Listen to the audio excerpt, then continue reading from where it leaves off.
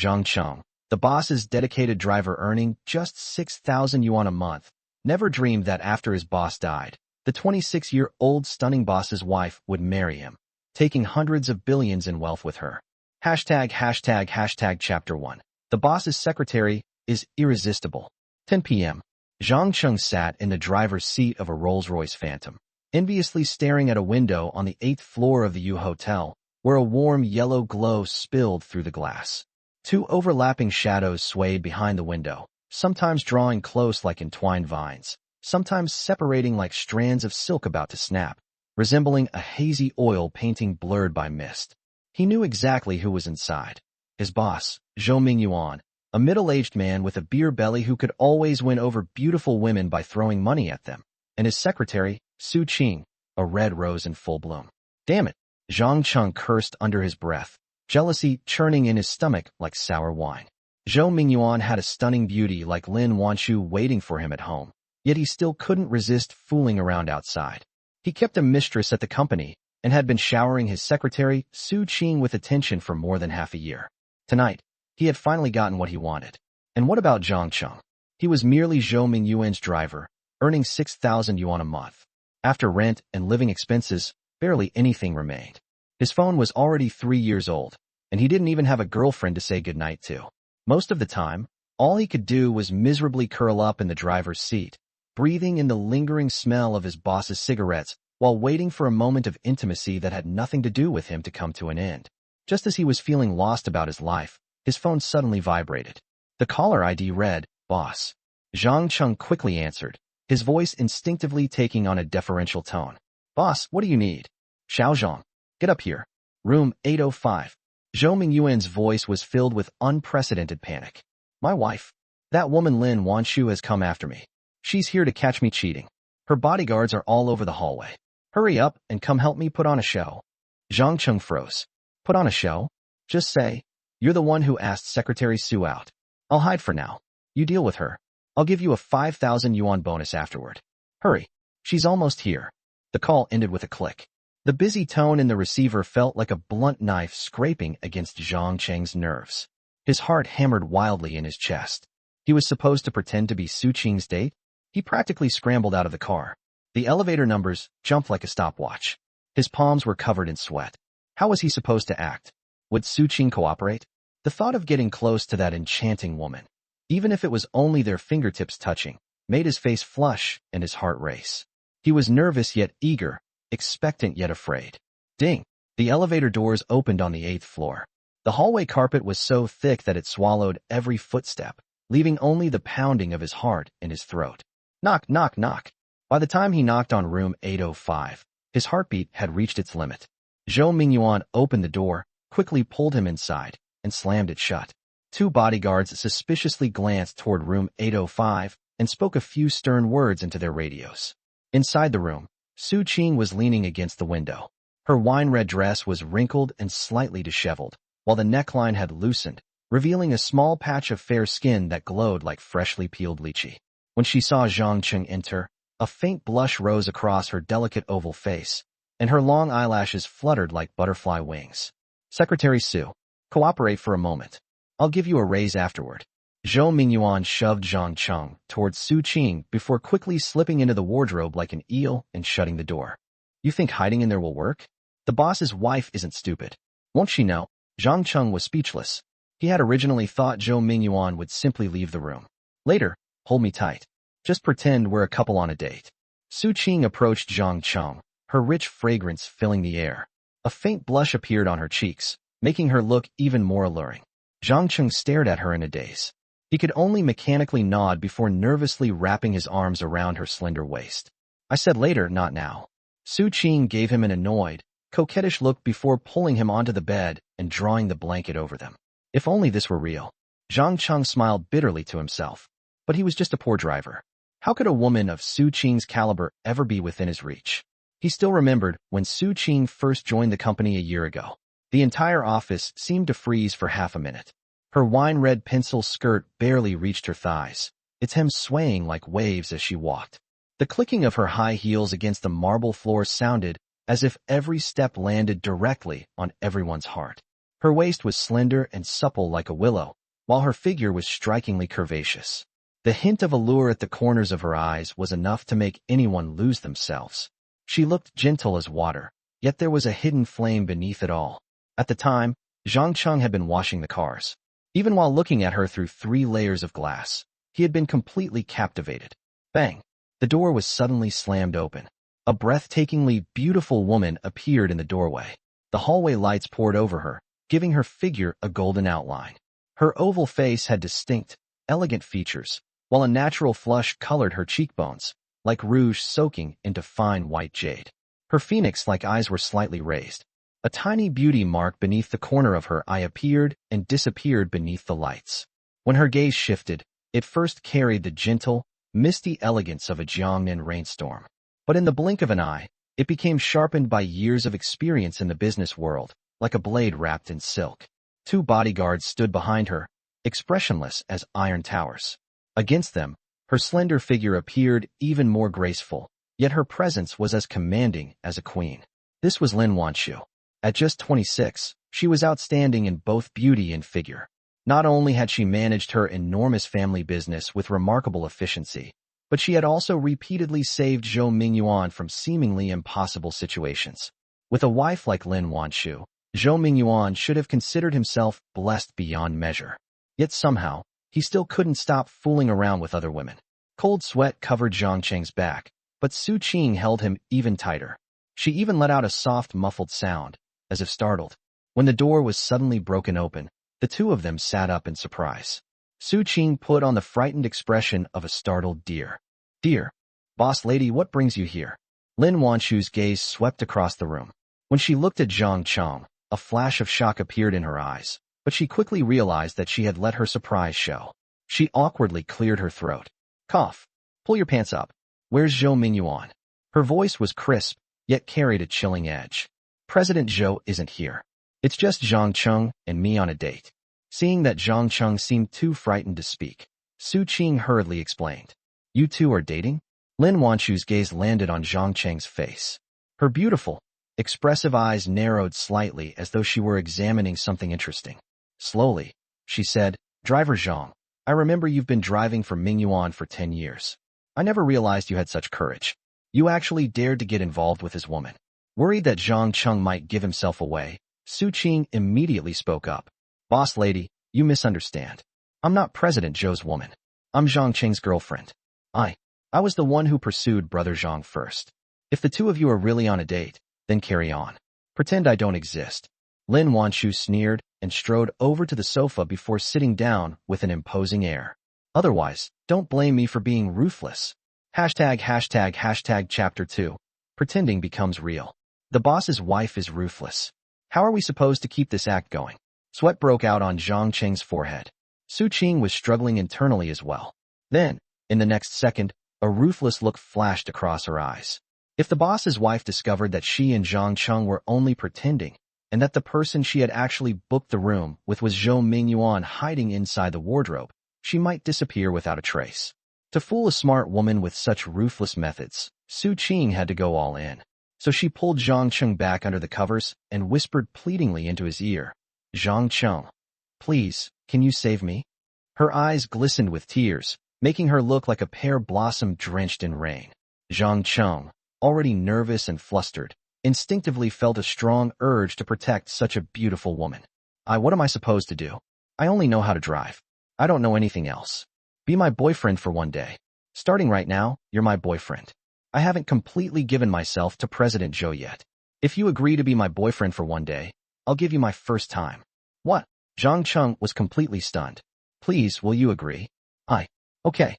I agree to be your boyfriend for one day. Then from now on, we're officially a couple."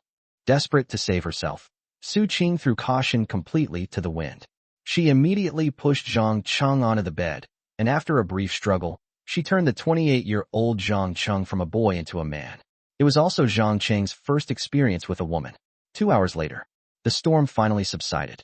Seeing that the show was finally over, Lin Wanshu, whose legs had gone numb from sitting for so long, finally stood up.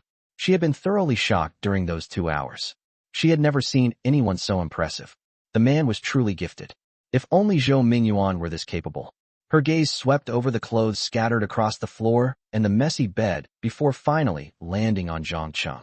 Embarrassed, Zhang Cheng pulled the blanket over himself. The exposed muscles of his shoulders were firm and well-defined, giving him a rugged, healthy appearance. Only then did Lin Wanshu realize that this normally meek and honest-looking driver was actually quite handsome and strong, far more energetic than Zhou Yuan. A strange ripple stirred in her heart, like a pebble dropping into a calm lake and sending tiny waves across the surface. "I'm sorry for interrupting." Lin Wanshu's voice revealed no emotion. Her gaze lightly swept across Zhang Cheng's flushed face before shifting to the alluring woman curled up at the corner of the bed, wrapped in a blanket. The corners of her lips curved into an ambiguous smile. "Driver Zhang, treat Secretary Su well." She gave the half-closed wardrobe door a teasing glance, then gracefully walked away in her 10-centimeter heels. The door closed as softly as a feather landing on the ground. The moment she left, the wardrobe door was kicked open with a loud bang. Zhou Yuan rushed out. His hair was disheveled, and his shirt was as wrinkled as pickled vegetables. Pointing angrily at Zhang Cheng, he trembled with rage and struggled for several seconds before finally roaring. "Zhang Cheng, you bastard. I told you to put on an act. I didn't tell you to make it real." Zhou Yuan's spit sprayed across Zhang Cheng's face. Zhang Cheng didn't dare dodge. He lowered his head like a child who had done something wrong and weakly explained, "Boss, Secretary Su was the one who took the initiative. I couldn't control myself. My hands and feet just stopped listening to me. I didn't even know what I was doing. My mind was completely blank." Zhou Yuan was so furious he nearly vomited blood. But he ultimately believed Zhang Cheng wasn't lying. Su Qing really was extraordinarily seductive, like a fox spirit. Any man who saw her could easily lose his head. Zhou Yuan himself had fallen for her completely the first time he saw her. Given what had just happened, it was understandable that Zhang Cheng couldn't resist. But when his eyes landed on the messy, sweat-soaked bedsheets and the red rose lying among them, jealousy flared up again. He had spent half a year pursuing this stunning secretary and had thrown hundreds of thousands of yuan at her. Yet her first time had ended up being taken by his driver. He roared, "Are you some kind of damn donkey?" He was getting older and no longer had the stamina he once did. Every time he was intimate with a woman, he needed all kinds of medication. But the ferocity Zhang Cheng had just displayed was so intense that Zhou Yuan could feel it even through the wardrobe door. "President Zhou, driver Zhang, is innocent. I was the one who took the initiative. Did you see how the boss's wife was acting? If we hadn't made this seem real, she definitely would have noticed something was wrong and dragged you out of that wardrobe. How embarrassing would that have been? We both made sacrifices for you. So please, don't be angry." Su Qing spoke in a coquettish tone. "Boss, I was wrong. Please forgive me this once. I depend on this job to make a living. Please don't fire me." Zhang Cheng immediately bent down and pleaded, lowering his head as far as possible.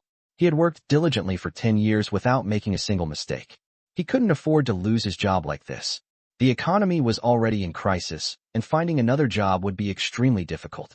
Zhou Yuan snorted coldly and turned his face away. "I'm firing you anyway. Get out. Leave right now. Go back to your hometown." "President Zhou." Su Qing suddenly spoke, her voice serious. "Don't act rashly. The boss's wife may have left today, but she's definitely still suspicious of us.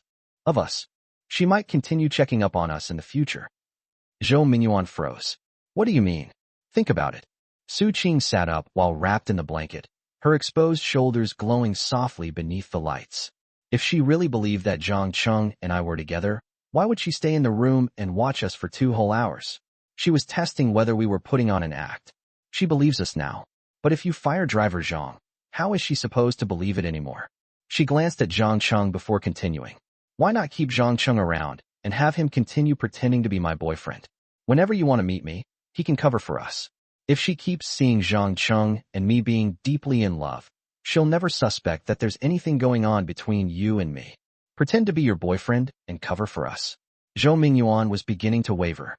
He really couldn't bear to lose Su Qing, the woman who understood and comforted him so well. More importantly, he was terrified that Lin Wanshu would continue investigating them endlessly. Besides, Zhang Cheng really was an excellent driver. He had driven for 10 years without a single accident, not even a minor scrape. A driver with skills like that was difficult to find. So Zhou Yuan gritted his teeth, looking as though he had swallowed a fly, and reluctantly said, "Fine, you can stay. But Zhang Cheng, I'm warning you. He suddenly kicked Zhang Cheng and snarled viciously. From now on, you're not allowed to touch a single finger of Su Qing. No, you're not even allowed to touch a single strand of her hair. Otherwise, I'll break your legs and throw you to the dogs. Understand? Understood. Thank you, boss. Thank you, boss. Why are you still standing there? Get lost. Zhou Mingyuan glared at Zhang Cheng. Zhang Cheng hurriedly stumbled toward the door. The spot where he had been kicked still throbbed with pain, but his heart had finally relaxed. At least he had managed to keep his job. But Su Qing suddenly spoke again. Driver Zhang, wait. She stood up and walked over to Zhou Mingyuan.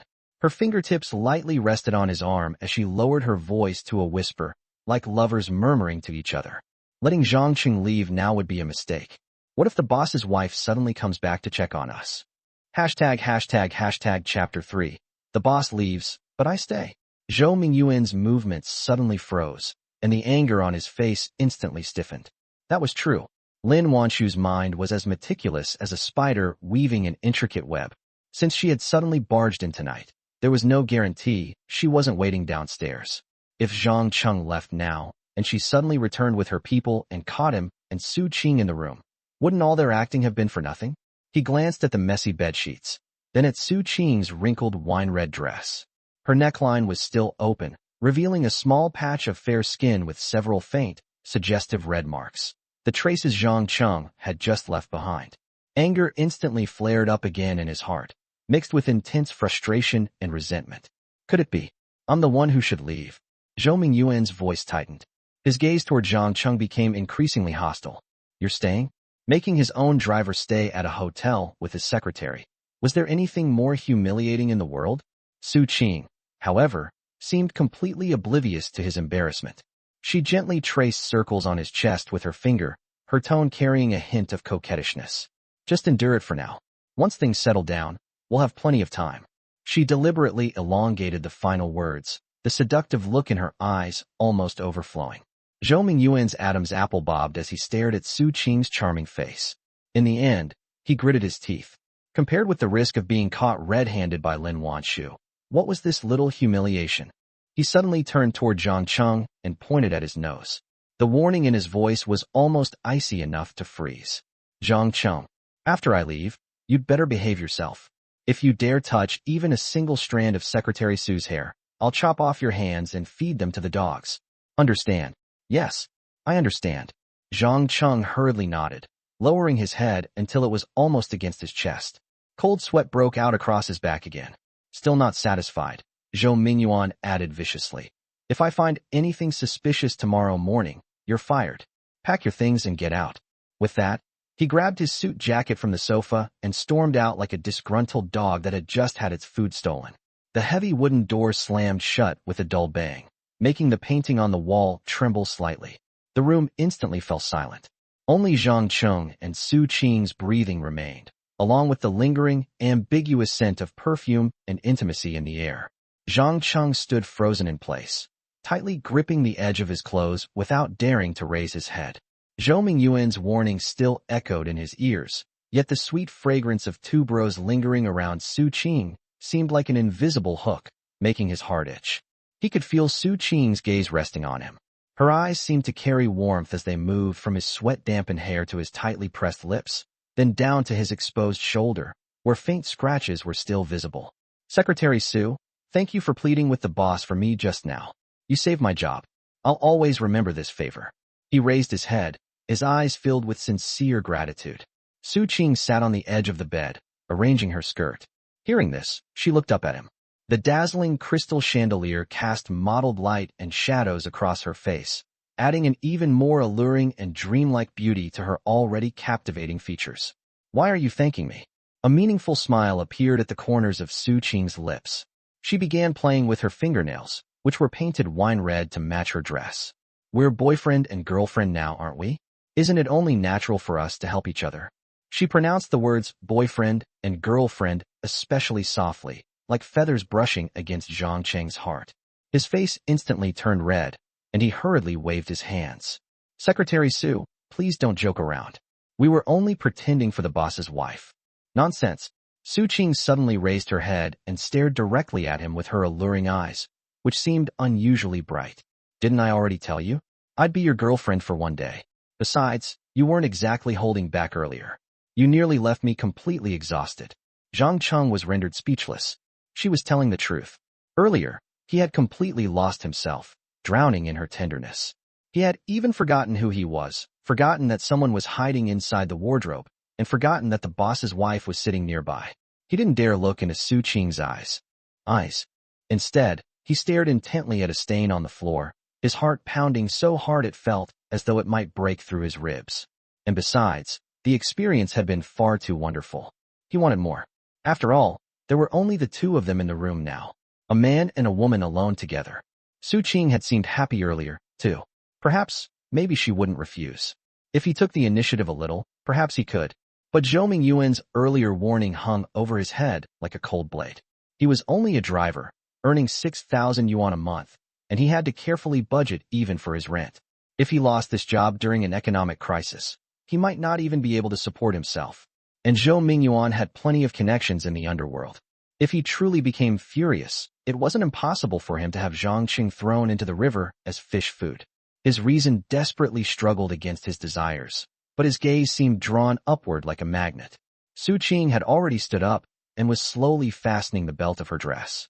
The movement of her fingers gliding along her waist carried a deadly allure. Her legs were long and slender. Barefoot, she stepped onto the carpet.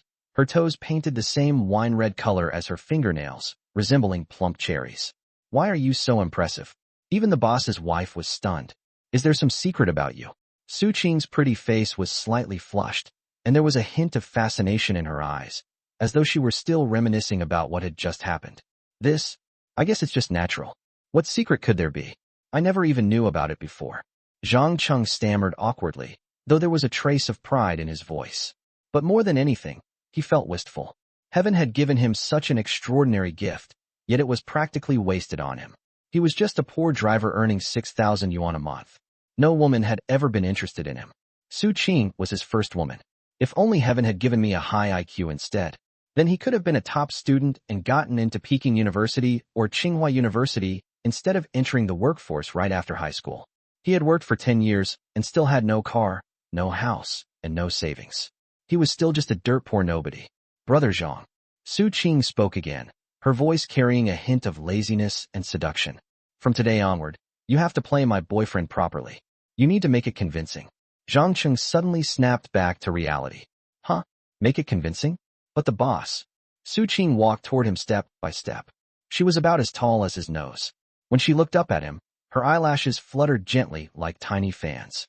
Her warm breath brushed against his neck, carrying a sweet fragrance. The boss's wife is still watching us. If we're exposed, do you think the boss will let you off? ##### Chapter 4. I can't hold it together. Zhang's Adam's apple bobbed, but he couldn't get a word out. Su Qing had already walked right up to him, so close that he could clearly see his own flustered reflection in her pupils. She said nothing more, simply looking at him quietly. Her phoenix-like eyes seemed to hold a pool of spring water, rippling with emotions that were impossible to define. Was she teasing him? Was she serious? Or was there really a hint of genuine affection? Zhang's heart beat even faster, and the blood in his veins seemed to boil. He could smell the fragrance of her hair, see the traces of lipstick still lingering on her lips, and feel that she was barely a fist's distance away. If he lowered his head just a little, he could kiss her. Desire grew wildly like weeds, almost breaking through the dam of reason. He even had a crazy thought. Even if the boss beat me to death, it might be worth it if I could be with her one more time.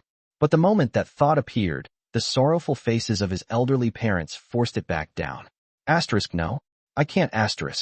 He desperately repeated it in his mind, clenching his fists so tightly that his fingernails dug into his palms, using the pain to maintain the last trace of his composure. Su Qing seemed to see through his struggle.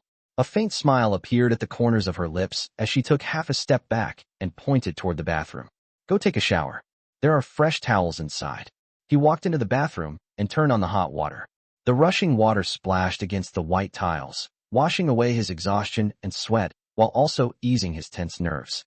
He immediately felt much more comfortable, but his mind was still a complete mess. Even now, he still couldn't quite believe everything that had happened today. It still felt like a dream. He even pinched his thigh hard several times. Only when the pain hit did he realize that he wasn't dreaming. What had happened between him and Su Qing was real. And tonight, the two of them were going to spend the night in the same room. Phew. Zhang Cheng turned off the hot water and splashed his face hard with cold water. He needed to become more awake and calmer. After hurriedly finishing his shower, he walked out of the bathroom wrapped in a bathrobe. He immediately ran into Su Qing, who was standing at the door with a change of clothes in her hands. She was still as alluring and beautiful as ever, surrounded by an intoxicating fragrance. Finished. Su Qing's gaze lingered on his chest for a moment before a faint smile appeared on her lips. She stepped sideways into the bathroom. Then I'll go take mine. The instant the bathroom door closed, Zhang Cheng's heartbeat fell out of rhythm again. He sat on the edge of the bed, listening to the sound of water coming from inside. Every splash seemed to strike directly at his heart. Sometimes the water sounded hurried. Sometimes it was gentle. His imagination began running wild. Stop thinking about it. He pinched his thigh hard, and the pain brought him back to reality for a moment.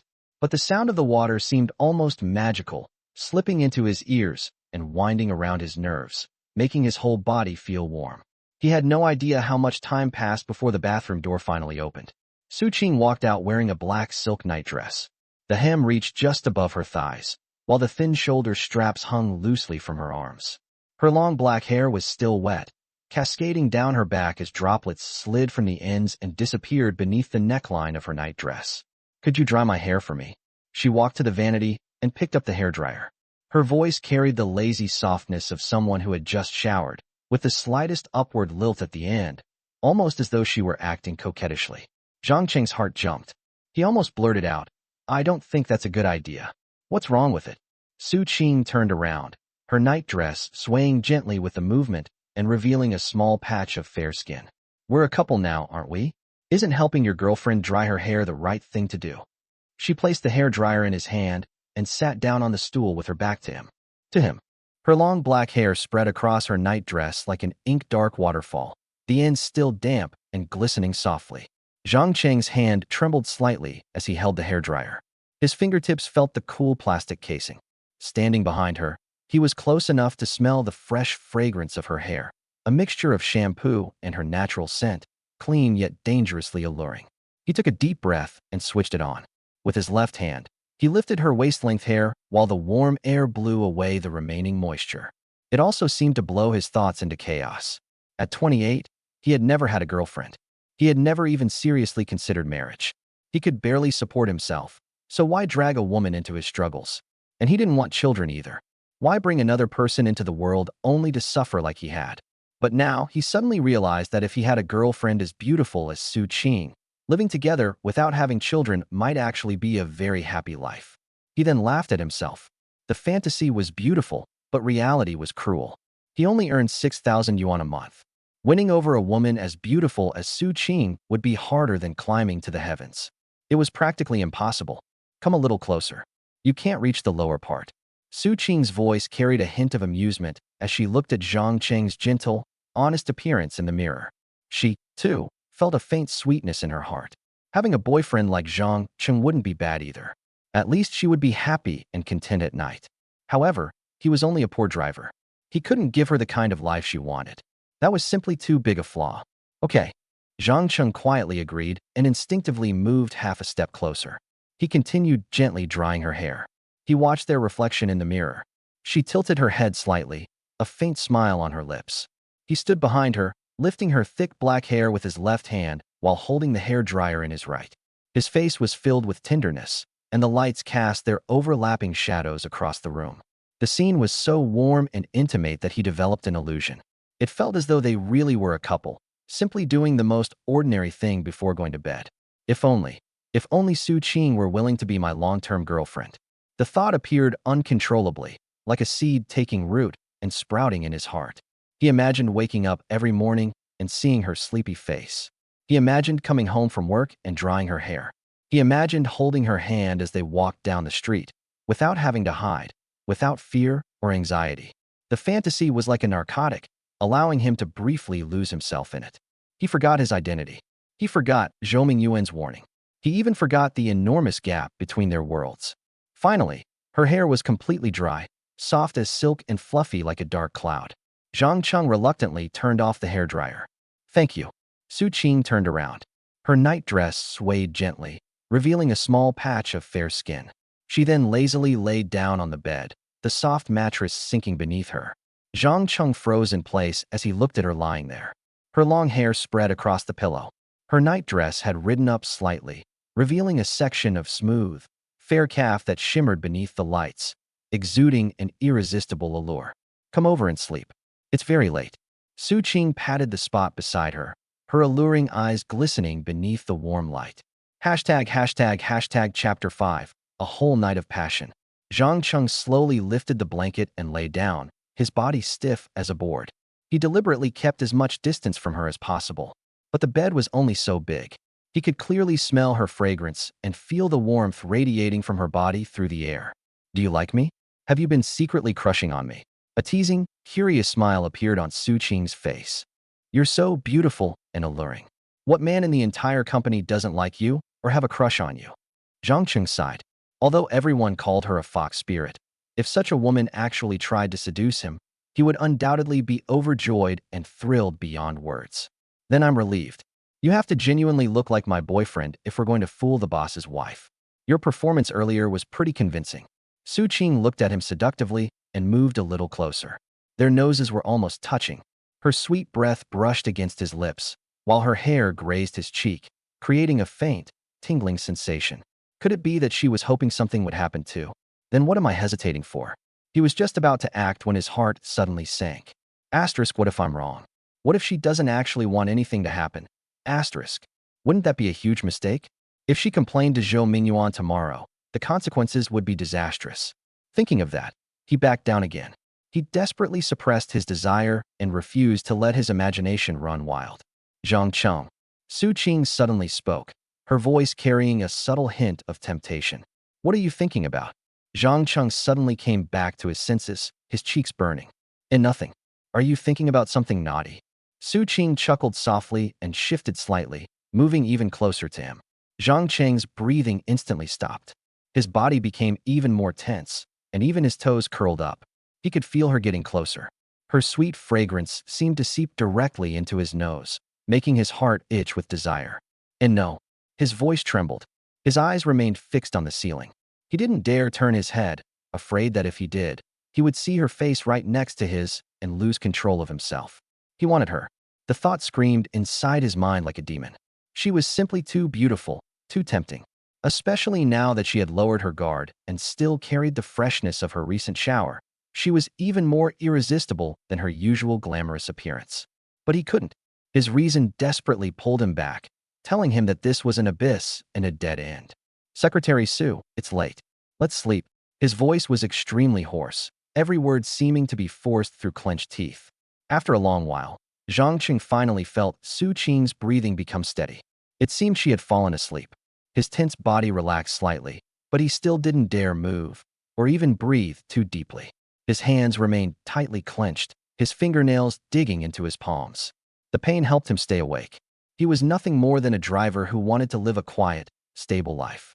He had never dared to dream of anything that didn't belong to him. Yet fate had played such a cruel joke on him, placing a woman this alluring by his side, while simultaneously putting a shackle around his neck. Yuan might forgive him once, but he would never forgive him a second time. His warning had been no empty threat. And yet Cheng, lying beside him, was simply too beautiful and alluring. Every part of her seemed to tempt and invite him, especially when she unconsciously shifted in her sleep and her delicate hand brushed against his. The warm, soft, almost perfect sensation caused his rationality to collapse instantly. Before he knew it, he gently held her slender hand. Cheng's breathing suddenly stopped. The next second, she opened her eyes. The warm bedside light reflected in them, sparkling like tiny fragments of light. There seemed to be invisible hooks hidden in her gaze, instantly stealing his soul. Silly. She leaned close to his ear, her warm breath brushing against it and sending a tingling sensation throughout his body. I already told you earlier that you were my boyfriend for one day. The day isn't over yet. So if there's something you want to do, then go ahead. What? Cheng's eyes instantly lit up. His face filled with joy as he tremblingly reached out to put his arm around her waist. But Cheng pressed a hand against his broad chest. The seduction in her expression faded slightly, replaced by seriousness. But I need to remind you that starting tomorrow, I won't be your girlfriend anymore. We still have to pretend to be a couple to fool the boss's wife, but we can't cross the line like this again. And whatever you do, don't develop feelings for me. I could never fall in love with you. I understand. A bitter feeling instantly surged through Zhang Cheng's heart, and the joy on his face faded. Earlier, he really had entertained unrealistic fantasies. Since he had become Su Qing's first man, perhaps there was a chance he could make her genuinely fall for him. But her words were like a bucket of cold water, instantly waking him from his beautiful dream. He no longer hesitated or allowed himself to sink into disappointment. He suddenly pulled her into his arms, and the night began again. The beautiful, passionate night passed in the blink of an eye. The first rays of dawn slipped through the gap in the curtains like golden ribbons, falling diagonally across Su Qing's face. Her eyelashes cast faint shadows, making her sleeping beauty look even more delicate and breathtaking. Already awake, Zhang Cheng stared at the ray of sunlight for a long time before carefully looking away. Like a thief, he quietly lifted the blanket and got out of bed. He had to leave quickly. If he stayed any longer, he was afraid he might lose control and want to be with her again. He quickly got dressed, but Su Qing woke up. She rubbed her eyes and looked at him. Her long eyelashes fluttered like little fans, her eyes still carrying the dazed innocence of someone who had just awakened, along with a faint trace of seductiveness. Leaving already? Yeah, I need to go pick up the boss. Zhang Cheng's voice was still slightly hoarse. He didn't dare look into her eyes and lowered his head, his tone carrying a hint of pleading. Secretary Su, could you tell the boss that I slept on the sofa last night, and you slept on the bed? That nothing happened between us. I'm worried he'll get the wrong idea. That's our secret. Su Qing's voice still carried the lazy softness of someone who had just woken up. But from now on, we're only pretending to be a couple. We can't cross that line again. I understand. Zhang Cheng's voice was subdued. He quickly turned and walked toward the door.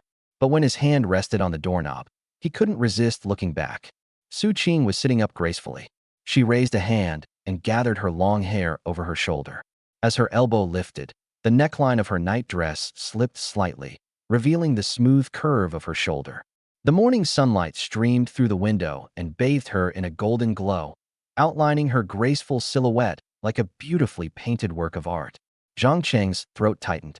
He quickly looked away, pulled open the door, and walked out.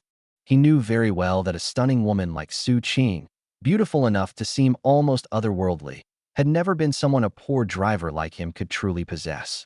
Being able to spend that night with her was already a blessing from fate. Any further expectations would only bring him more pain. What he didn't know was that his romantic fortune had only just begun. ####Chapter 6. Why is she looking for me again? At 6:55 a.m., with the morning mist still lingering in the air, Zhang Cheng had already parked the Rolls-Royce Phantom outside the iron gates of Zhoming Yuan's luxurious villa. The air was filled with the scent of fresh grass and damp earth. The European-style white mansion looked like a sleeping castle in the fog, its decorative columns barely visible through the haze. The ornate iron gates were nearly twice a person's height, while the stone lions atop the pillars stared out with wide, imposing eyes, as if guarding a world that had nothing to do with him. Inside the courtyard, imported grass had been trimmed like a green carpet. A fountain in the center sprayed water into the air, the droplets reflecting tiny rainbows in the morning sunlight. The gentle sound of flowing water seemed like an inaudible song. A servant slowly pushed a lawn mower across the yard. The machine left neat rows of freshly cut grass behind, releasing a crisp herbal fragrance. Everything was so quiet, as though they were afraid of disturbing their master's peaceful sleep. Every time Zhang Cheng came here, he felt suffocated. Every brick and stone seemed to have the word class engraved upon it, pressing down on him until he could barely breathe. Every roof tile and flower radiated a level of wealth he could never hope to reach in his lifetime. Sitting in the driver's seat, Zhang Cheng unconsciously began picking at the leather texture of the steering wheel. Images from the previous night returned like sweet-coated needles, pleasant yet painfully unsettling.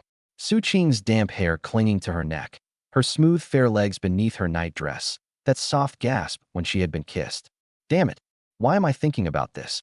He fiercely pinched his thigh, grimacing from the pain, finally forcing those dangerous thoughts back down. At exactly 7 o'clock, the ornate iron gates slowly opened with a creaking sound. Zhou Mingyuan walked out. He was dressed in a light gray Armani casual outfit, the sleeves casually rolled up to his forearms, revealing a Patek Philippe watch on his wrist that glimmered subtly in the morning light. His eye bags were dark, and his hair was messy. Clearly, he hadn't slept well. When he saw Zhang Cheng, his gaze was like a scanner, as though he wanted to inspect him from head to toe. His suspicious stare felt like needles piercing through him. Zhou Mingyuan opened the car door and sat in the back seat, but he didn't immediately tell Zhang Cheng to drive. Instead, he stared at him through the rearview mirror. Nothing happened last night, right? No, boss. I stayed in the room the whole time. I didn't do anything. What about Secretary Su? Zhou Mingyuan pressed. His fingers tapped rapidly against the leather seat, producing a soft tap-tap that seemed to keep time with his heartbeat. She didn't seduce you? Zhang Cheng shook his head like a rattle drum.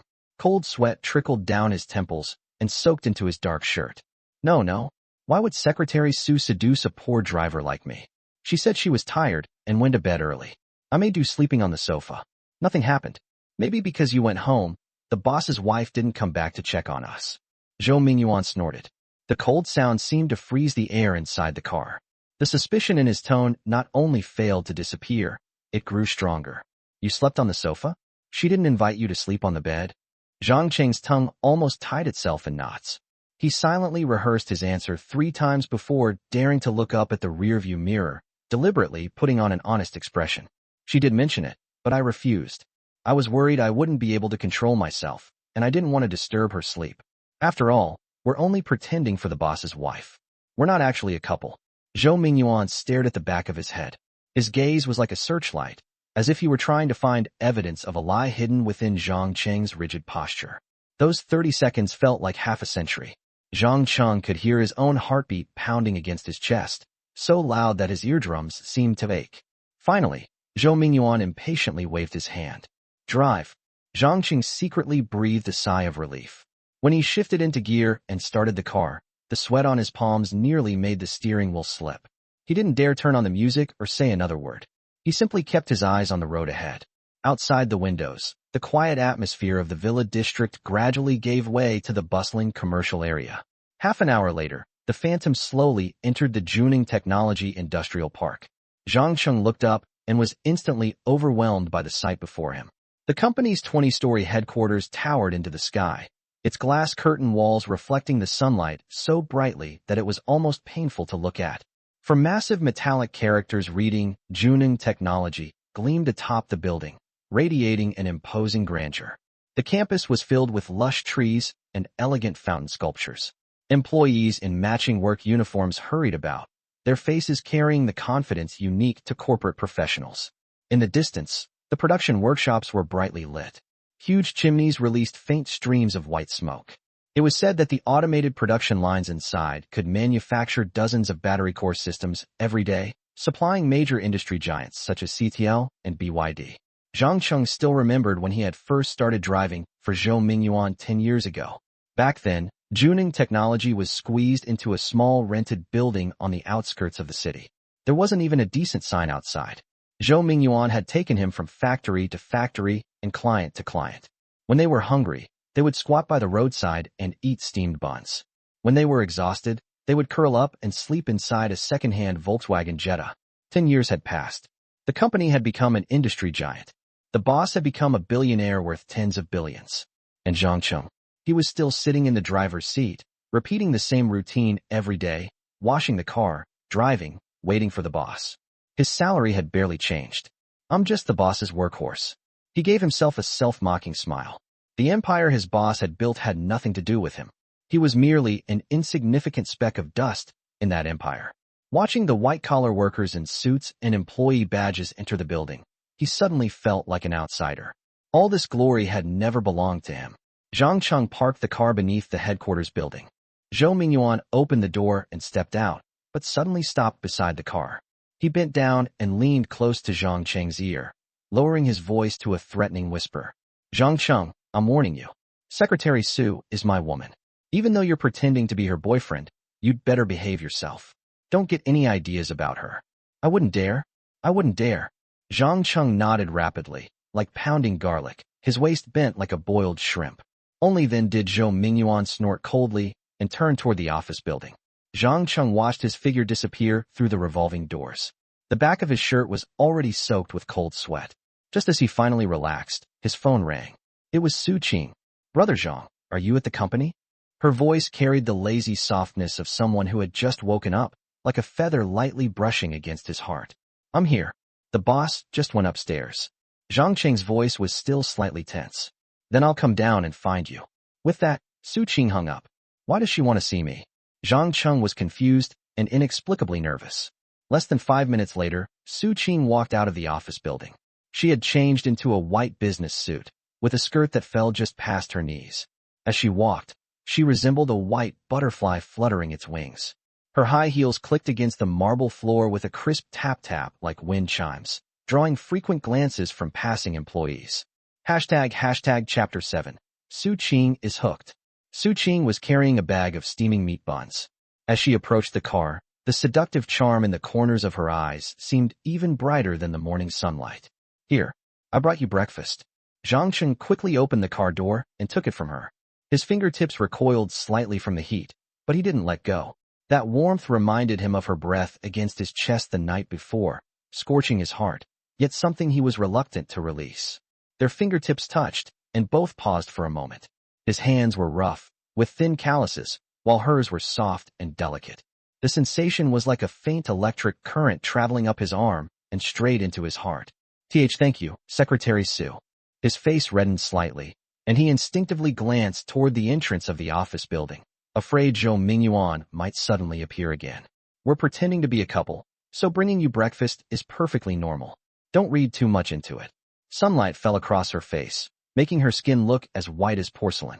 A faint smile played at the corners of her lips. The seductive charm in her eyes was lighter than the night before, replaced by the crisp confidence of a professional woman. Your meat buns are delicious. Zhang Cheng lowered his head and took a bite. They were fragrant and soft, far tastier than anything he usually bought himself. Instantly, Su Qing's face flushed crimson. Images of the beautiful night they had shared flooded back into her mind. Did the boss give you a hard time? Su Qing composed herself and turned to look at him, a hint of concern in her eyes. And no, he just asked me a few questions. Zhang Cheng avoided her gaze. That's good. Su Qing smiled and was just about to say something when she suddenly headed toward the entrance of the office building. Zhang Cheng turned around sharply. Sure enough, Zhou Mingyuan was standing beside the revolving doors. His face was dark as a storm cloud, and the briefcase in his hand was clenched so tightly that it had visibly deformed, his knuckles turning white. He had seen the scene from upstairs and deliberately come down to check on them. Su Qing, however, acted as though she hadn't noticed his anger. She ran toward him, reached his side in just a few steps, and slipped her arm through his. Boss, were you looking for me? Her voice was sweet enough to melt a person's heart. Zhou Mingyuan stared at her face for a full 3 seconds. The infatuation in his eyes was almost overflowing. Whenever Su Qing smiled, the corners of her eyes curved into a perfect little hook that could always leave him completely captivated. But that fascination was quickly replaced by suspicion. He glanced at Zhang Cheng, who was still sitting in the car eating meat buns, then looked back at Su Qing. His tone was sour with jealousy, like a lemon soaked in vinegar. You actually bought him breakfast? Aren't we pretending to be a couple? We have to make it look convincing. After saying that, Su Qing rose onto her toes and whispered something into his ear. Zhang Cheng was too far away to hear what she said, but he could see the corners of Zhou Mingyuan's mouth gradually curl upward, while most of the gloom in his eyes disappeared. All right, go upstairs. Zhou Mingyuan waved his hand. Su Qing winked at Zhang Cheng before following Zhou Mingyuan into the office building. Sitting in the car, Zhang Cheng watched their retreating figures. His heart felt like a lump of wet cotton, heavy, damp, and unbearably uncomfortable. He knew exactly what he was. He was just a tool. Once he had served his purpose, he would be discarded without a second thought. Inside the boss's office, Zhou Mingyuan slammed the folder in his hand onto the mahogany desk. Bang! Even the pothose plant on the desk trembled. He turned around and immediately asked Su Qing. After I left last night, Zhang Cheng said he slept on the sofa. Is that true? Su Qing blinked, then grabbed his arm and gently shook it, her voice carrying just the right amount of grievance and coquettishness. Of course it's true. You know what I'm like. How could I possibly sleep in the same bed as a mere driver? I even told him to sleep on the bed, but he refused and insisted on sleeping on the sofa. I had to get up in the middle of the night just to cover him with a blanket. She secretly glanced at Zhou Mingyuan's expression. Seeing that his brows had relaxed somewhat, she quickly added, "Besides, you're the only one in my heart. Why would I be interested in some poor driver?" Her words were like warm cotton, instantly smoothing out the wrinkles in Zhou Yuan's heart. He pinched Su Qing's cheek, his voice softening considerably. "You really didn't lie to me? Why would I lie to you?"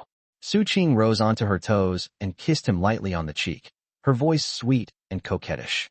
"If you're still worried, I'll go to the hotel with you tonight and properly make it up to you." Zhou Yuan was instantly grinning from ear to ear. His suspicions had already vanished into thin air. He wrapped an arm around Su Qing's waist, looking rather pleased with himself. Now that's more like it. The atmosphere in the office had barely relaxed for a few minutes when it was shattered by the crisp sound of the door opening. Lin Wanshu walked in. She was wearing a moon-white velvet dress with a perfectly cut neckline that revealed her delicate collarbones and a platinum necklace. 7-centimeter black high heels completed the outfit. Compared with Su Qing's alluring charm, Lin Wanshu carried an air of composure and aristocratic elegance forged through years in the business world. She was like a white rose blooming on a cold winter night, beautiful enough to be intimidating, yet impossible to look away from. Zhou Yuan and Su Qing both froze. Especially Zhou Yuan. Seeing Lin Wanshu dressed like this, his eyelid twitched. She had never dressed this provocatively at the company before. Clearly, she hadn't come here with good intentions. "Wife, what brings you here?" Zhou Yuan deliberately sounded relaxed, but his heart was pounding. Lin Wanshu's gaze first swept over the shrinking Su Qing. A faint smile appeared on her lips, though it never reached her eyes. Only then did she turn toward Zhou Yuan. Her voice was as gentle as water. "I came to apologize to you." "Apologize?" Zhou Yuan was stunned. "What happened last night was my fault." Lin Wanshu walked over to the desk and casually picked up a document, flipping through it as she spoke in an indifferent tone. "I shouldn't have been so suspicious. And I shouldn't have gone to the hotel to catch you cheating. In the end, I only made a fool of myself." She raised her eyes towards Su Qing, her gaze carrying a hint of scrutiny. "So it turns out Secretary Su and driver Zhang were on a date last night. I suppose I interrupted the two of you." Su Qing's face instantly turned bright red. Her fingers tightened around the hem of her skirt, and she was just about to say something when Lin Wanshu continued. "Yuan, after you came home last night, I was too embarrassed to tell you about this. I was afraid you'd laugh at me." Zhou Yuan's expression shifted between green and pale. He finally understood. This woman hadn't come here to apologize at all. She was clearly here to assert her authority, and, at the same time, send a warning to Su Qing. Just as he was about to smooth things over, Lin Wanshu suddenly changed the subject and looked at Su Qing. "I didn't understand before why you would take the initiative to pursue driver Zhang. But after seeing what happened last night, I finally understand." She spoke with a hint of envy. A man with talents like his is worth any woman's affection and appreciation. You'd better hold on to him tightly. Don't let another woman take him away. Otherwise, you'll regret it when it's too late. In an instant, memories of the previous night flooded back into Su Qing's mind. Her delicate face flushed crimson, her beautiful eyes glistening with emotion, and her heart began pounding wildly. She suddenly wanted nothing more than to experience that wonderful feeling again. But she stammered, unsure how to respond. I'll cherish him." Meanwhile, Zhou Yuan was absolutely furious. He almost wanted to grab a knife and chop Zhang Cheng to pieces. That bastard was practically a beast. Could Su Qing actually become obsessed with him? And could even Lin Wanshu have been tempted? ## Chapter 8. "Wait, she's going to move in with me?" "Me. Secretary Su, since you've already gotten a hotel room with driver Zhang, and he's so exceptionally talented, why aren't you two living together? You could really enjoy yourselves."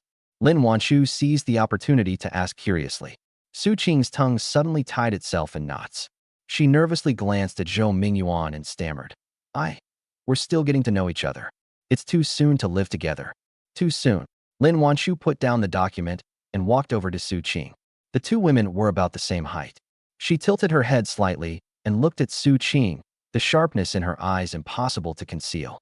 These days, isn't it perfectly normal for couples to live together? Unless. She deliberately elongated the final word, her gaze sweeping over Su Qing and Zhou Yuan like a searchlight. "Are you two putting on an act for me? Was my suspicion actually correct?" Zhou Yuan felt his blood rush to his head and nearly coughed up blood on the spot. His fists clenched tightly, his knuckles turning white. Lin Wanshu was deliberately driving him into a corner. "Wanshu, Don't make wild guesses. Zhou Mingyuan took a deep breath and forcibly suppressed his anger, though a trace of apprehension remained in his voice. Secretary Su and Zhang Cheng are serious about each other. To make the lie believable, he could only grit his teeth and continue, even giving Su Qing a meaningful glance. Secretary Su, since you and driver Zhang have already reached this stage, why don't you two move in together from now on? You'll even save some money on rent. Sounds good. Su Qing's eyes instantly widened. Had Zhou Mingyuan gone crazy? He actually wanted her to live with Zhang Cheng? Zhang Cheng might not be able to control himself, and she certainly wasn't confident she could either. Wasn't Zhou Mingyuan worried? Seeing the stunned expression on Su Qing's face, Lin Wanshu's smile deepened. She deliberately sighed. Mingyuan really is thoughtful. Secretary Su, even the boss says so. What reason do you have left to refuse? Su Qing could only turn to Zhou Mingyuan for help, but Zhou Mingyuan deliberately looked away, refusing to meet her eyes. The frustration in his heart was about to explode. Did she think he wanted this? But Lin Wanshu was far too clever. Refusing to play along would only create even more trouble. After all, who could afford to offend the Lin family? Yet he couldn't bear to give up Su Qing either. So he had no choice but to use Zhang Cheng as a shield. I. Su Qing stammered for a long time, unable to come up with a convincing excuse. Finally, she gritted her teeth. Then, I'll think about it. What is there to think about? Lin Wanshu pressed her relentlessly. Secretary Su, it's settled then? Pack your things and move into Zhang Cheng's place tonight. It'll also set a good example for everyone at the company. Young people should be brave enough to pursue love. Zhou Mingyuan said helplessly. Lin Wanshu watched his forced calm with a hint of mockery in her eyes, but she didn't press the matter further. She simply picked up the financial report from the desk. All right, I won't disturb you two at work. Mingyuan, don't forget about the board meeting this afternoon. I've already had my assistant send the new cooperation proposal to your email. It's the project with CATL. Take a good look at it. With that, she walked out gracefully in her high heels. The door closed with a sound as soft as a feather landing on the floor. The office instantly fell into dead silence. Zhou Mingyuan suddenly slammed his fist onto the desk. This woman, she did it on purpose. She absolutely did it on purpose. Documents scattered across the floor. Su Qing flinched and looked at Zhou Mingyuan's furious expression. Boss, am I really supposed to live with Zhang Cheng? If not, then what? Zhou Mingyuan roared. You want her to figure out the truth? He panted heavily, his eyes filled with helplessness and anger. Do you think I want this? Lin Wanshu is the eldest daughter of the Lin family. Her father is a high-ranking city official. Half of my company's business partnerships depend on her family's influence. Can I afford to offend her? Do you think I dare divorce her? The more he spoke, the more agitated he became, like a cornered beast. But I'm a man too. I'm sick of her acting so superior all the time. So what if I'm a womanizer? So what if I can't keep myself under control? I still love her, yet she keeps forcing me into a corner. Su Qing was too frightened to speak. It was the first time she had ever seen Zhou Mingyuan lose control like this. The boss who normally spent money lavishly on her and carried himself with such confidence was actually so powerless in front of his wife.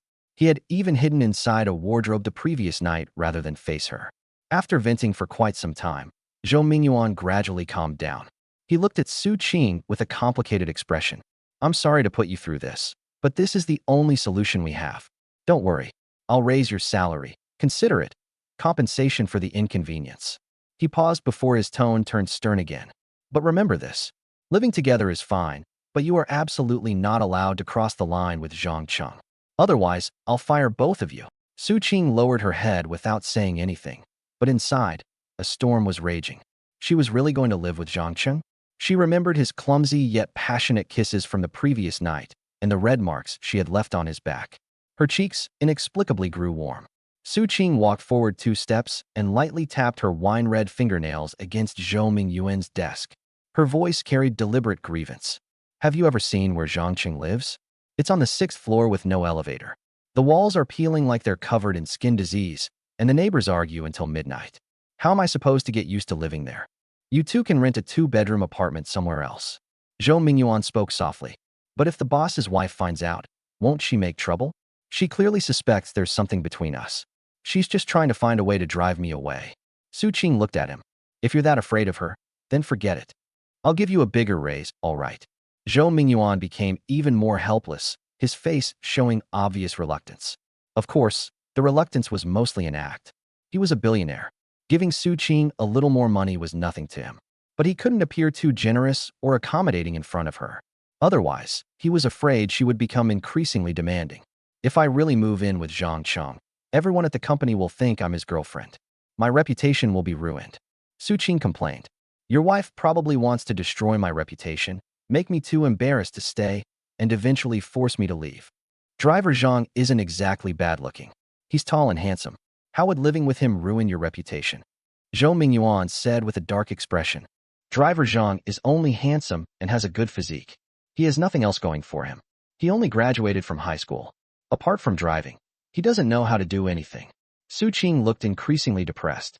I graduated from a prestigious university and was the campus beauty. I had countless men pursuing me. And in the end, I chose a driver as my boyfriend? Wouldn't all my friends and classmates laugh themselves to death?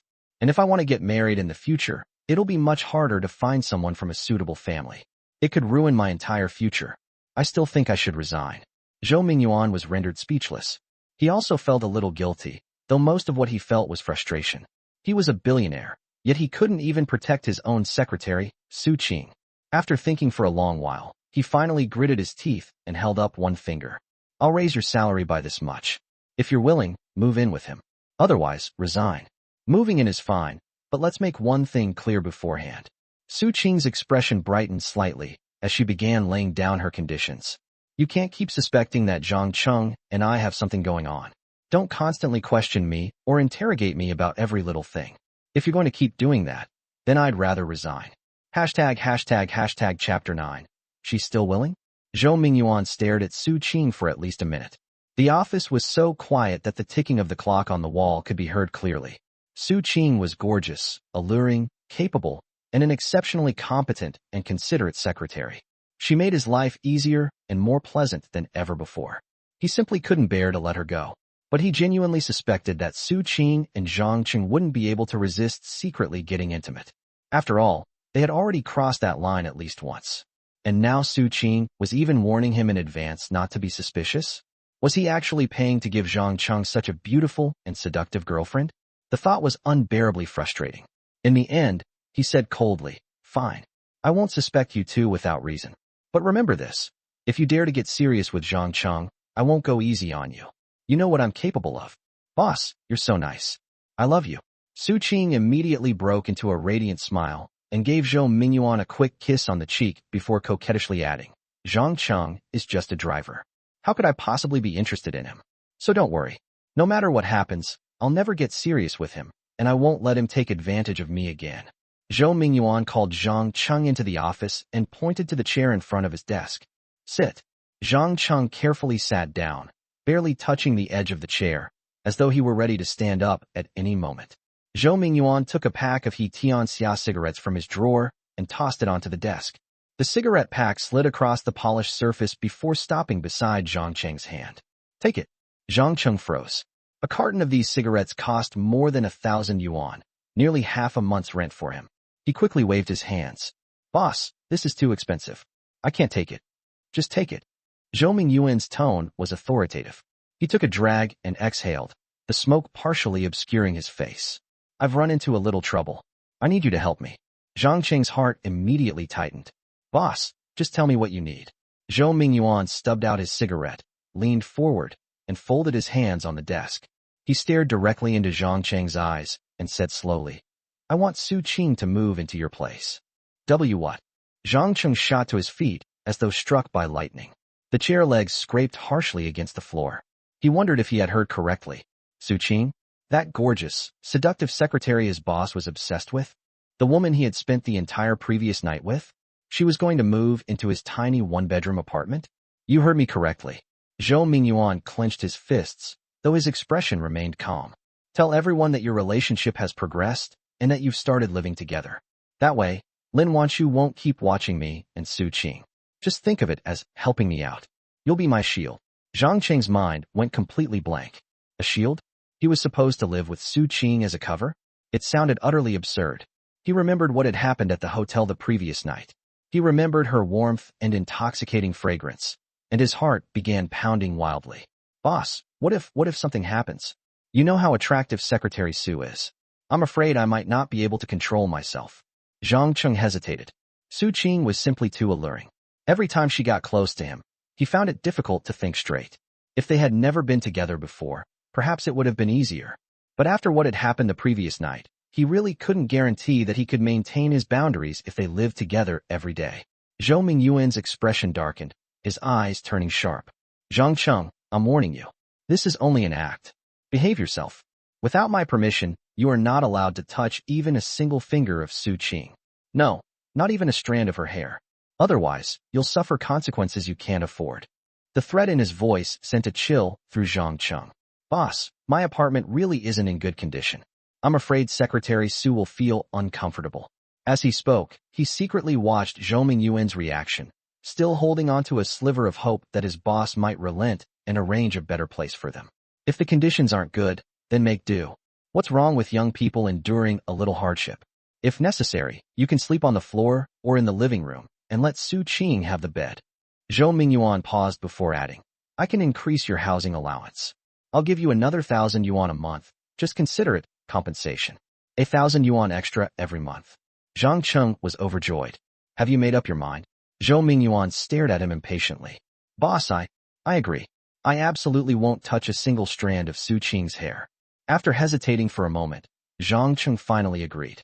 He was just a poor driver with no education, no connections, and an ordinary appearance. He might never find a girlfriend in his entire life. Now he had a chance to pretend to be Su Qing's boyfriend and live with her. At the very least, he had kissed her, held her, and spent a night with her. There was also a subtle, indescribable feeling growing between them. Maybe their fake relationship could become real. Wouldn't that be a huge win? Zhang Cheng drove another one of Zhou Mingyuan's cars, a Mercedes-Benz E500, out of the company. Zhou Mingyuan's words kept echoing in his head. Let Su Qing move into your place. Don't touch even a strand of her hair. But he wanted to be with her. Would she still be willing? Be willing? And if she was, how long would it last?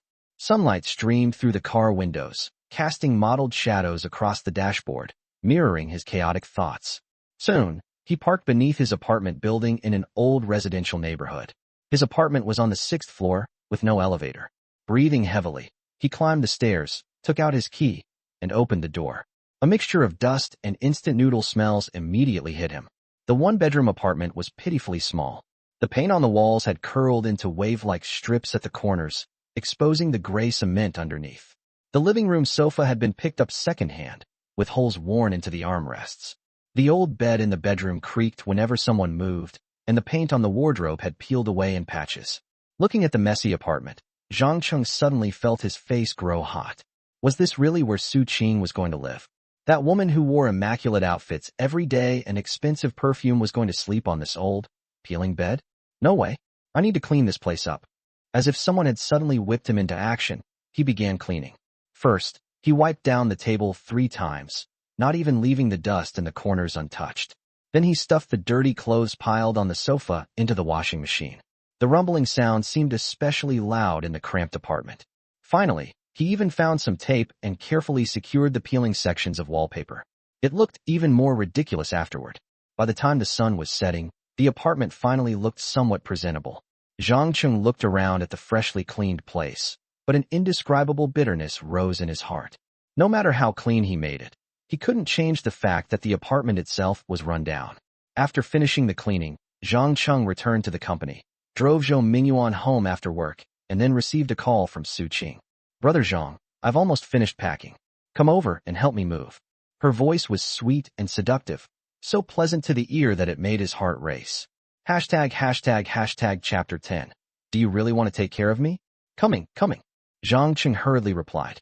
The upscale apartment where Su Qing lived was quite far from Zhang Cheng's rented place, but he drove fast and arrived in just 20 minutes.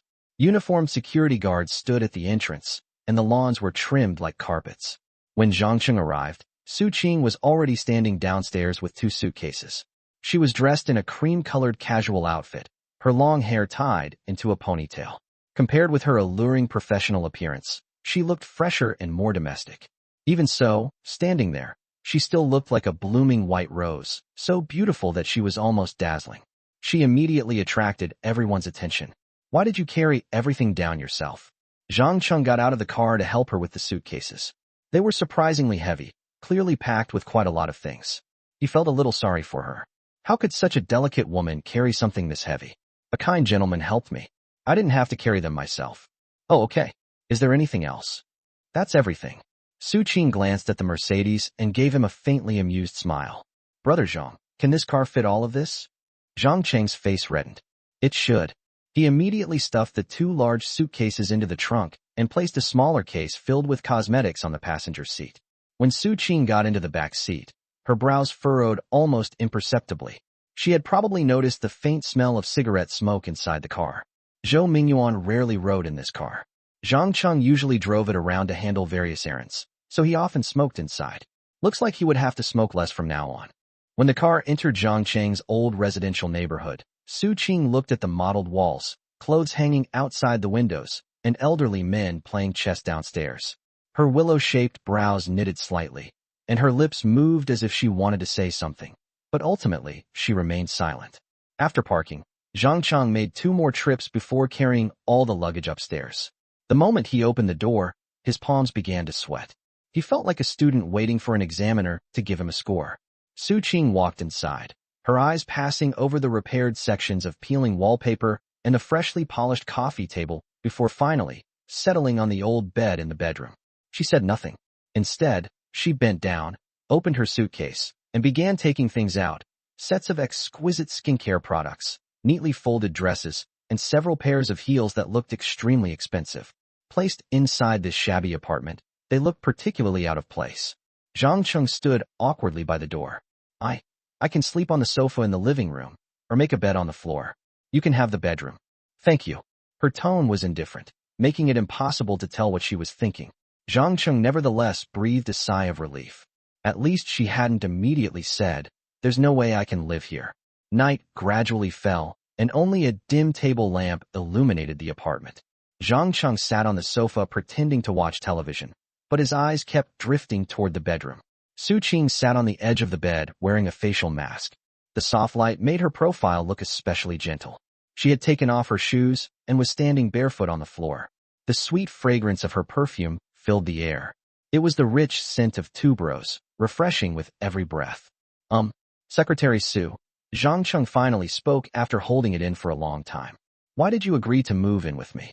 There was a trace of humble anticipation in his voice. Su Qing removed the facial mask, revealing her smooth, dewy face, and raised an eyebrow. Because I'm satisfied with my current salary and don't want to resign. She paused, then looked at Zhang Cheng's tense expression. What? Did you think I moved in because I'm interested in you? Zhang Cheng's face turned even redder. He immediately lowered his head. No, that's not what I meant. From now on, we'll split the rent evenly. Since I'm taking the bedroom, I'll wash your clothes and take care of the floor. How does that sound? Su Qing walked over and stopped in front of Zhang Cheng. Her warm, fragrant breath brushed against his ear, making him tremble slightly. He scratched his head awkwardly. I can wash my own clothes. And you don't need to pay any rent. I'm not your real girlfriend anymore. We're only pretending, so you don't need to support me. Su Qing gave him a coquettish glance. What? Do you really want to take care of me? I might want to, but it wouldn't matter. I don't have any money. I couldn't afford to support you. Zhang Cheng felt embarrassed and frustrated. You really do want to take care of me? Of me? Su Qing laughed, her whole body shaking slightly. You've got quite some ambition. Then work hard, make a lot of money, and come take care of me. I'll wait for you. Her smile was radiant, and Zhang Cheng found himself staring. How could I ever make a lot of money? I only know how to drive. I don't know anything else. I've never even heard of anyone getting rich just by driving.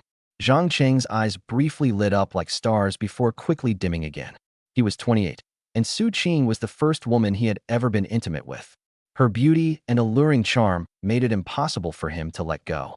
He truly wanted to have her by his side forever. But cruel reality told him that a poor nobody like him simply wasn't worthy of her. Throughout history, truly exceptional women had always been scarce, and they were usually the ones wealthy and powerful men could afford to pursue. Late that night, Zhang Cheng lay awake on the sofa in the living room. The sofa was too short, forcing him to curl up. His back ached from the hard cushions. The bedroom door wasn't fully closed, leaving a narrow gap. The lock was broken, and so was the door itself. He had never bothered to repair it. Through the gap, he could see the warm yellow light coming from inside, and hear Su Qing's faint breathing. Each soft breath seemed to tug at his heart. He remembered their kiss at the hotel the previous night, the warmth of her waist, and the feeling of her against his chest. His longing began growing like wild grass, almost breaking through the barriers of his reason. She was right there, only a few steps away. If he opened the door and walked inside, perhaps. No. He suddenly pinched himself hard enough to grimace in pain. Zhou Yuan's warning rang in his ears like an alarm. Asterisk, if you dare touch even a strand of her hair, I'll cut off your hands and feed them to the dogs. Asterisk. But once desire took root, it was like a vine, wrapping tighter and tighter until he could hardly breathe. Cheng stared at the crack in the door. The light cast a long, narrow shadow across the floor, like a path leading straight toward temptation. He could imagine what Cheng looked like right now, wearing a silk nightdress, her long hair spread across the pillow, her skin glowing softly beneath the light. Asterisk, just one look. I won't do anything. Asterisk. He used the excuse to justify himself as he quietly got to his feet. The moment he pushed the door open, he held his breath. Cheng was indeed still awake. She was leaning against the headboard, playing with her phone. She wore a black silk nightdress, its shoulder straps hanging loosely and revealing a large expanse of fair skin. Hearing the movement, she looked up. A hint of surprise flashed through her eyes before turning into teasing amusement. Can't sleep? Cheng's throat tightened, and he couldn't say a word. His gaze seemed magnetically drawn to her, unable to move away. Come here. Cheng suddenly beckoned him over, her voice carrying a subtle hint of temptation. Chapter 11, A Kiss of Ecstasy. Cheng's heart pounded wildly, as if it were about to leap out of his chest, and his feet seemed nailed to the floor, unable to move an inch. To go or not to go? Reason told him he couldn't go. Zhou Yuan's warning still echoed in his ears, and that bloody threat made him shudder.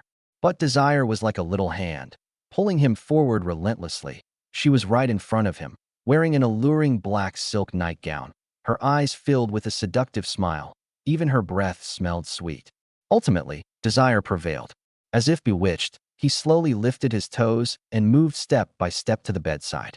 Each step felt like walking on cotton, soft and weak, and even his palms were sweating. Cheng put down her phone, looked up at Cheng, her eyes filled with complex emotions, a mix of mockery, helplessness, and a barely perceptible expectation. Sit down. Let's have a good talk.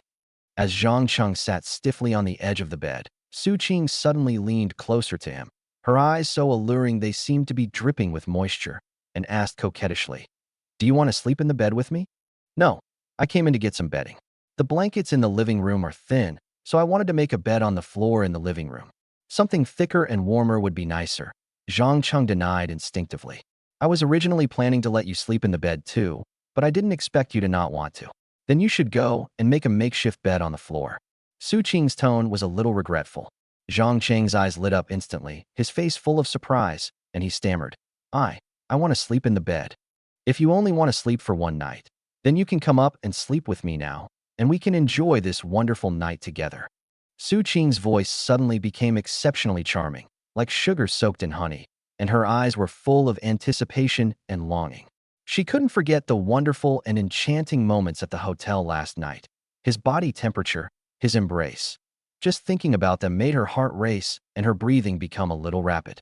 Then, changing the subject, "If you want to sleep for several more nights, or even a month, or a year and a half, you'll just have to endure it tonight." "Why?" Cheng was a little confused. He frowned and looked intently into her eyes. "We did that last night. What difference does it make if we do it one more time or one less time? Tonight is our first night sharing an apartment. If we can't help but sleep together on the first night, we definitely won't be able to in the future."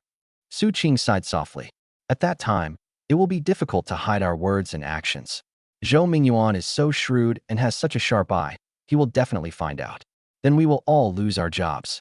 If he gets angry, he might punish us even more severely, and then this wonderful life will be over. Cheng, how about we find another place to work? Can we be together?" Cheng's eyes instantly turned ardent. "I took your first time. In my heart, you are pure and innocent. I really like you, and I will love you and treat you well." Cheng is a high-achieving graduate of Tsinghua University. If she changes jobs, she can definitely earn 30,000 yuan a month. He can also earn a stable 6,000 yuan a month as a driver. Together, they will earn nearly 40,000 yuan, which is enough to rent a decent apartment in the city. After saving for a few years, they can even take out a loan to buy a small house and a car. They will definitely be able to live a good life. I'm most afraid of running into a pure-hearted man like you. Su Qing glared at Zhang Cheng with a hint of helplessness in her eyes. If you were a playboy, a scumbag who only cares about sex and not feelings, I wouldn't be worried about living with you, because you wouldn't fall in love with me and wouldn't show any abnormality. And I'm confident that I can act and fool Zhou Yuan. She didn't want to refute Zhang Cheng's naive words at all. He was a driver with a monthly salary of 6,000, barely able to support himself. How could he possibly give her the life she wanted? What she coveted was nothing more than his good looks and his exceptional talent in that area. Since she had already given him her virginity, she was willing to spend more time with him. Otherwise, she would rather quit her job than move to this old, run-down rental apartment. Alas, I was so naive. Zhang Cheng sighed deeply in his heart, his chest feeling heavy and painful, filled with sorrow and grief. He slept with such a stunning goddess, and she was willing to continue their intimate relationship, but she was unwilling to be his girlfriend, much less marry him. Ultimately, it was his own incompetence that prevented him from giving his goddess everything she wanted: a house, a car, and savings, none of which he possessed. He forced down his pain and discomfort and said with a grin, "I'm a scumbag, a complete scumbag. I would never fall in love with you. I just want to sleep with you." Su Qing was amused by his attitude. "You think you can just call yourself a scumbag? Don't let your age fool you. You're a pure and honest man. You don't even dare to look me in the eye when you lie. You're not a scumbag at all." "I'm such a scumbag. I'm not lying to you." Zhang Cheng panicked and raised his hand to swear an oath. "Then tell me, where is the scumbag?" Su Qing raised an eyebrow with interest. I like several beautiful women at the same time, and I long to sleep with them, including you. You have the mind of a scumbag, but not the ability. A real scumbag can lie without batting an eye and without getting jealous. If you can see me and Zhou Mingyuan interacting intimately and act like nothing's wrong, without feeling any discomfort, then come and tell me you're a scumbag. Not yet. Zhang Qing opened his mouth, really wanting to stubbornly say that he wasn't jealous or upset. But he knew in his heart that every time he saw Zhou Mingyuan fawning over Su Qing, sending her flowers and inviting her to dinner, he felt like he had a lump of cotton stuck in his throat, feeling suffocated. Now that he had taken Su Qing's virginity, his possessiveness was even stronger. If he really saw Su Qing and Zhou Mingyuan being intimate, he would only feel more uncomfortable and would not be able to act as if nothing had happened. "I'll make your bed for you." Seeing that Zhang Cheng had been persuaded, Su Qing got off the bed, walked barefoot to the cabinet, opened the cabinet door, and took out the quilt and blankets. He squatted on the ground, carefully laying out his bedding. "Sleep in the bedroom? Not in the living room?" Zhang Qing asked, looking completely bewildered. "The living room is so small. How can we sleep on the floor?" Su Qing straightened up, dusted off her hands, and said calmly, "Besides, the bedroom door is broken, so sleeping in the living room is no different from sleeping in the bedroom. Anyway, we've already slept there, so I'm not worried about anything." Only a small night light remained in the bedroom, its warm yellow light enveloping the small space like a layer of soft cotton.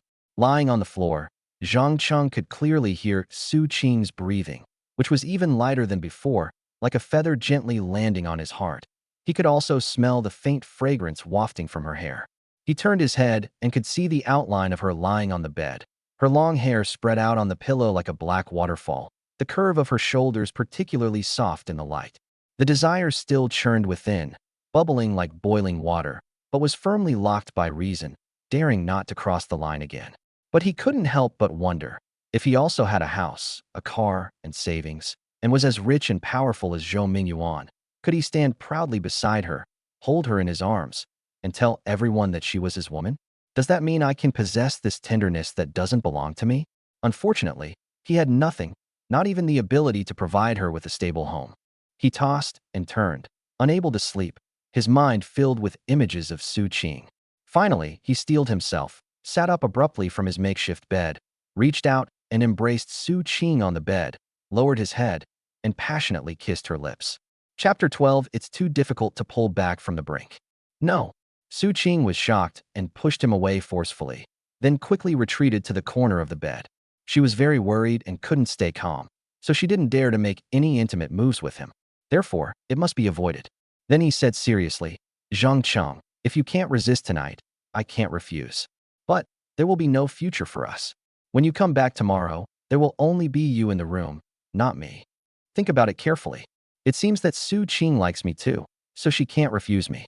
She also wants to have a long-term relationship with me. That's why she keeps reminding me. Maybe I can slowly make her fall in love with me and make her my real girlfriend in the future.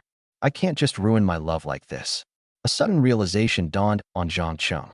But looking at the beautiful woman so close to him, so alluring and fragrant, he still felt a surge of desire. His physical instincts made it difficult for him to control himself.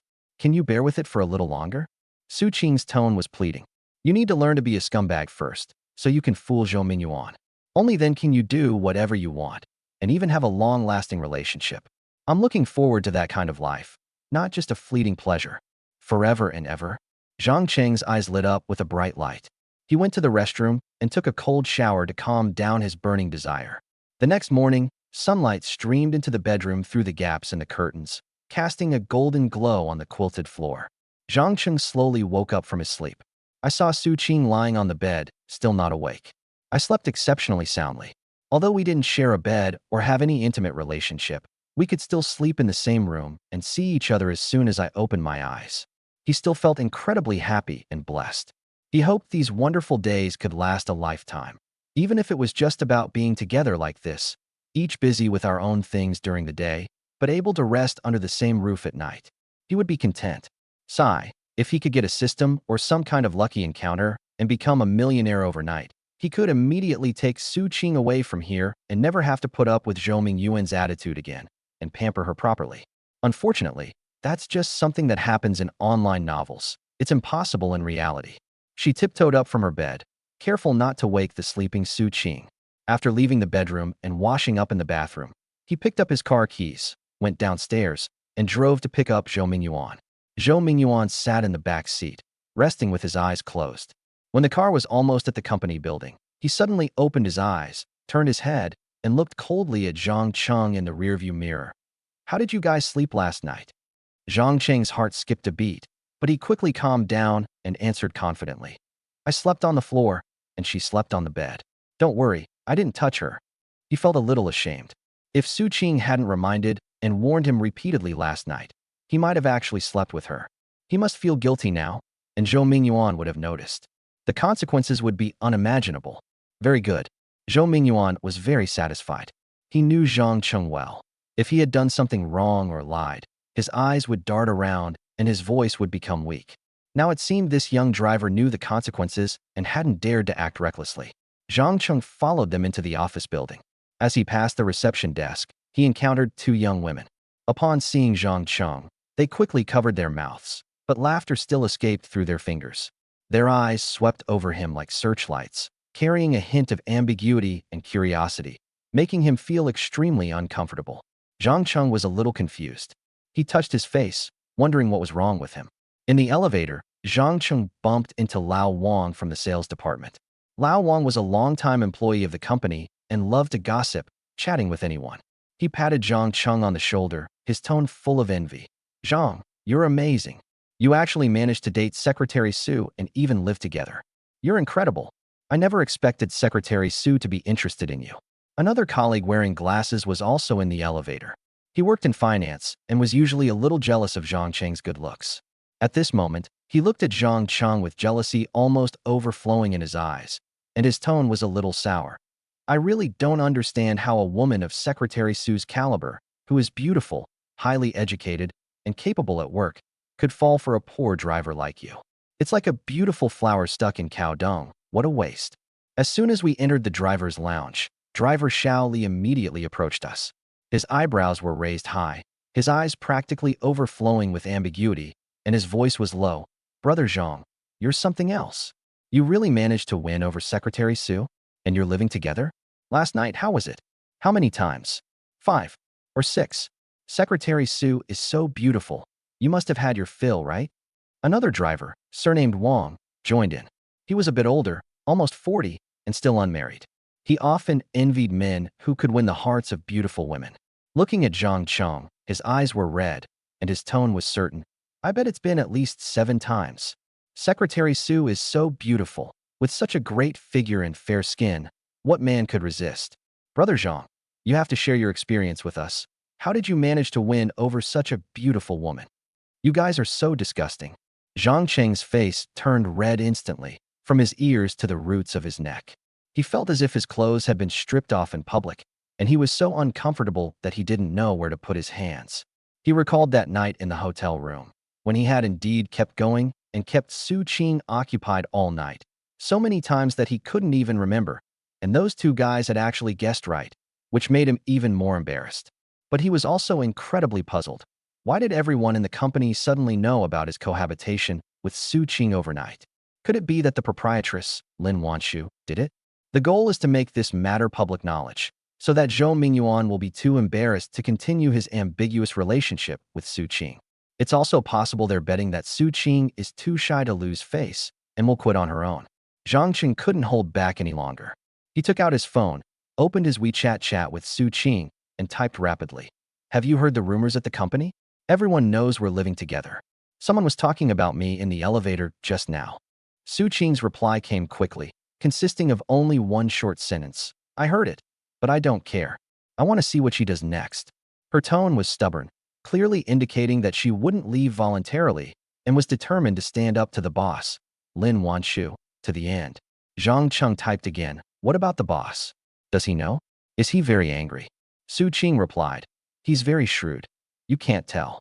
Suddenly, Zhang Cheng's phone rang urgently, and the caller ID showed Boss Lady. Chapter 13 Women Can Be Seduced. What does the landlady want with me? Zhang Cheng's heart sank suddenly, as if weighed down by a piece of lead. But the call connected very quickly.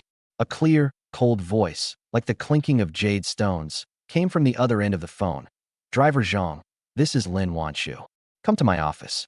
Okay, I'll be right there. Zhang Cheng respectfully agreed. Lin Wanshu's office was on the top floor, and it was even more luxurious than Zhou Yuan's. Outside the floor-to-ceiling windows, the city's traffic flows by. The interior decoration follows a minimalist luxury style. The light gray carpet is so thick that you can sink half your foot in. Unidentified abstract paintings hang on the walls, and the green plants in the corner have leaves so glossy that they can reflect your image. She sat behind a large ebony desk, wearing a well-tailored white suit skirt, her long hair tied up in a neat bun, revealing her slender, fair neck, and her delicate collarbone was faintly visible at the neckline. Sunlight streamed in through the gaps in the blinds, casting dappled patterns of light on her shoulders, as if gilding her with a soft golden edge. She raised her head, her phoenix eyes slightly upturned, and the small beauty mark at the corner of her eye was faintly visible in the light, so beautiful that it was hard to look directly at her. Sit. She gestured to the leather chair in front of the table, her tone calm and even.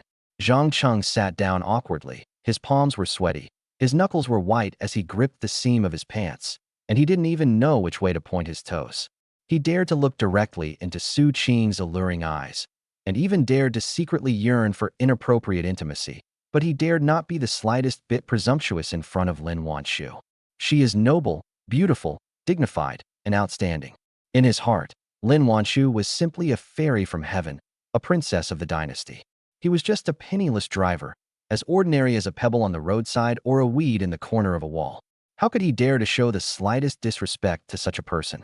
She even softened her breathing, afraid that a heavy breath would disturb her dignified demeanor. Driver Zhang, how old are you this year?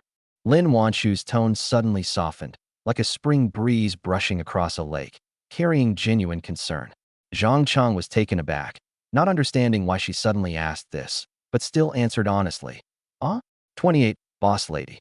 You're 28 already. I didn't know you were 2 years older than me.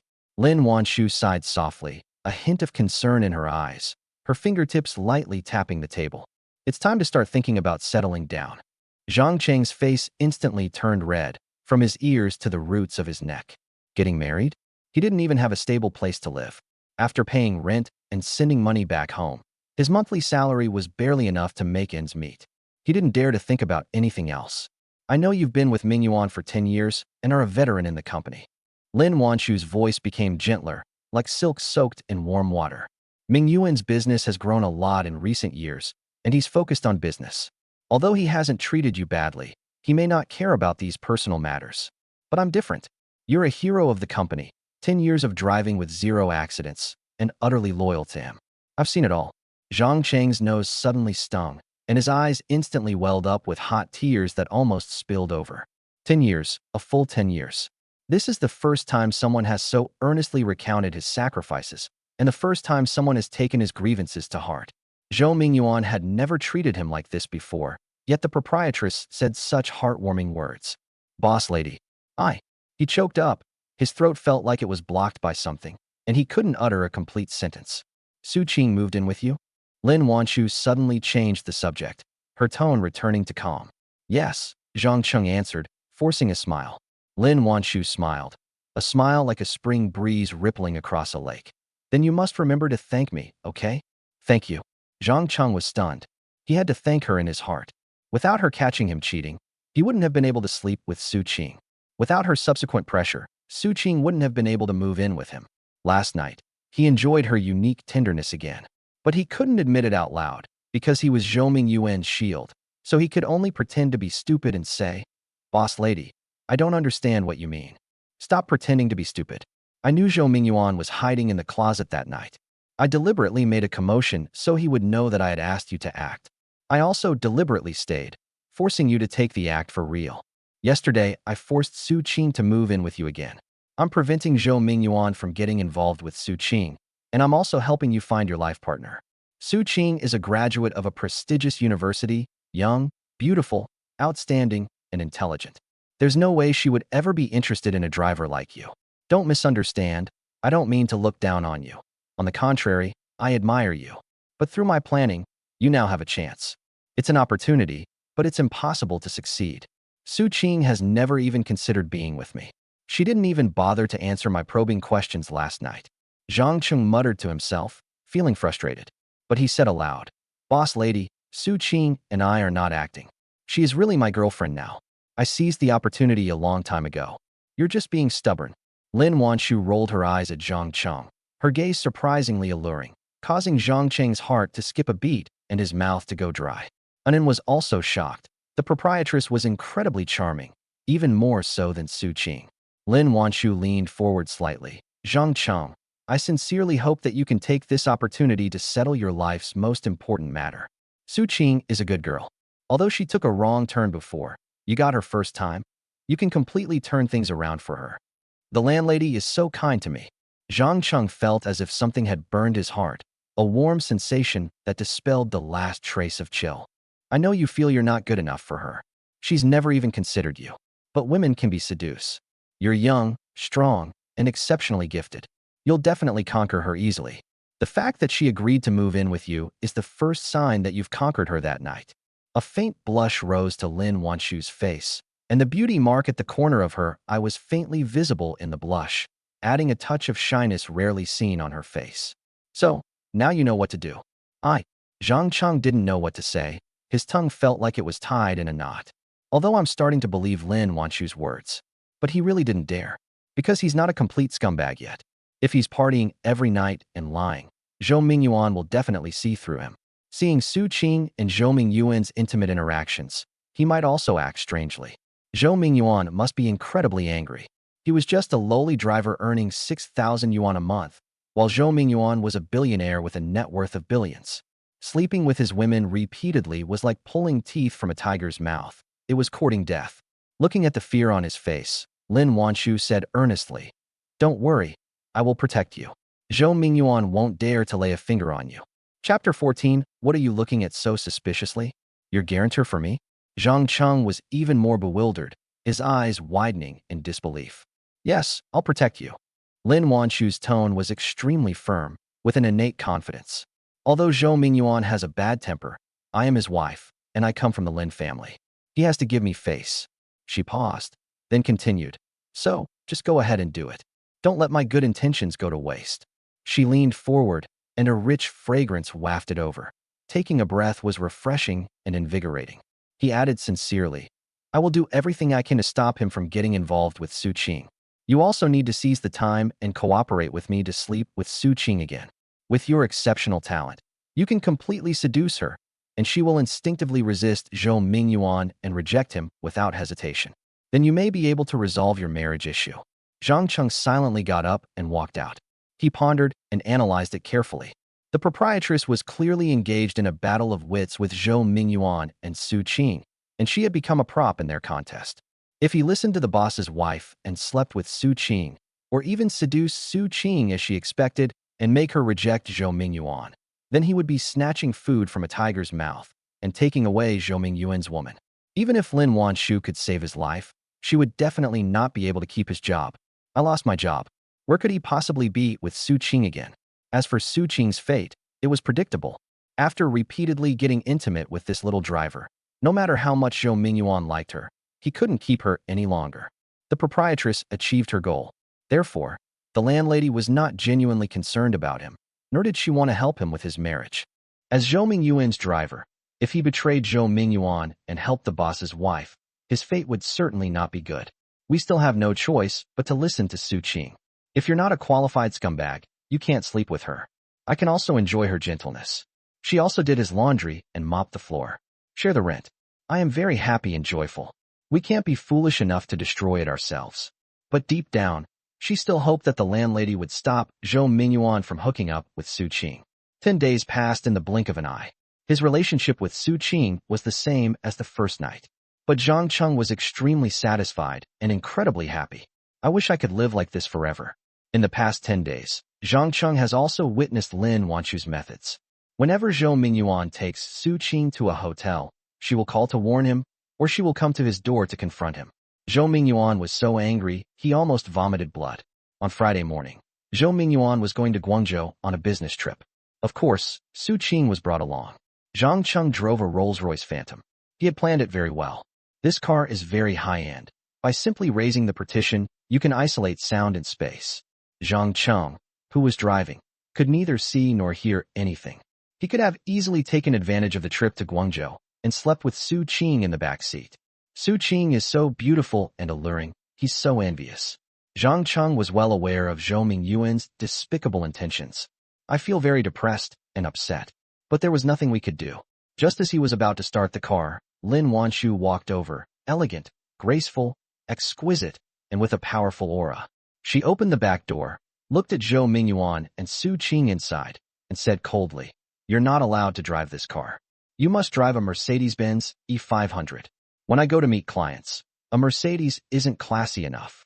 Zhou Yuan was filled with anger and felt extremely aggrieved. Do your clients know you're the owner of Jiuning, that you're a billionaire? Do you need to use this car to flaunt your status? Lin Wanshu said coldly. Zhou Yuan was speechless and could only get off the bus with his head hanging low.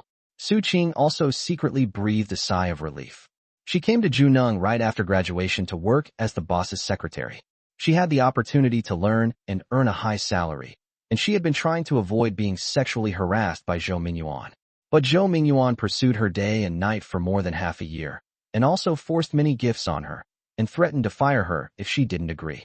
That time, she reluctantly agreed. If we can continue to delay, that would be a great thing. Who would want to sleep with a middle-aged man who is obsessed with women? The boss lady is so awesome. I love you. Zhang Cheng was extremely grateful and shouted in his heart. So they got into the Mercedes, and at Lin Wanshu's prompting, Su Qing also sat in the passenger seat. Zhou Yuan could only sit alone in the back seat. Even more outrageous, Lin Wanshu also sent 2 bodyguards to follow her in an SUV, trailing behind the Mercedes. This time, Zhou Yuan was completely out of options. So, I went back to the company that afternoon. When Zhang Cheng got home from get off work that evening, he opened the door to find Su Qing curled up on the sofa watching a show. Her beige loungewear hung loosely on her shoulders, revealing a small patch of her fair skin. Zhang Cheng went into the kitchen and cooked 2 bowls of noodles. Neither of them spoke during the meal. The laughter from the television made the living room exceptionally quiet. Zhang Cheng couldn't help but glance at Su Qing. When she lowered her head to eat noodles, her eyelashes cast a faint shadow under her eyelids, and a little soup clung to the corner of her mouth as she gently licked it with the tip of her tongue. The sight made his heart flutter. "What are you thinking about?" Su Qing suddenly looked up and asked reproachfully. Zhang Cheng hurriedly looked away, his cheeks burning. "And nothing. It's nothing." Night was falling. Su Qing was still awake, leaning against the headboard playing on her phone. The light from the screen reflected on her face, making her look as radiant as a blooming peach blossom. She changed into a silk slip dress. The light pink fabric made her skin look as white as snow. The hem of the dress barely covered her upper thighs, and a section of her slender calf draped over the edge of the bed. Her toenails were painted with burgundy nail polish, which shimmered under the warm yellow light. Cheng lay on the floor, turning his head to look at her. Cheng frowned slightly as she played on her phone. Her long, thick eyelashes trembled gently with each blink. The shoulder straps of her pajamas slipped down to her elbows, revealing her rounded shoulders, which looked like peeled lychees, with an alluring pink hue. The scene was so alluring that Zhang Cheng's Adam's apple bobbed involuntarily. "What are you looking at so suspiciously?" Cheng suddenly looked up and met his direct gaze, a faint blush rising on her cheeks. "How do you know I'm looking at you if you're not looking at me?" Zhang Cheng said awkwardly. Cheng ignored him, turned around, changed her posture, and continued scrolling through her phone with her back to him.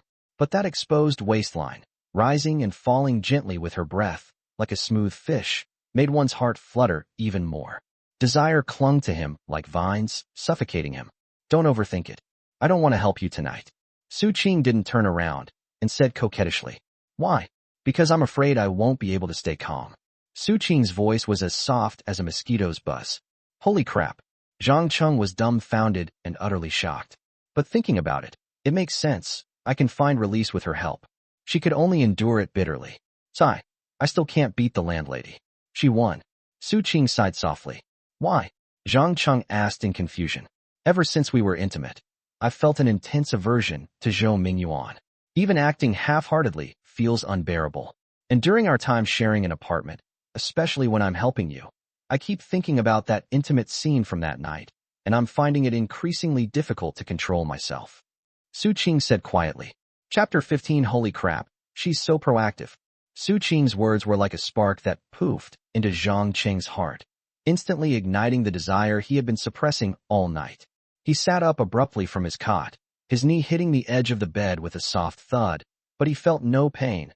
Blood rushed to his head, his ears were ringing, and even his breathing became rapid. Then how about we find a different place to work? He leaned forward, his eyes shining like lights suddenly appearing in the dark, staring intently at Cheng's back, his voice filled with an urgency he himself didn't realize. Be my girlfriend. Let's go to a city where nobody knows us. Find a job. And in the future, we'll get married, okay? He was stunned when he said those words. He had already said that before, but Cheng refused. Asking now is pointless. But now that he had already spoken, a faint hope arose in his heart, wishing that she would turn around and say okay. Cheng slowly turned around, gave him a disdainful look, and her alluring eyes held a hint of helplessness, as well as a complexity he couldn't understand. Stop dreaming. Her voice was as light as a feather, yet it hit Zhang Cheng's heart like a stone. How many times have I told you, we're not from the same world? I graduated from university, and even if I change jobs, I can find a decent white-collar position. What about you?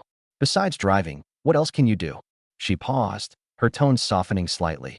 It's not that I look down on you. It's just the reality. Even if we move to a different city or change jobs, we still won't be able to stay together.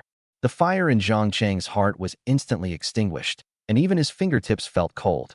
He opened his mouth, wanting to argue, I can learn, and wanting to say, let's give it a try. But he swallowed the words back. He knew Cheng was telling the truth. He touched the crumpled pay slip in his pocket. The number 6,000 yuan felt like a thorn, pricking his heart with pain. Yes, he can barely support himself. How can he provide for Cheng's future? How could we dare keep her? Then, you still said you wanted to be intimate with me? He asked, frustrated. Cheng didn't avoid his gaze, her eyes showing a hint of weariness. Wanting to be intimate with you doesn't mean I like or love you. Besides, wanting is one thing. Being able to do it, or being right to do it, are other things. She turned back, the light from her phone screen making her hair appear light blue. I've been worried about your safety.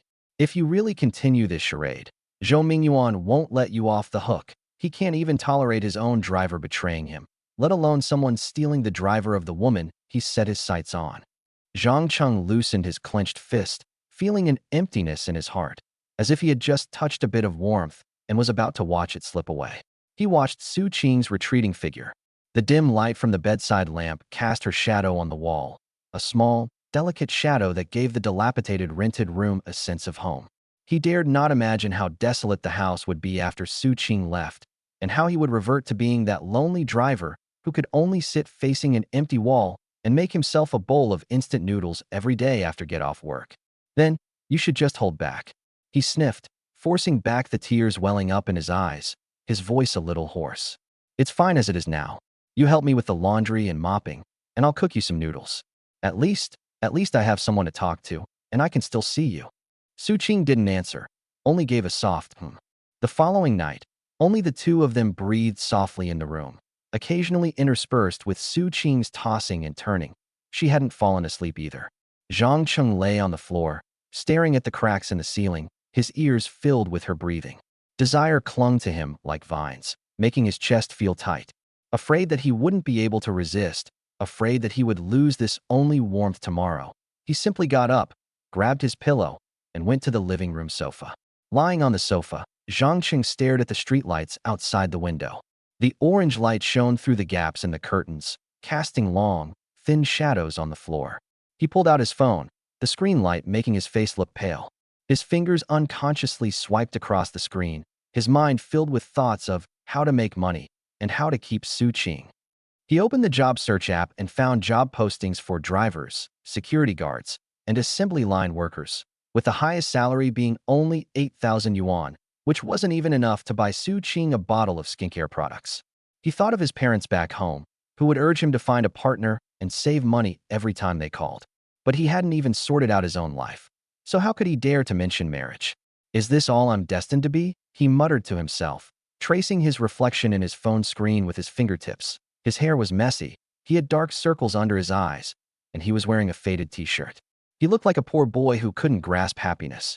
Unwillingness surged up like a tide, but was suppressed by reality. He slammed his fist on the sofa, and the springs creaked in protest. Suddenly, he remembered what the landlady had said. Don't worry, I'll protect you. Zhou Mingyuan won't dare to lay a finger on you. I recalled what Su Qing had said. If you're a playboy, a scumbag who only cares about sex and not feelings, then I really wouldn't worry about living with you. Stop dreaming about making big money. Instead, study how to be a scumbag. At least you can enjoy a period of tenderness. If you keep it a secret, it could last for years. For a poor driver like me, being able to be happy for a few years is already an incredible stroke of luck. Zhang Cheng muttered to himself. Immediately search on Baidu. How to be a qualified scumbag. I began to study and ponder it carefully. As dawn broke, the bedroom door creaked open. Su Qing walked out wearing a pale yellow silk nightgown, her long hair cascading down her back like a waterfall. She reached out and rubbed her waist. The neckline of her nightgown slipped down a little, revealing a small patch of fair skin, like a freshly peeled lychee, with a faint sheen. I thought you wouldn't be able to resist last night, but I was surprised by your performance. Seeing that Zhang Cheng had woken up, Su Qing had a complex expression on her face, a mixture of relief, regret, and relief. Last night, I was researching how to be a scumbag. I wanted to be a proper scumbag, Zhang Cheng said with a hint of excitement. Su Qing's eyes lit up, and she sat down next to him, the sofa sinking slightly, so their shoulders were almost touching. So, do you have any tips on how to quickly become a scumbag? Although I still don't know how to be a scumbag, I figured out one thing. No beautiful woman can belong to a poor driver like me. I don't need to be jealous or upset if a beautiful woman is intimate with another man. Zhang Cheng said with a hint of self-deprecation. If I'm lucky enough to sleep with a beautiful woman, I can just be happy about it. I can't even imagine that we'll be together forever. Not bad. Not bad. You've finally grown up. Su Qing was pleasantly surprised and gently kissed Zhang Cheng on the cheek. I haven't finished yet. I have another realization. You don't belong to Zhou Mingyuan. He's just after your beauty and wants to take advantage of you. So our intimacy doesn't mean we've wronged anyone. Zhang Cheng added. Kiss me. Su Qing was overjoyed and softly leaned into Zhang Cheng's arms, her slender hands hooking around his neck, her eyes filled with longing and anticipation. Chapter 16. Su Qing's classmate is so pretty. Su Qing. Even though I'm prepared, I still don't know how to not be nervous in front of Zhou Mingyuan, how to lie without blushing or panicking. Zhang Cheng gently pushed her away, not daring to kiss her. Because it will definitely be impossible to control. It will start a prairie fire. Su Qing frowned and said coquettishly, don't rush, take it slow. I think, first of all, you have to learn to pretend. In front of Zhou Mingyuan, you have to pretend that you're not interested in me, or even a little annoyed by me. For example, next time he takes me on a business trip, don't keep staring at me, and don't be jealous. Anyway, you've already figured it out. I don't belong to you, and I don't belong to him. If I could do that, could we stay together like this for many years? Zhang Cheng's eyes were filled with barely concealed anticipation. Su Qing blushed and softly hummed in agreement. The two didn't speak again, but the air was filled with a sweet scent. It's Saturday, and they didn't go out this morning. They were just researching and discussing how Zhang Cheng could become a scumbag even faster. I've gained more and more insights. In the afternoon, the two changed their clothes and went out. Su Qing wore a light pink dress that reached her knees, paired with white canvas shoes, and her hair was down over her shoulders, making her look like a college student. Zhang Cheng wore a clean white t-shirt and jeans, which, although not expensive, were neat.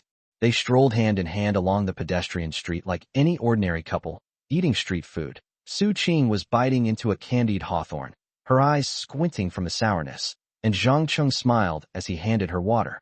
Seeing balloons for sale by the roadside, Su Qing insisted on buying a little rabbit-shaped one, clutching it in her hand and smiling brightly. In the evening, they went to the park. The setting sun dyed the sky orange-red, and the willows by the lake drooped their branches. When the wind blew, the branches gently brushed the water's surface, creating ripples. Su Qing leaned against the railing by the lake, still clutching a balloon in her hand, her profile bathed in the soft glow of the setting sun. Standing beside her, Zhang Cheng felt a deep sense of satisfaction, even finding it easy to breathe. Su Qing, someone suddenly called out, their voice tinged with surprise. Su Qing and Zhang Cheng both turned around and saw a girl in a white dress standing not far away, carrying a designer bag. She had exquisite makeup, a graceful figure, and her looks were similar to Su Qing's. She was Su Qing's college classmate, named Yuan. She also graduated from Tsinghua University and now works for a foreign company.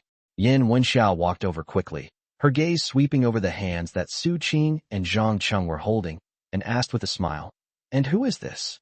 Su Qing's face turned pale instantly, and her hands unconsciously tightened, making Zhang Cheng's hand hurt a little. Zhang Cheng also felt embarrassed. His palms were sweaty. He knew Su Qing didn't want her classmates to know she was a driver, and even less did she want others to know she was with a driver. "He's my boyfriend, Zhang Cheng." Su Qing's voice trembled slightly, but she quickly regained her composure. "His family is in the manufacturing industry, and they are usually quite low-key." As she spoke, she pointed to the Mercedes parked not far away. "That's his car." Yuan Wenxia's gaze fell on the Mercedes, and the surprise in her eyes turned into understanding. She smiled and said, "So you're a low-key rich second generation. No wonder you didn't tell us." She chatted for a few more minutes, asking Su Qing about her recent work. Su Qing gave a vague answer, without mentioning that she was working as a secretary. Yuan Wenxia added Zhang Cheng on WeChat before swaying her slender waist and long legs and hurrying away. After Yuan Wenxia left, Su Qing's face was still very pale. She let go of Zhang Cheng's hand, leaned against the railing, looked at the lake, and didn't say anything. Zhang Cheng didn't say anything, feeling a tightness in his chest, as if something was blocking his heart, making him feel extremely uncomfortable. He knew Su Qing was lying to save face, but he also knew that if it weren't for that Mercedes, if she knew he was just an ordinary driver, Yuan Wenxia's gaze towards him would probably not be one of surprise, but rather contempt and sneer. "Let's go back." Su Qing's voice was soft, tinged with weariness. Back home, Su Qing pulled Zhang Cheng to sit on the sofa and whispered, "Yuan Wenxia and I were both campus beauties in college. I was the #1 campus beauty, and she was the #2.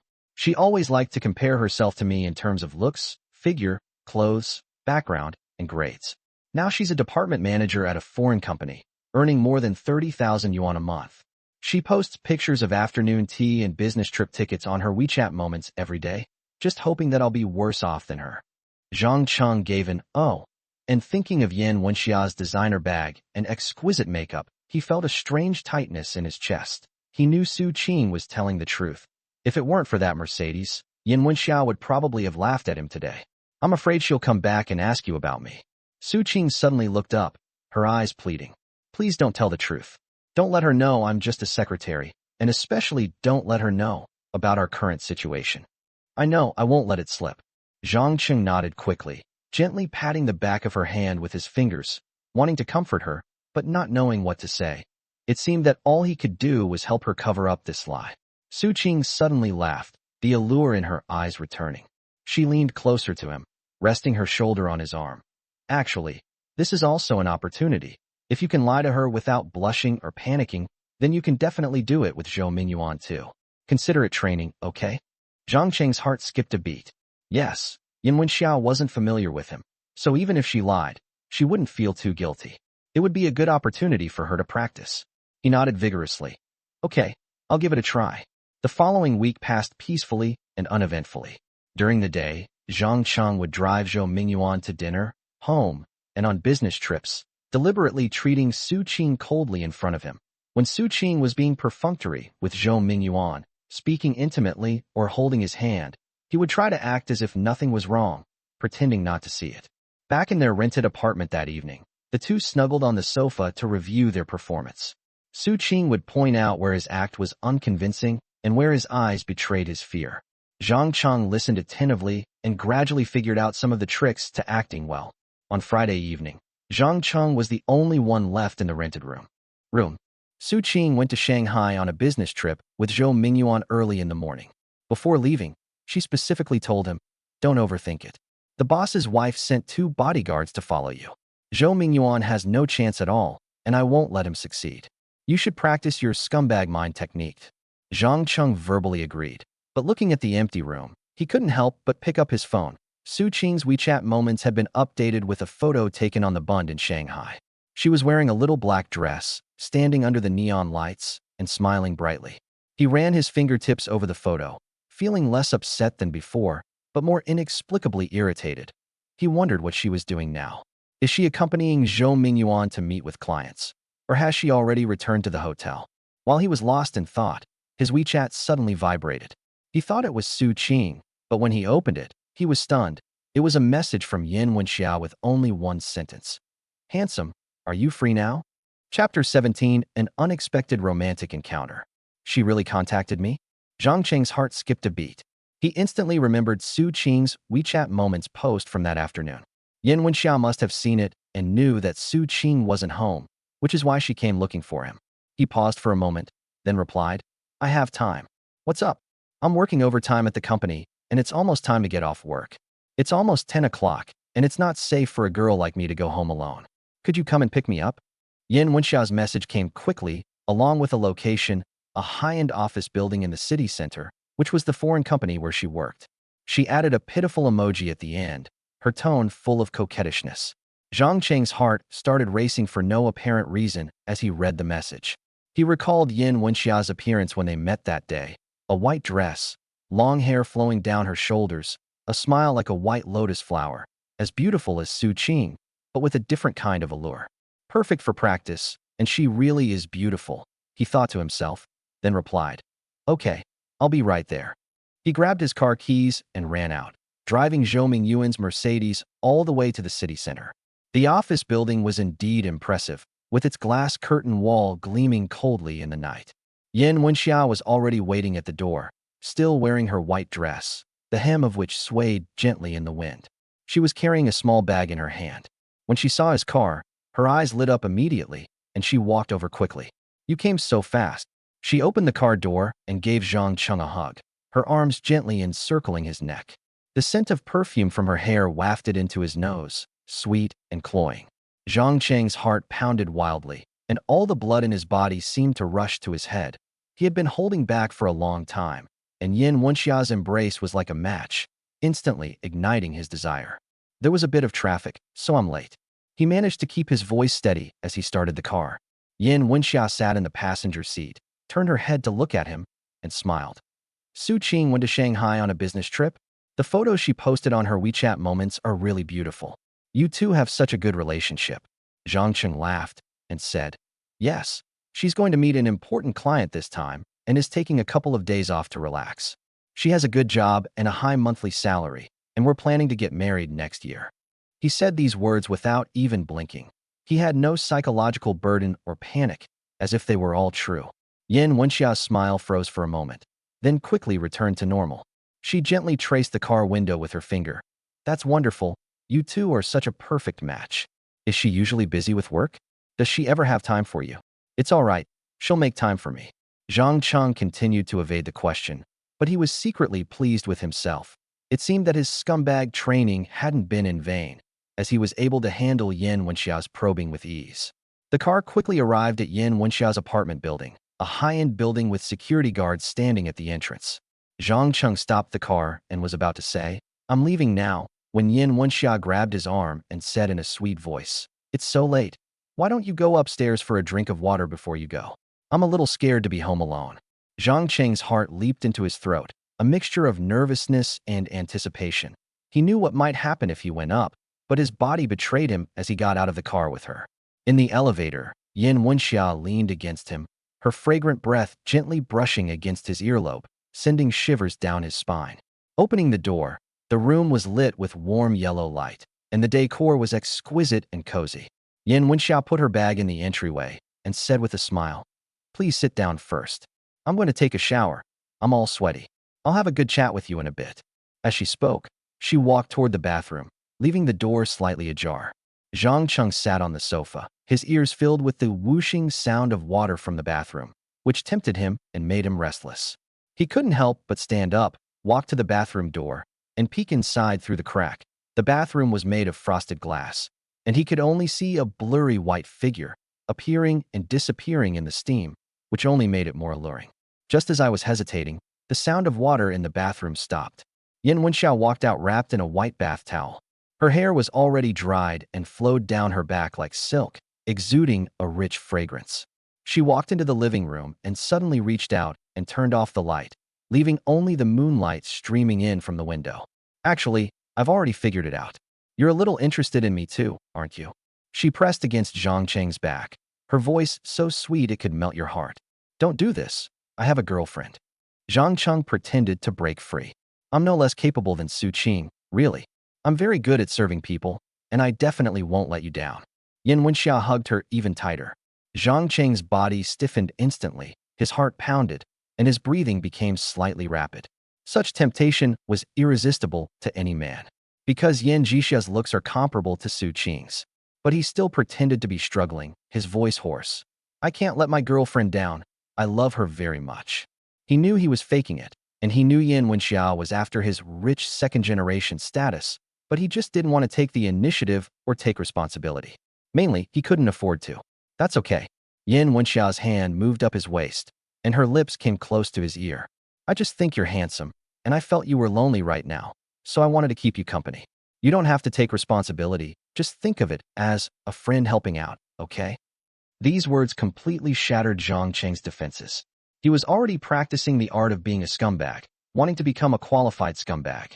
So he turned around, embraced Yin Wenxia, and admired her beautiful face, and then he was completely captivated. It began to decline. For the next 2 days, Zhang Cheng spent almost all of his time at Yin Wenxia's house. She had probably never seen such a muscular man as Zhang Cheng before. Coupled with Zhang Cheng's status as a rich second generation and Su Qing's boyfriend, she was exceptionally infatuated with him and treated him with extra tenderness. But Zhang Cheng was becoming increasingly clear in his heart that it was all a lie, and if she knew he was just a driver, she would definitely turn on him immediately. On Monday morning, just as dawn broke, Zhang Cheng got up and got dressed. Yin Wenxia hugged his waist, her voice laced with a lazy, coquettish tone. "Won't you stay another day? I'll take a day off to be with you." "No, Su Qing is coming back today, and I have to pick her up." Zhang Cheng pried her hands away, his tone flat. "Let's not contact each other anymore. I don't want her to misunderstand." Yin Wenxia's expression changed instantly, but she still forced a smile and said, "Okay, I understand." Zhang Cheng didn't look at her again, picked up his car keys, and walked out. The moment he closed the door, he couldn't help but marvel at how a poor loser like himself could sleep with such a beautiful woman, who was still so attached to him. And yet, I felt no reluctance or lingering attachment whatsoever. Could it be that the art of being a scumbag has been perfected? Chapter 18. The landlady tempts Zhang Cheng. Around 3 p.m., my phone vibrated. It was a WeChat message from Su Qing. "Zhang Cheng, I can't come back tonight. I can only go back tomorrow. Get some rest, and don't wait for me." Zhang Cheng stared at the screen for a few seconds, feeling empty inside, not from sadness, but from being used to Su Qing being there at night. Even if they were just sitting in their own rooms, the house wouldn't feel too lonely. He replied with an "okay," put his phone back in his pocket, and continued chatting with the drivers, but his mind was already elsewhere. Just as Zhang Cheng was packing up to go home after get off work, he received a call from his boss, Lin Wanshu. Driver Zhang, my driver is on leave. Could you please take me back to the villa? Lin Wanshu's voice was cold and clear, with an unyielding tone. I'll be right there. Zhang Cheng hung up the phone and immediately drove to the office building entrance. Lin Wanshu was already standing at the door waiting, wearing a well-tailored black suit. Her long hair was tied up in a bun, revealing her slender neck, and she was carrying a black handbag. She looked a bit more tired than usual. She opened the car door, got into the back seat, and said calmly, "Let's go." The carriage was quiet throughout the journey, with only the sound of the air conditioner blowing.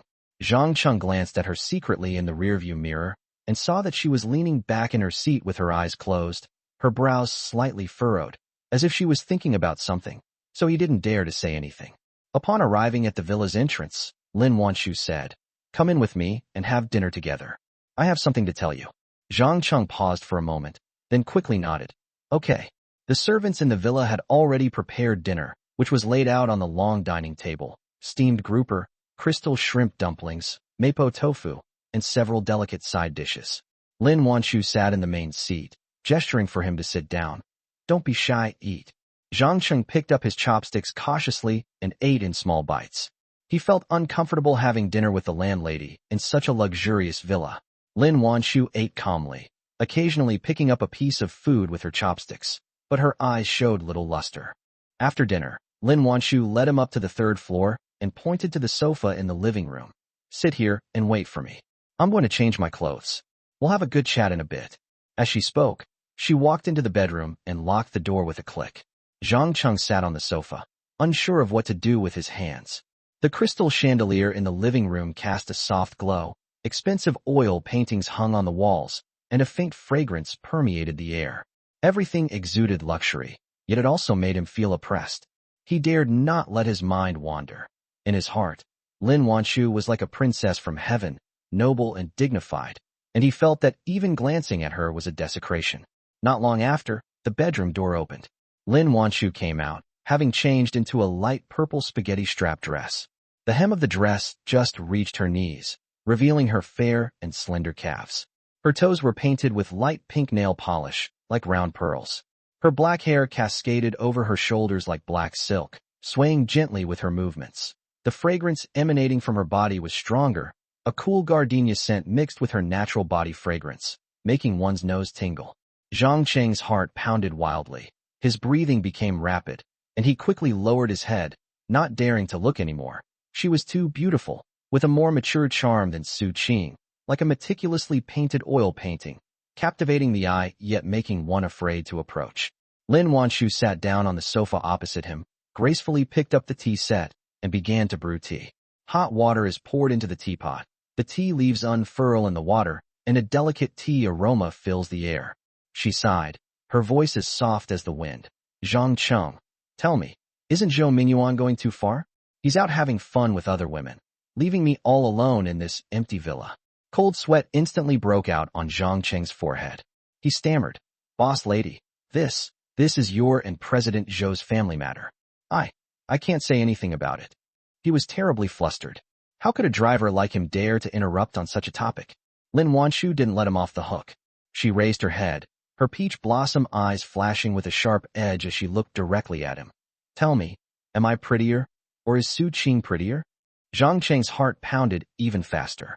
He looked up, glanced at her quickly, and then looked down again. "Of course, you're prettier. Your looks and figure are better than Su Qing's, and your temperament far surpasses hers. Everyone in the company says you're the #1 beauty, and Su Qing is #2. He was telling the truth, without any exaggeration. Lin Wanshu's looks and figure did indeed surpass Su Qing's, and she was also slightly better in terms of temperament. Lin Wanshu's lips curled slightly, but there was no smile in her eyes. But why does he still have to philander outside? She paused, her tone turning icy. If he were good in that area, it would be one thing, but he only lasted 3 minutes, maybe even less. He must have heard you and Su Qing's voices when he was in the closet that day, right? Right? How could he not have any self-awareness? Zhang Cheng's face instantly turned red, so embarrassed he wished he could disappear into the ground. The landlady spoke so bluntly about such a private matter that he didn't know what to do with his hands and could only lower his head and pretend he hadn't heard. Zhang, you should know your place. You're just a driver. The chances of you marrying a wife like Su Qing are practically zero. Lin Wanchu's voice softened, carrying a hint of coaxing. She graduated from a prestigious university, and you only graduated from high school.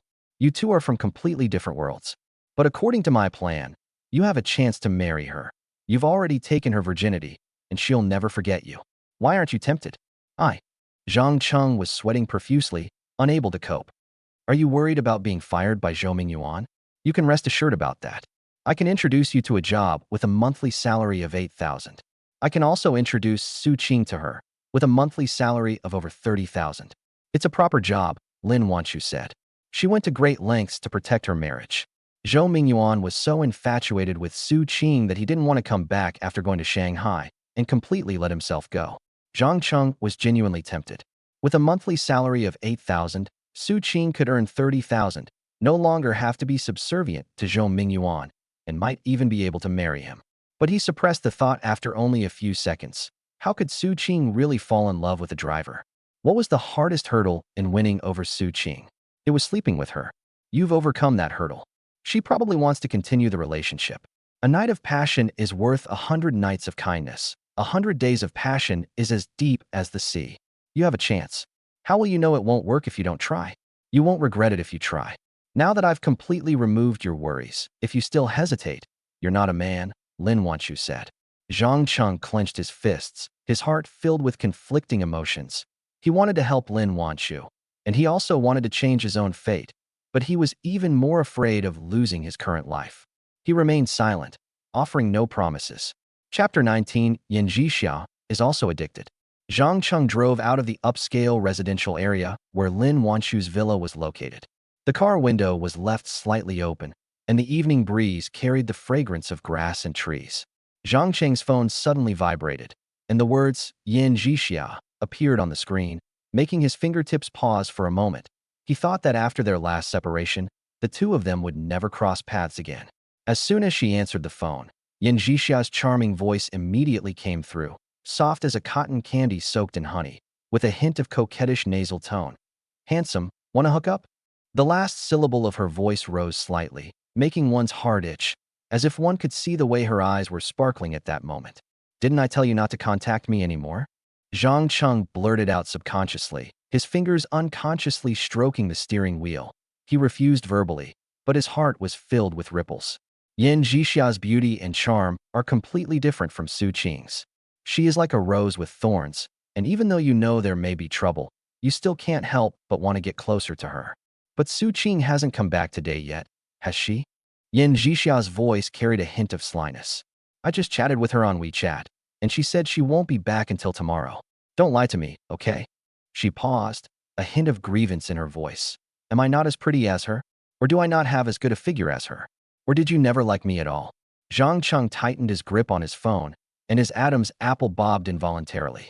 If he were truly a rich second generation, perhaps he could resist such temptation, but he was just a poor driver earning 6,000 yuan a month. To be able to sleep with beauties like Su Qing and Yan Zhixiao was something he never dared to dream of in his life. His earlier refusal was just a little manipulative maneuver, but now that Yan Zhixiao had seen through it, his hesitation vanished instantly. Where are you? His voice softened. I'm about to get off work. Will you come pick me up? Yan Zhixiao's voice immediately lit up, full of joy. Half an hour later, the car stopped downstairs at the office building. He got out, leaned against the car door, lit a cigarette, and watched the office workers coming out of the building. He then sent Yan Zhixiao a WeChat message. I've arrived. I'm waiting for you downstairs. I had just finished my cigarette when I saw Yan Zhixiao walk out of the office building. Today she wore a beige silk shirt, the hem of which was tucked into a black skirt, outlining her slender waist. Her black high heels clicked on the stone pavement. Her long hair was draped over her shoulders, and she wore delicate makeup. You came so fast. Yan Zhixiao walked over quickly, and before Zhang could react, she reached out and wrapped her arms around his neck, stood on tiptoe, and gently kissed him. Occasionally, passing office workers cast curious glances at Zhang, and many men looked at him with envy. After all, Yan Zhixiao was truly beautiful and had a great figure. She was definitely a goddess in the eyes of men. Zhang Cheng felt a little awkward, but he couldn't refuse her enthusiasm. The kiss lasted for almost a minute. It ended with a feeling of wanting more. Just as Zhang Cheng was about to open the car door and invite Yan Zhixiao in, he caught a glimpse of a woman in a work dress holding up her phone by the flower bed not far away. The camera lens blatantly pointed at them. When she saw Zhang Cheng looking over, she hurriedly put away her phone, sprinted into the office building in her high heels, her skirt sweeping across the potted plants on the steps, scattering a few green leaves, and disappeared in the blink of an eye. Someone was recording just now. I hope it won't cause you any trouble. Zhang Cheng frowned slightly, also somewhat puzzled, and offered a reminder.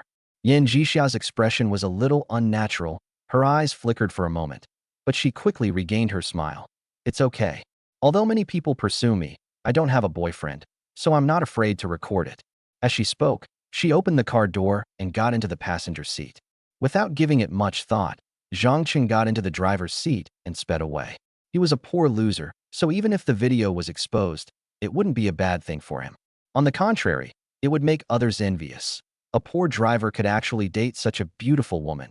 He was simply a winner in life. Since even Yan Zhixia didn't care, he cared even less. Back at Yan Zhixia's apartment, the room still seemed to retain the peculiar smell from last time. After their passionate lovemaking, Yan Zhixia leaned against him, her fingers gently tracing his chest, her eyes full of anticipation. Zhang Cheng, break up with Su Qing, okay? From now on, I'll be your girlfriend. I'll love you so much. I'll cook for you every day, do your laundry, and treat you even better than Su Qing did. Zhang Cheng's heart tightened, and he quickly shook his head. That's impossible. Although you are also very beautiful and outstanding, I love Su Qing more. We are about to get married. He spoke with absolute certainty, but inside he was terribly panicked. He was afraid that Yan Zhixia would continue to pester him, and even more afraid that he would be exposed. If she found out that he wasn't a rich second-generation heir, but just a driver, the consequences would be unimaginable. Yan Zhixia clearly hadn't expected him to refuse so decisively. Her smile froze for a moment, but she still tried to persuade him. What's so good about Su Qing? I earn over 30,000 a month and can help you manage your network. If we're together, our future will definitely be better than if we're with her. She talked on and on for a long time, but seeing that Zhang Cheng remained unmoved, she sighed and stopped trying to persuade him. The next morning, Zhang Cheng had just left Yan Zhixia's apartment and hadn't even driven onto the main road when his phone rang. It was Yan Zhixia calling again. He answered the phone and heard Yan Zhixia's icy voice, completely different from her charming self yesterday. Zhang Cheng, if you don't agree to break up with Su Qing, I'll send Su Qing the video from yesterday and let her see how you betrayed her. Zhang Cheng paused on the steering wheel, then suddenly realized the woman who recorded the video yesterday must have been arranged by Yan Zhixia. He was both angry and amused, but his tone remained calm. Whatever, send it if you want. You think I wouldn't dare? Yan Zhixia's voice became even harsher. If I can't have her, she can't have her either. After saying that, he hung up the phone with a click. Zhang Cheng stared at the darkened phone screen and couldn't help but laugh out loud.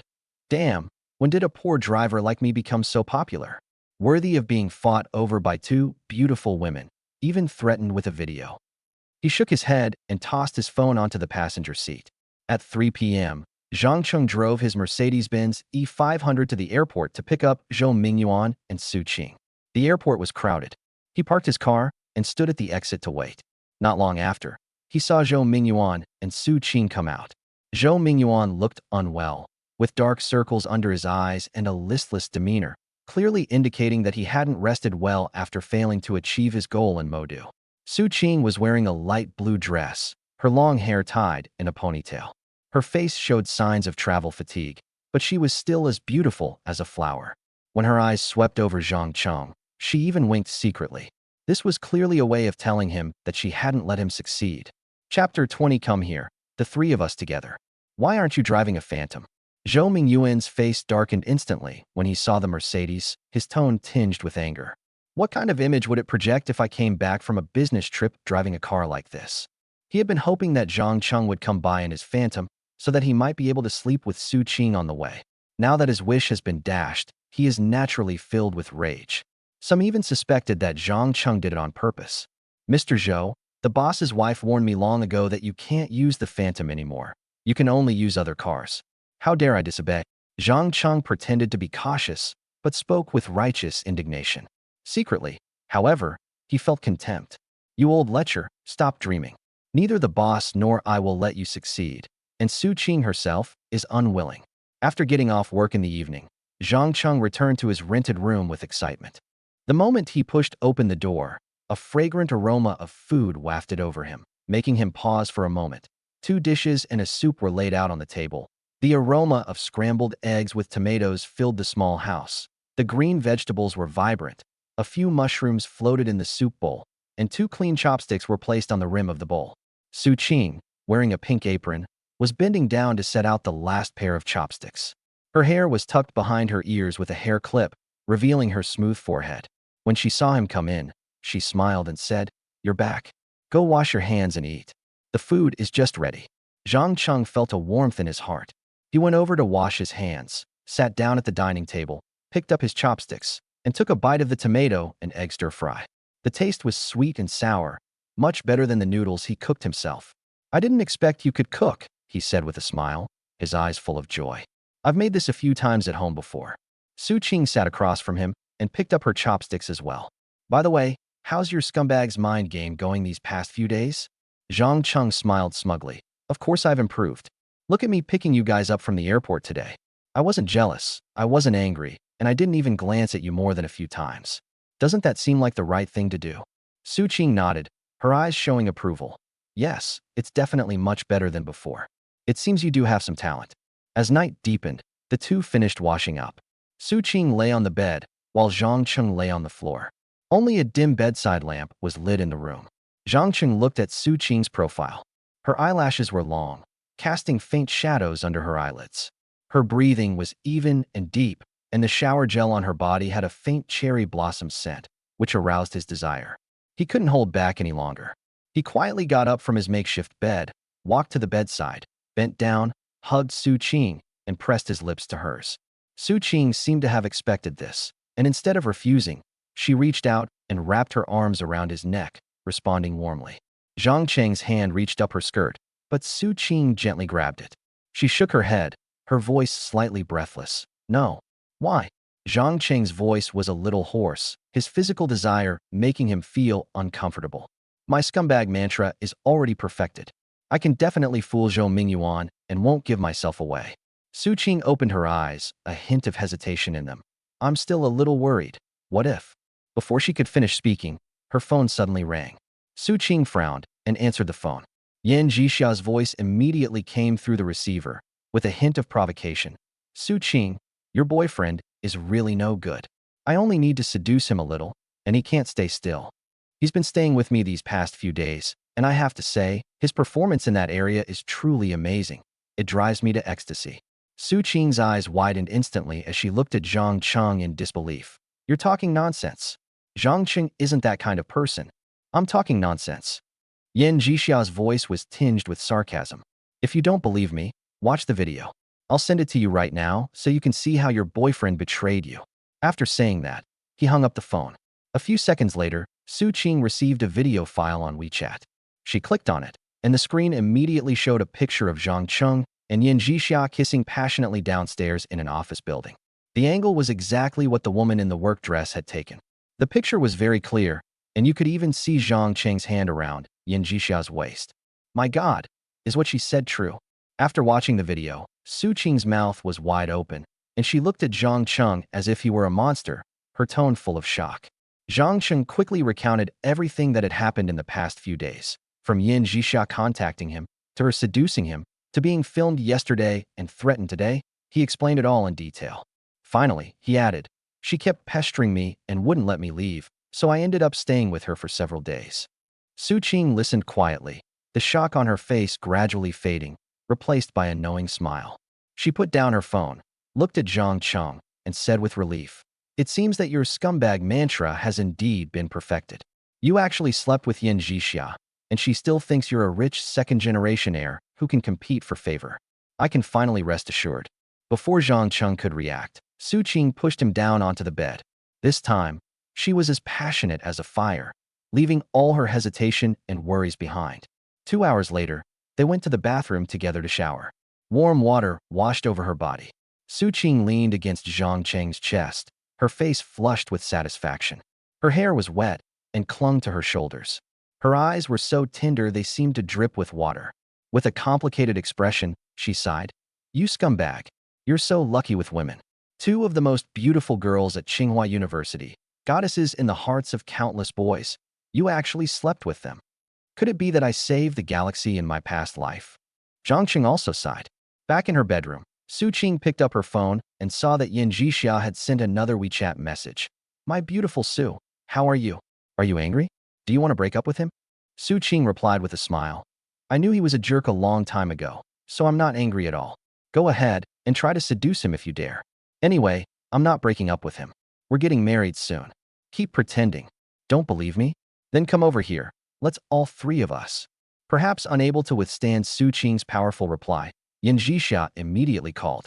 Zhang Cheng answered and heard her furious voice coming from the phone. Zhang Cheng, do you think Su Qing really loves you? She's just after your money. Let me tell you, I've never fallen in love with you at all. I just want to break you two up and make you both suffer. After saying that, he slammed the phone down. Zhang Cheng held his phone, shaking his head with a wry smile. This woman is too wicked. Just a few days ago, she was all lovey-dovey with me, and now she wants to break us up. The romantic scenes with Yin Jixia from a few days ago are still fresh in my mind. She is truly beautiful and sexy, and also very uninhibited. Unfortunately, that will never happen again. It's okay. Even without her, I'm still here. Su Qing hugged him from behind, resting her chin gently on his shoulder, her smile radiant. We'll be fine from now on. As long as you don't give anything away, we can continue to be happy like this. Zhang Cheng turned around and hugged Su Qing tightly, as if he were embracing the whole world, but he was also very apprehensive. Could they really be happy forever? Chapter 21. The truth comes out. The morning sunlight streamed through the gaps in the curtains, casting a golden thread across the sheets, like a soft, velvety strand of gold gently caressing Su Qing's hair. Zhang Qing opened his eyes and first smelled a familiar fragrance. It was the scent of Su Qing's usual shower gel, now mixed with her faint body fragrance, fermenting in the warm air, so sweet it made him dizzy. Su Qing curled up in his arms, her long hair spread out on the pillow like ink-splashed silk, with a few playful strands hanging down her cheeks, trembling gently with her breath. Zhang Cheng was filled with emotion and immense happiness. He finally got Su Qing back, finally slept in the same bed with the woman he had been longing for day and night, and would continue to do so in the future. I hope it can last forever. He carefully raised his hand and stroked her cheek. The touch was as delicate as fine mutton fat jade, and it was warm with his body heat. The person in his arms stirred, their eyelashes fluttered, and when they opened their eyes, there was still a layer of moisture in their eyes, like two pools of clear spring water. The moment she saw him, her cheeks flushed red, but instead of avoiding him as usual, she snuggled closer to him, her nose brushing against his collarbone, her voice still languid from just waking up. Why are you awake so early? I have to go to work. I'll be late if I don't get up now. Zhang Cheng said softly. What time is it? Su Qing immediately became nervous. She reached out her slender hand, took the phone from the bedside table, and saw that it was 7:30. She hurriedly tried to get out of bed, but the next second, she stopped, her face full of surprise, and said excitedly, Yuan sent a WeChat message saying that he was too tired from his business trip and that he will rest today and tomorrow, so you and I will also rest. His voice carried a barely perceptible hint of joy, as well as excitement and exhilaration. She immediately lay down, her face full of relaxation. 2 days off? That's wonderful. I can spend 2 days snuggling up to her and enjoying her tenderness. Zhang Cheng was also overjoyed. He immediately lay back down, gently embraced her, breathed in her fragrance, and felt so relaxed that he wanted to sing. So this is what it feels like to have someone. It was like a sudden rain shower on a barren desert, like lights suddenly turning on in the darkest night, and even the air was filled with a sweet scent. Holding the person in his arms, Zhang Cheng felt that all the luck in his life had been accumulated at the age of 28. But they don't want to sleep. They just enjoy the wonderful feeling of lying lazily in bed without having to go to work. Su Qing even drew back the curtains. Sunlight streamed in, bathing the bed in gold. It's obviously a nice day. They whispered sweet nothings in bed, talking about trivial things, but they enjoyed it immensely and never tired of it. They stayed in bed until the sun was high in the sky, and only when their stomachs started growling did they stumble out of their bathrobes to find something to eat. Zhang Cheng was frying eggs while wearing an apron, and Su Qing hugged his waist from behind, pressing her cheek against his sweaty back like a lazy koala. When the oil splattered, she shrank into his arms in fright, which made Zhang Cheng chuckle. Afraid of getting burned. Why aren't you moving away? I won't dodge. Her voice was muffled by the fabric, carrying a childlike stubbornness. If we're going to get burned, we'll get burned together. In the past, Zhang Cheng would have found such words cheesy, but now, listening to them, his heart felt as if it had been soaked in warm water, and he was completely melted. For 2 days, they barely stepped out of their room.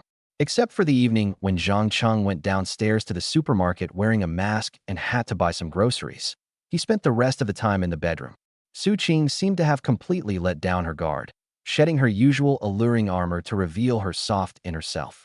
She would snuggle in Zhang Cheng's arms to watch old movies, and when she got to the emotional parts, her tears would soak his shirt. She would also suddenly jump up from behind him while he was washing dishes, wrap her legs around his waist, and insist that he hold her and shake her around a few times before she would get down, her silvery laughter filling the kitchen. The next morning, Zhang Cheng looked at Su Qing in the mirror and was shocked to find that she seemed like a completely different person. Her skin had a dewy glow, her eyes held a softer allure, and even the curve of her lips was gentler than usual. That radiant glow seemed to emanate from within, like a flower that had been nourished by love, blooming exceptionally brightly. I have to go to work soon. Su Qing applied lipstick in front of the mirror, her tone carrying a hint of melancholy. We have to pretend to be the same as before.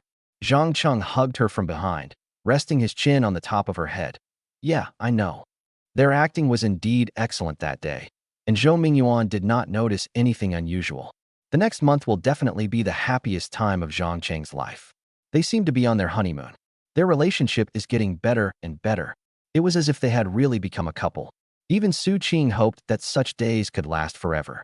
Needless to say, Zhang Cheng.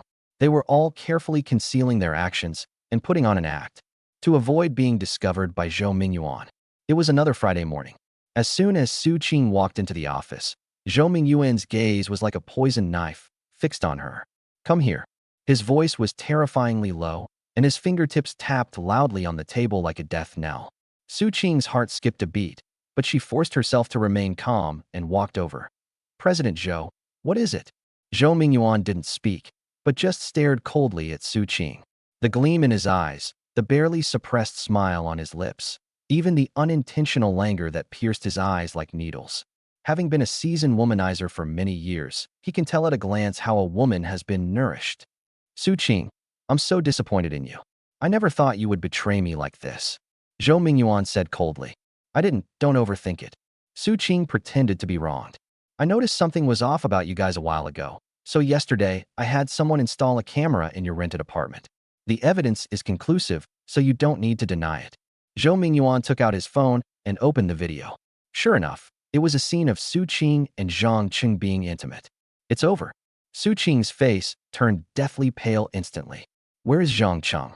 Zhou Yuan's voice suddenly rose, filled with boundless rage, like a thunderclap from a clear sky. He's downstairs.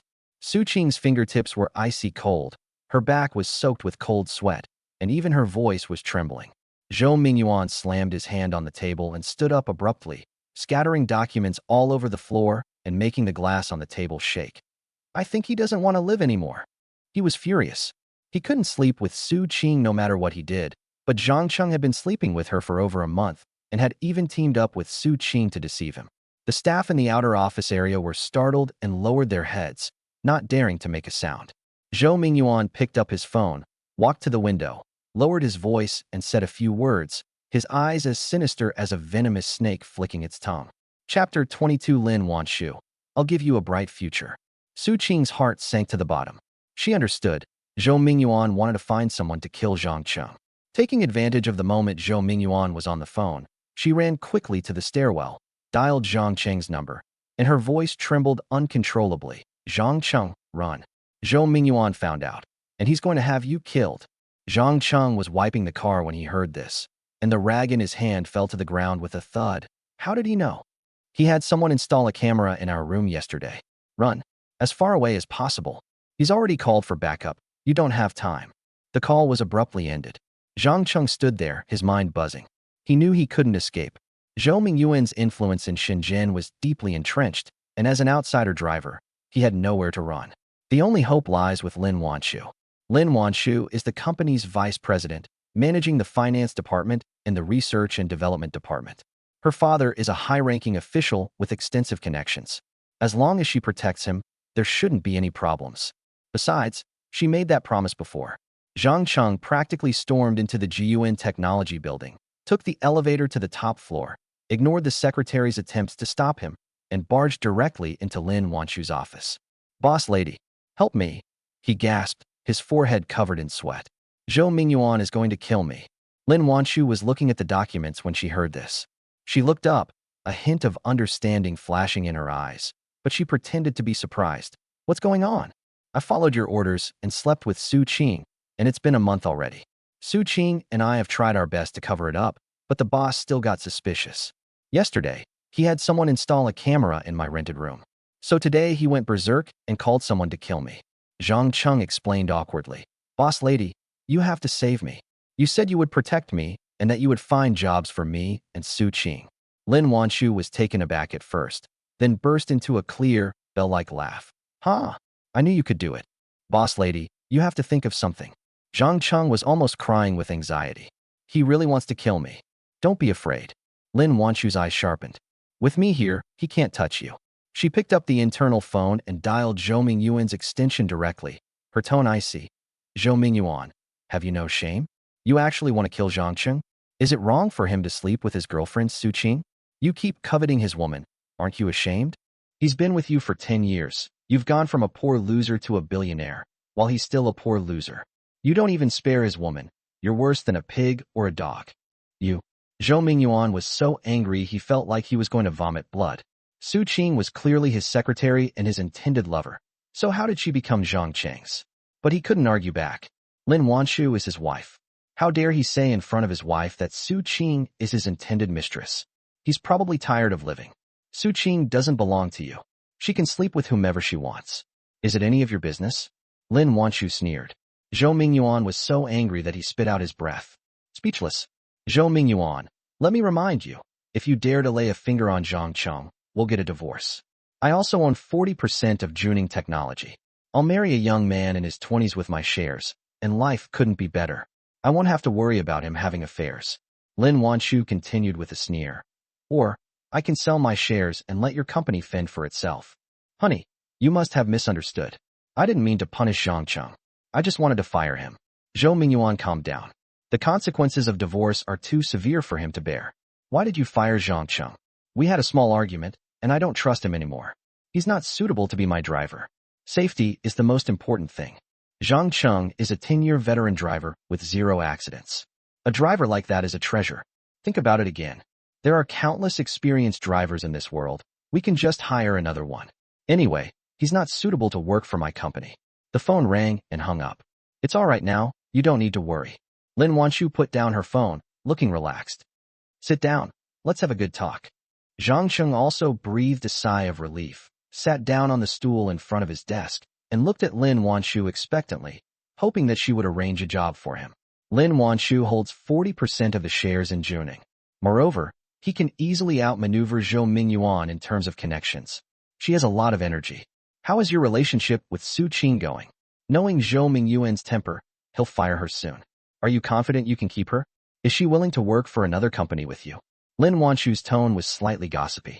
"She was happy to sleep with me, but she probably wouldn't want to be my girlfriend," Zhang Cheng said awkwardly.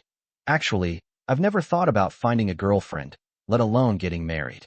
I'm so poor. There's no need for me to get married. Marriage wouldn't bring me happiness, and it would be too cruel to let my offspring suffer from birth. I've recently mastered the art of being a scumbag.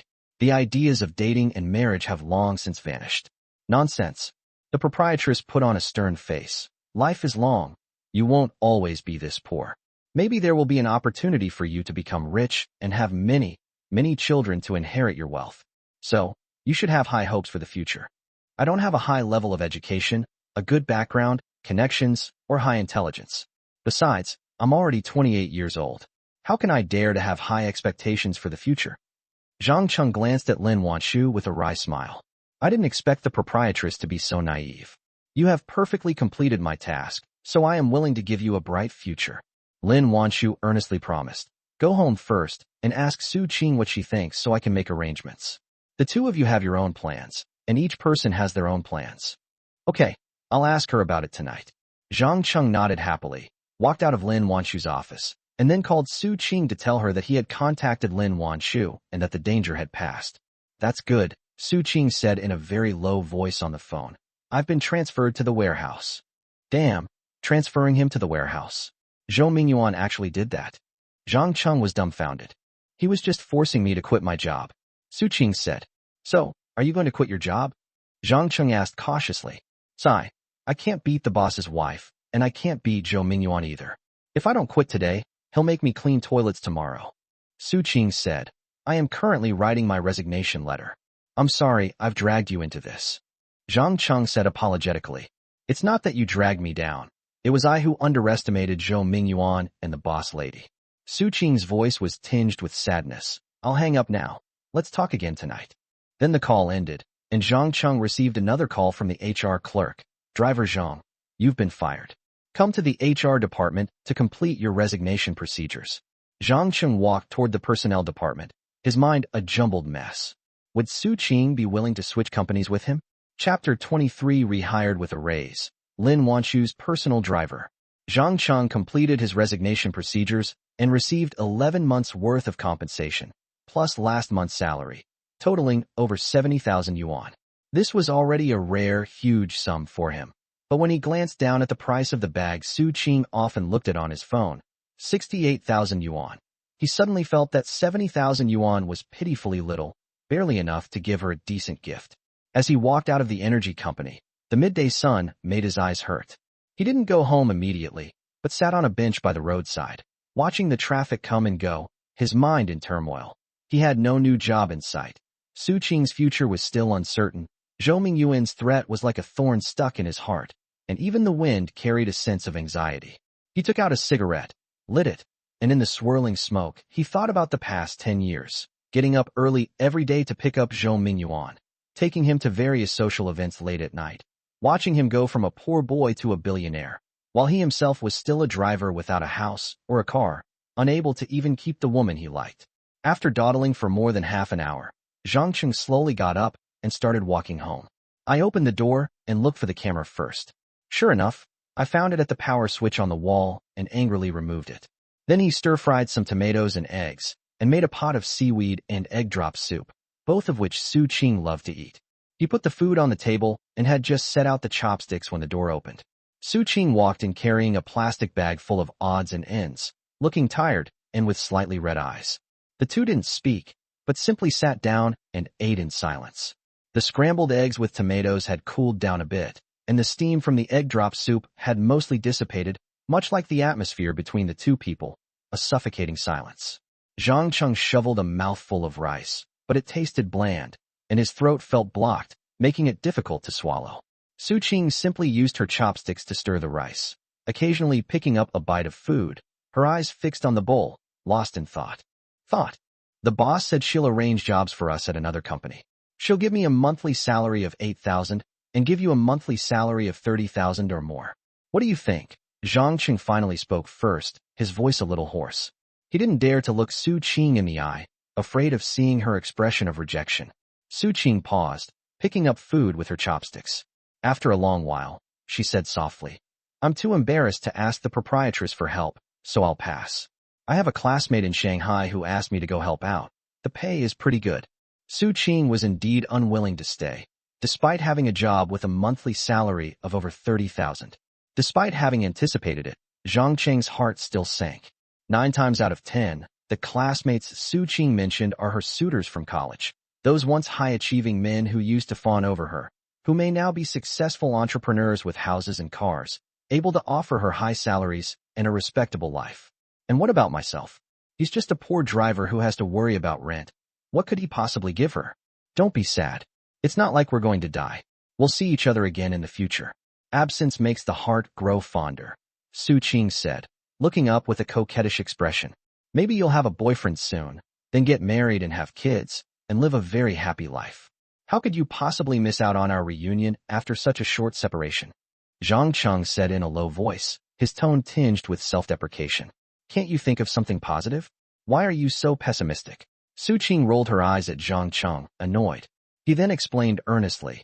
The classmate who asked me for help isn't a male classmate, but a female senior, who's also from a wealthy family. Her parents gave her 100 million yuan to start a business, which has been running for 3 years and is doing very well. She asked me to be her vice president. Even if Zhou Mingyuan hadn't found out about our relationship, I would still have quit my job to help her. It's just that I couldn't bear to leave you, you big jerk, so I kept putting off the trip. If the boss doesn't arrange work for you, contact me, and I'll think of something over there. That's great. The gloom in Zhang Cheng's heart dissipated considerably. He always thought that he was the one who dragged Cheng down, causing her to lose her high-paying job. So I feel very guilty and upset. No, we don't need to anymore. I've been with Yuan for over a year, working as Zhou Mingyuan's secretary. Actually, I've been working hard to learn and grow. It was precisely because I was the boss's secretary that I developed a broader perspective, which enabled me to become the vice president of my classmate's company. But I genuinely applied for the job because of my looks, and I was fully aware of Zhou Mingyuan's intentions. I kept putting it off, but eventually I couldn't delay any longer and had no choice but to agree. The opportunity was too good to pass up, and I didn't want to lose it. Besides, he really treated me well, spending a lot of money on me.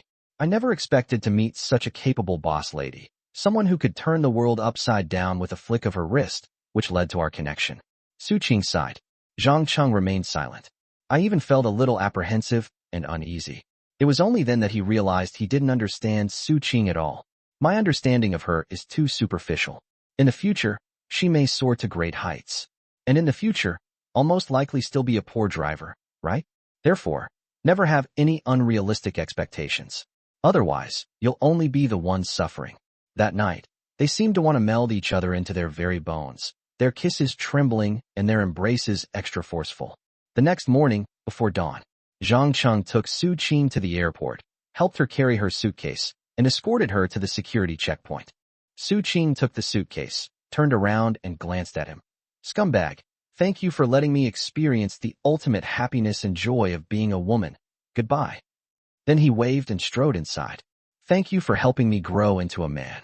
Zhang Cheng stood there, watching her figure disappear into the crowd. When he got home, the scent of gardenias, which Cheng often used, still lingered in the house. There was still her long hair on the sheets, and her skincare products that she hadn't taken with her were still on the sink. Everything made it seem like she had just gone out to buy groceries and would be back soon. But Zhang Cheng knew she wouldn't be coming back. Even if we meet in the future, it won't be in this rented apartment. And he had to start a new life. Zhang Cheng took a deep breath and dialed Lin Wanshu's number. Boss, Cheng has left for Shanghai. You can just arrange some work for me. He was a little nervous, afraid that Lin Wanshu would change her mind. Come to Yuan tomorrow, and I'll raise your monthly salary to 8,000. What do you think? Lin Wanshu's voice came from the phone. Didn't you say you'd introduce me to another company? Zhang Cheng was stunned for a moment, subconsciously touching his forehead, a little confused. He thought Lin Wanshu would arrange for him to go somewhere else to avoid Zhou Mingyuan. I can't bear to let someone as talented as you go, Lin Wanshu said with a hint of a smile. Zhang Cheng felt a warmth in his heart, but also a little uneasy. Then who will I drive for? They won't make me drive a container truck, will they? He thought of the truck drivers who used to work at his company, who drove long distances every day and were exhausted, and he felt a little apprehensive. My driver quit today, so I need a personal driver. Would you be willing to be one? Lin Wanshu's voice carried a hint of anticipation. Chapter 24 Zhou Mingyuan's new secretary, Yan Jixia. Zhang Cheng gasped, nearly dropping his phone. Lin Wanshu's previous driver was a woman, but he was a man. Being the boss's personal driver means being by her side every day, knowing her schedule, and even having many opportunities to spend time alone with her. Lin Wanshu is so beautiful, with skin like mutton fat jade, and her eyes are alluring when she smiles. She is also gentle to him. He is really afraid that one day he will not be able to control himself and do something disrespectful to the boss's wife. He won't need Zhou Mingyuan to kill him. He'll kill himself. But he couldn't bear to refuse. Being able to see Lin Wanshu every day and enjoy her gentleness was an irresistible temptation for him. This isn't a good idea, is it? Zhang Cheng stammered. What's wrong with it? Lin Wanshu asked, puzzled. I was just fired by President Zhou, and now I'm back at the company as your driver. I'm afraid people will gossip. Zhang Cheng awkwardly evaded the question. This is not a problem for you to consider. The next morning, Zhang Cheng specially wore a clean white shirt and arrived at Juning Technology half an hour early. He went to Lin Wanshu's office first, and when he opened the door, he couldn't help but be stunned for a moment. Lin Wanshu was wearing a champagne-colored silk dress today, the hem of which reached her knees, revealing her slender calves, and she was wearing a pair of beige high heels. Her long hair was loosely tied back. She wore a pair of pearl earrings. Her face was lightly made up, and her lips were painted with a layer of mauve lipstick. She looked both dignified and gentle, like a carefully painted oil painting. Zhang Cheng quickly lowered his head, not daring to look any longer, his ears burning slightly. Boss lady, I'm here. Come with me to the HR department to complete the onboarding process. Lin Wanshu stood up and walked ahead, her skirt swaying gently, leaving behind a faint scent of perfume, like gardenia mixed with jasmine, which smelled very nice. I ran into Zhou Yuan as soon as I reached the entrance of the personnel department. When he saw Zhang Cheng, his face instantly darkened, like a sky filled with dark clouds.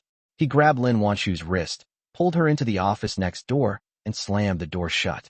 Standing outside the door, Zhang Cheng could hear Zhou Yuan's angry roar from inside. I just fired him, and you've brought him back?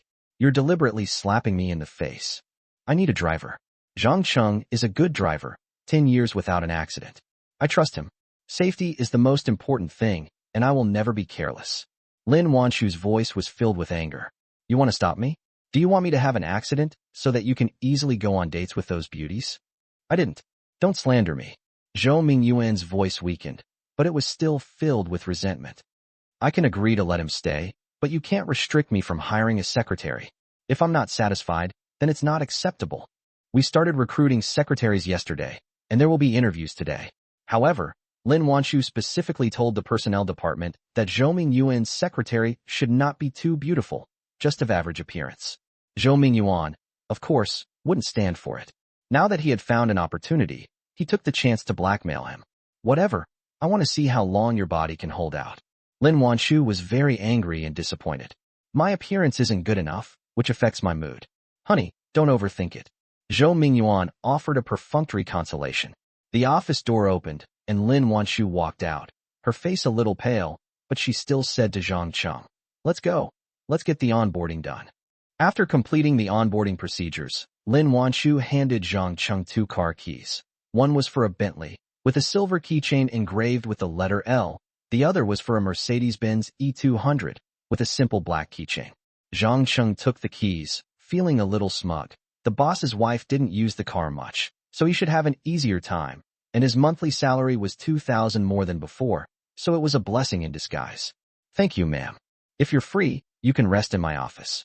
There's a refrigerator inside, and you can take any drinks you like, Lin Wanshu added gently. Zhang Cheng quickly shook his head. No need, ma'am. I'll just go to the driver's lounge. He knew his place. Going to the boss's wife's office to rest was incredibly presumptuous. Who knows what people would say if word got out? As soon as I entered the driver's lounge, several drivers immediately surrounded me. Old Wang patted him on the shoulder, looking on with envy. Chengzi, you're amazing. You were just fired and then hired again, and you're even the boss's wife's personal driver. That's incredible.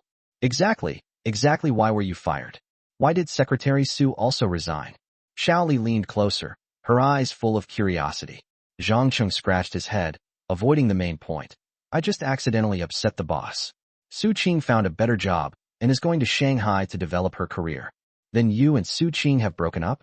I can't believe it, the driver asked with a look of regret. More or less. Zhang Cheng mumbled something. Around 3 p.m., Zhang Cheng's phone suddenly rang. He answered the phone, and a sweet, teasing voice came from the other end. Driver Zhang, this is Secretary Yan Jixia. Come to the president's office. The boss wants to see you. Zhang Cheng's heart skipped a beat, and he almost dropped his phone on the table. Yan Jixia? How did she become Zhou Yuan's secretary? He thought about what had happened with Yan Jixia before and felt a little panicked. Yan Jixia now knew that he was not a rich second generation, but just a poor driver. What if she was unwilling to accept it and wanted to take revenge on him? But then he thought, he's the boss's wife's driver now, not Zhou Yuan's, so he shouldn't be afraid of her. He walked quickly to Zhou Mingyuan's office door and knocked. "Come in," Zhou Mingyuan's voice came. Pushing open the door, Zhang Cheng immediately saw Yan Jixia sitting in the secretary's seat. She was wearing a red halter dress with a very short hem, revealing her snow-white thighs. Her curly hair was draped over her shoulders. Her face was heavily made up, and the eyeliner at the corners of her eyes was drawn very high, making her look like an extremely alluring enchantress.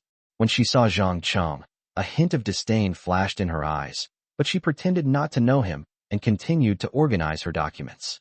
"You go out first," Zhou Mingyuan said to Yan Jixia.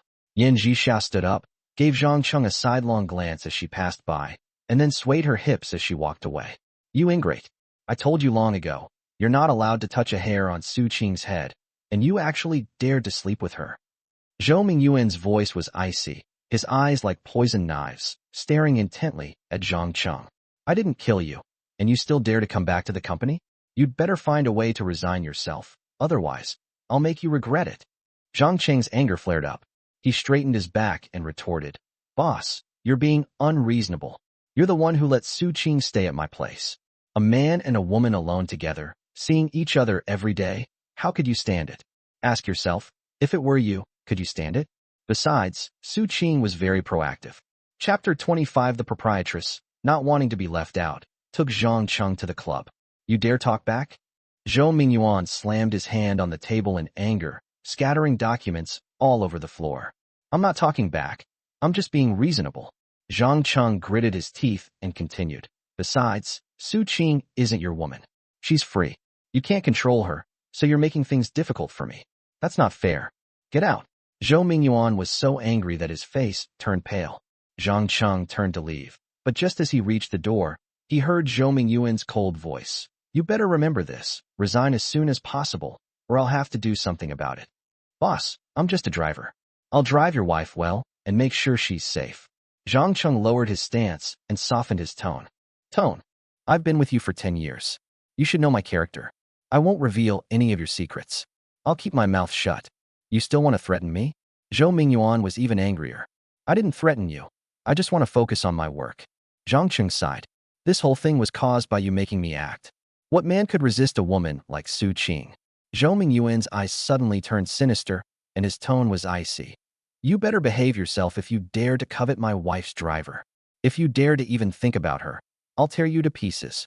The thought of Zhang Cheng's abilities in that area made him worry. What if Lin Wanshu became interested in Zhang Cheng? After all, he couldn't satisfy her. Therefore, he had to take precautions in advance and find a way to get Zhang Cheng away as soon as possible. Zhang Cheng was so frightened that his heart skipped a beat, and he almost fainted. "I absolutely wouldn't dare, boss. Don't worry." He never expected that Zhou Mingyuan would be so despicable as to suspect that he had feelings for the boss's wife.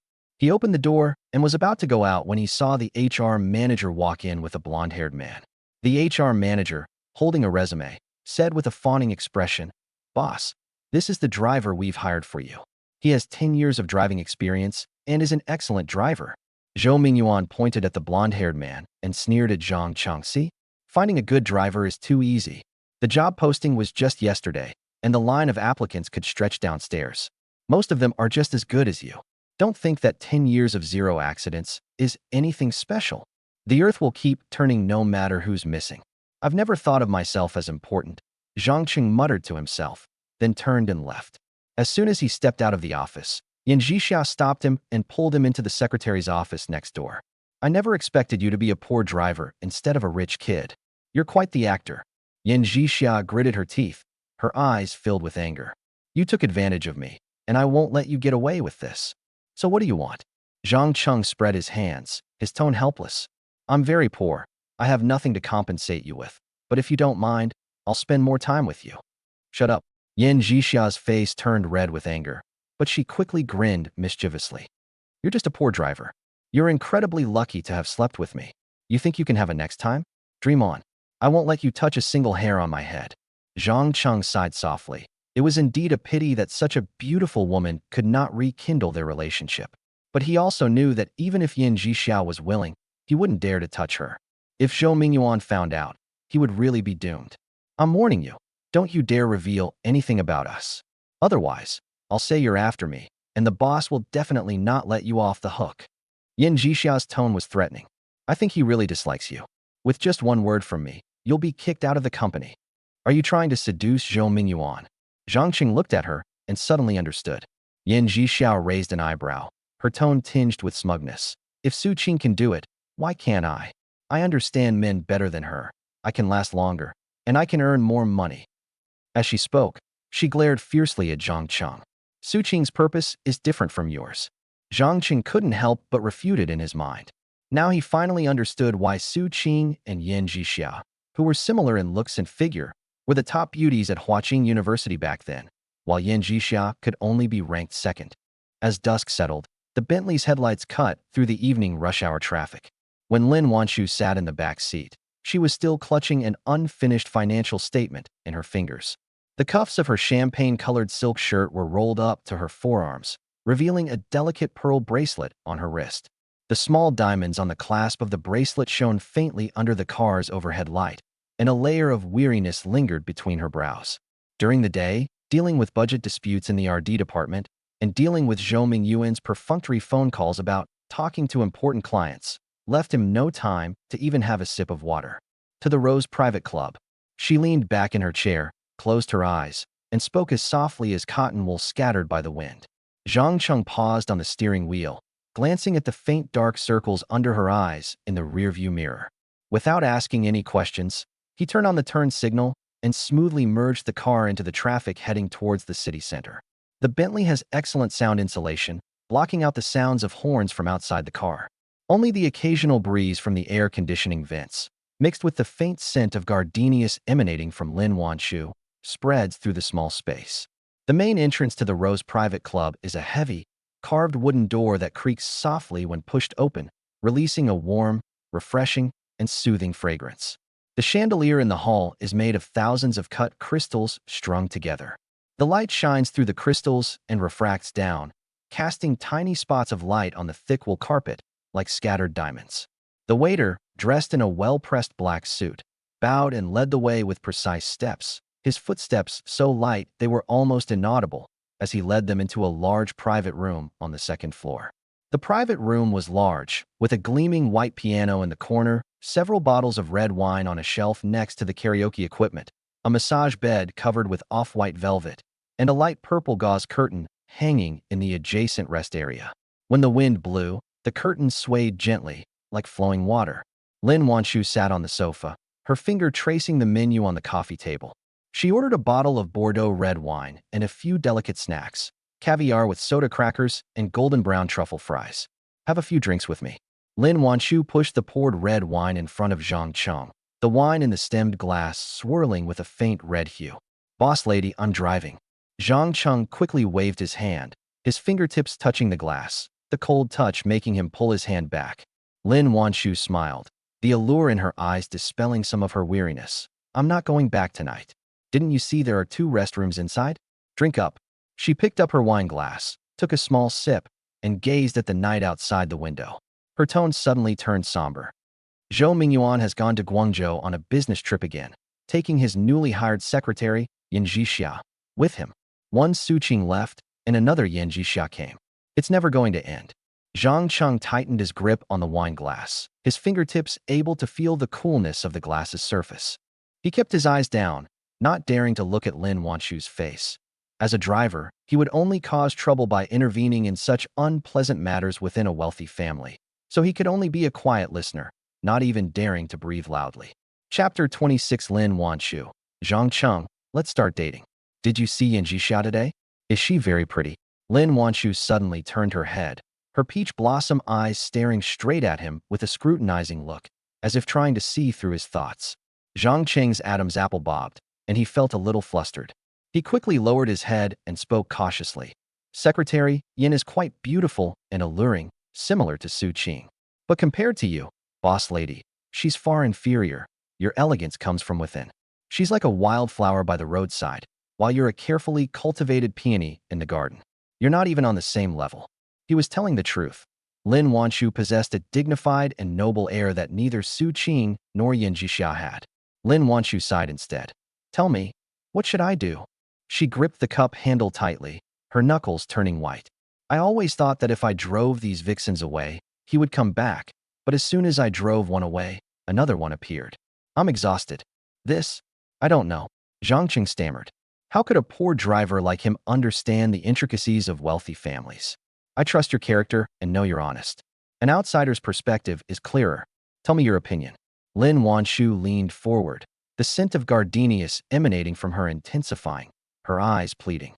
Boss lady, you have so many capable girlfriends who are knowledgeable and experienced. You should ask them. Zhang Chang tried to steer the conversation away from there. They are women, and I want to hear what men think. Lin Wanshu interrupted him, her tone firm. She really couldn't tell her best friends. They would only advise her to get a divorce, but she still held on to a sliver of hope. Zhang Cheng hesitated for a moment, then said in a low voice, I think the boss is probably used to finding new and beautiful women, and he can't change this habit. It's like some people like to drink and smoke, and they can't quit. Lin Wanshu gave a bitter laugh, down the glass of red wine in one gulp, the wine staining her lips like a layer of rouge. So, all my efforts were in vain? I know that myself, but I just can't help fantasizing that he can turn over a new leaf. Then why don't you divorce him? Zhang Qing couldn't help but look up at her. You're so outstanding. You'll definitely find someone better after the divorce, and you'll be happier. Lin Wanshu's eyes darkened, and she traced a circle with her finger along the rim of the empty glass. There was love before, so the decision to divorce isn't easy. Besides, he definitely won't agree unless I get solid evidence of his infidelity. Then let's find a way to get evidence. Zhang Cheng blurted out impulsively. He genuinely sympathized with Lin Wanshu. Such a good woman shouldn't be hung up on Zhou Mingyuan's crooked tree. Lin Wanshu shook her head. I want to try to salvage this further and try other methods. Zhang Cheng scratched his head, feeling anxious. He knew Zhou Mingyuan had cheated on him countless times, so there was no chance of him turning back. But he dared not say anything and could only remain silent. I've thought about it. I'll find a man to act out a date with him, and then deliberately let Zhou Mingyuan find out. He cares so much about his reputation, maybe he'll get anxious and come back to me, Lin Wanshu suddenly said. That's a great idea.